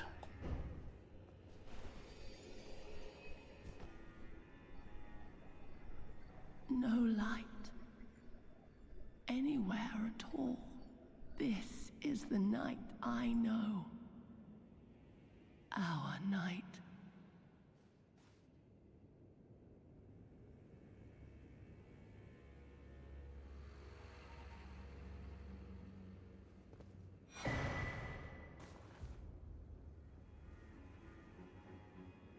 Alright, and so from all that, we get the Sword of Night. If you give her the Grace, you'll be able to get her Spirit Ashes. And the Sword of Night says, it's a sword of an all-consuming, bottomless black that devours even the light that shines upon it, wielded by Yolan, Sword Hand of Night. The blade of the sword is only semi-corporeal and thus cannot be guarded against completely. So this is similar to Dark Drift of like Dark Souls 2 and 3. Unique skill, Witching Hour Slash. Hold the sword level and infuse it with the Dark of Night before unleashing a series of incorporeal attacks. This attack cannot be blocked, can be charged to increase power. So we kind of saw what that Art of War was like, or Ash of War was like. It wasn't that impactful, unfortunately. I did screw up a bit of Ymir's quest, and I didn't actually get to show him cradling Yuri, which is a bit unfortunate, but that's just how the cookie crumbles sometimes. So with that out of the way, we're going to go back to the hinterland and quickly go back up Raybite's, what's called Glintstone Rise.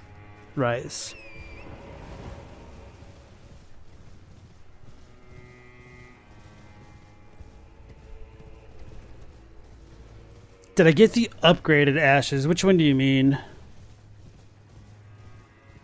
Show the big finger by the ashes? No, I'll probably get that on tomorrow's stream. I've already gone way too over on this one. Where am I going? This is not where I need to go.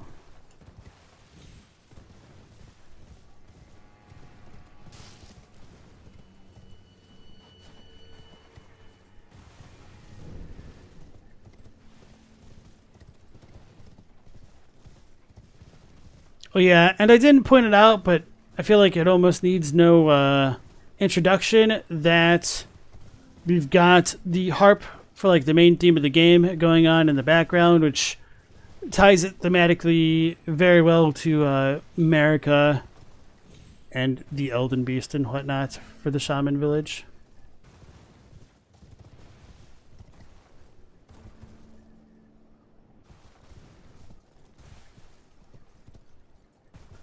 Alright guys, that's it. I'm done calling it the Shaman Village. I'm going to stick with my native pronunciation of Shaman. If y'all feel bad about it, hashtag deal with it. So So we got Ray Bites Rise. Puppet of Anna. Interesting. So you can't even get the Puppet of Anna on her own without Yolan. I didn't know that.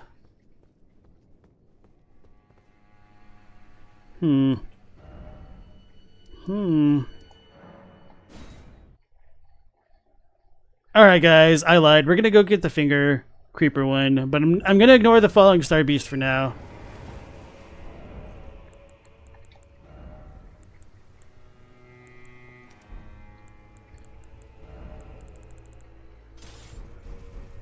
I have a feeling this will help.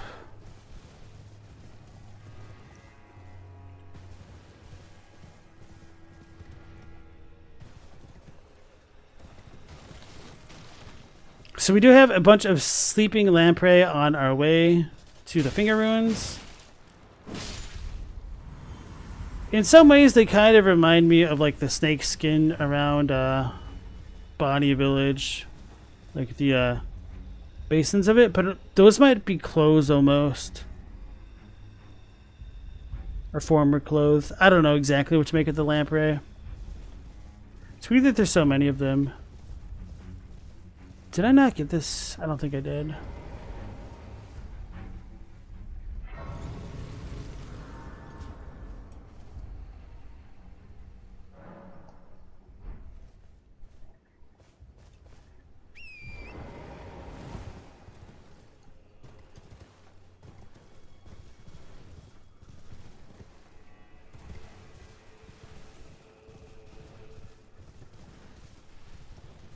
You guys laugh about shaman, but I tell you, look it up in the dictionary.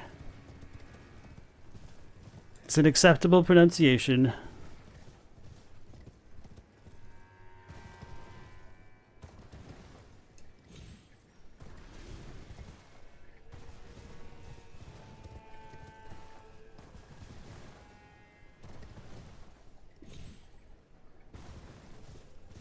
Mayhaps I should have put on me lantern.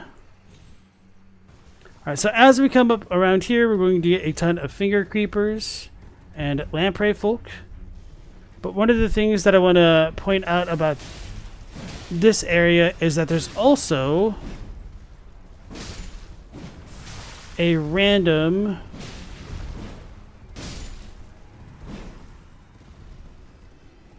demi-human body with which we can dupe our remembrances again. Same as with the other Finger Creeper, not Finger Creeper, but the other Finger Ruin. So this is too far over. So it's got to be back this way.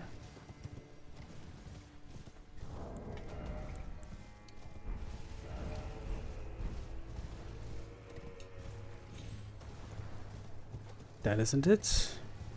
Should be up over here then. Yep, okay.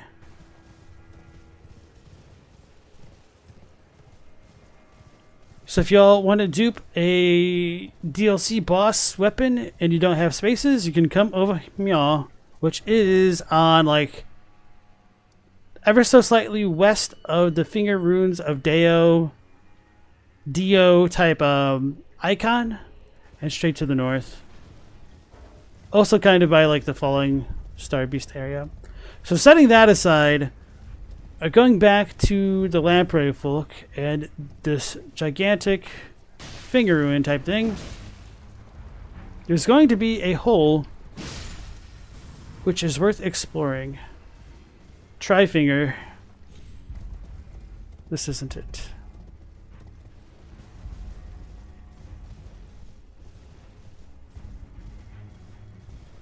I think that's it, actually. No, that is certainly not it. So we are too far to the east. Or maybe we were too far south, actually.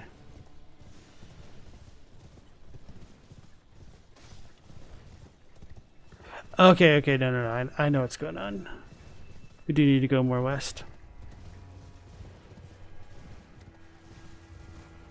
It should be like right there. Where all the Finger Creepers are. Alright guys, you ready? Are you ready? I don't know if I am.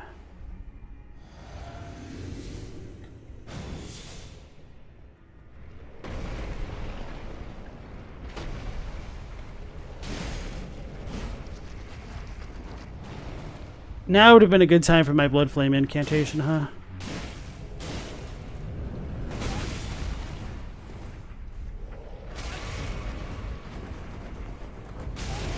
I can't see what's going on.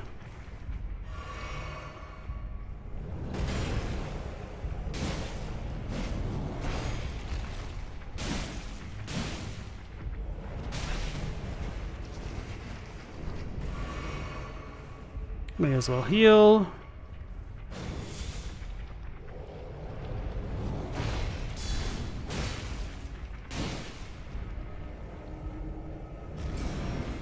I don't know how this works.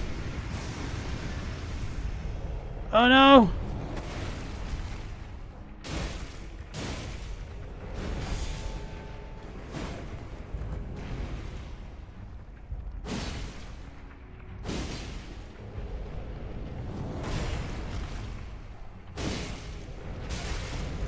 Please don't kill me. Damn it, I was rolling. I made it all that distance for nothing.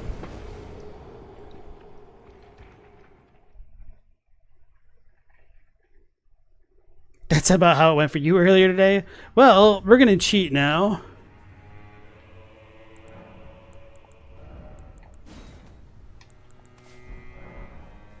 Cheating has acquired.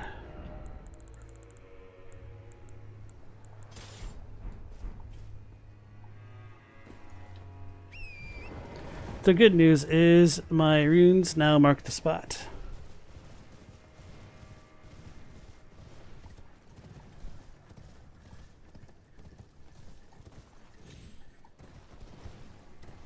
The bad news is it's still extremely far out of the way and there are no sites of grace as far as I'm aware on like that half of the map.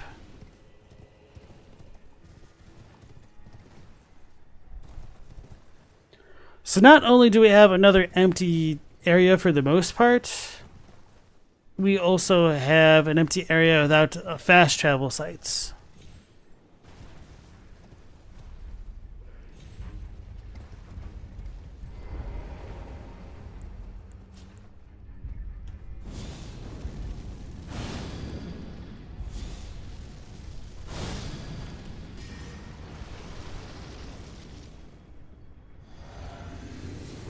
Buffing up for this enemy more than the boss. It's not weak to fire! Those bastards lied to me. Oh, I know why.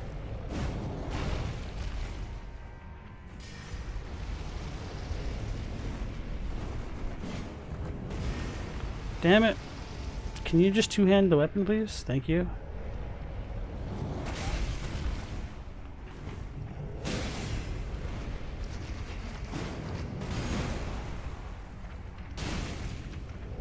No, it's not actually weak to fire after all.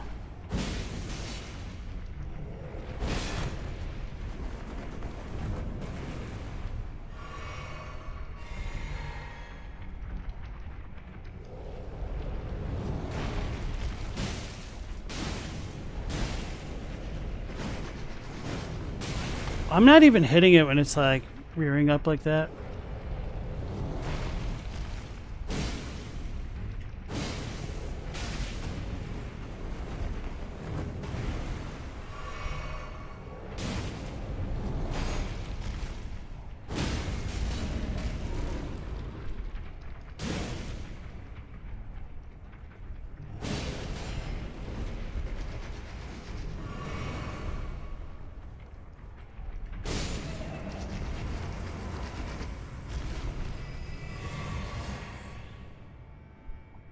Alright guys, that's it.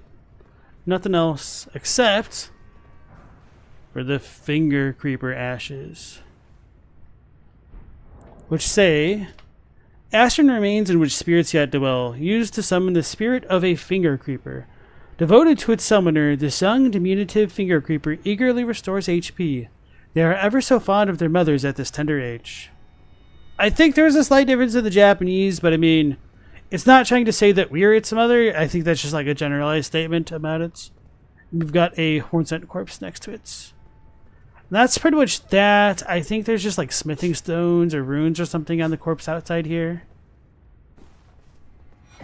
Yeah, Shadow Realm rune. Okay. And then for whatever reason, we've got a bunch of the Blorbo eels and lampreys over here.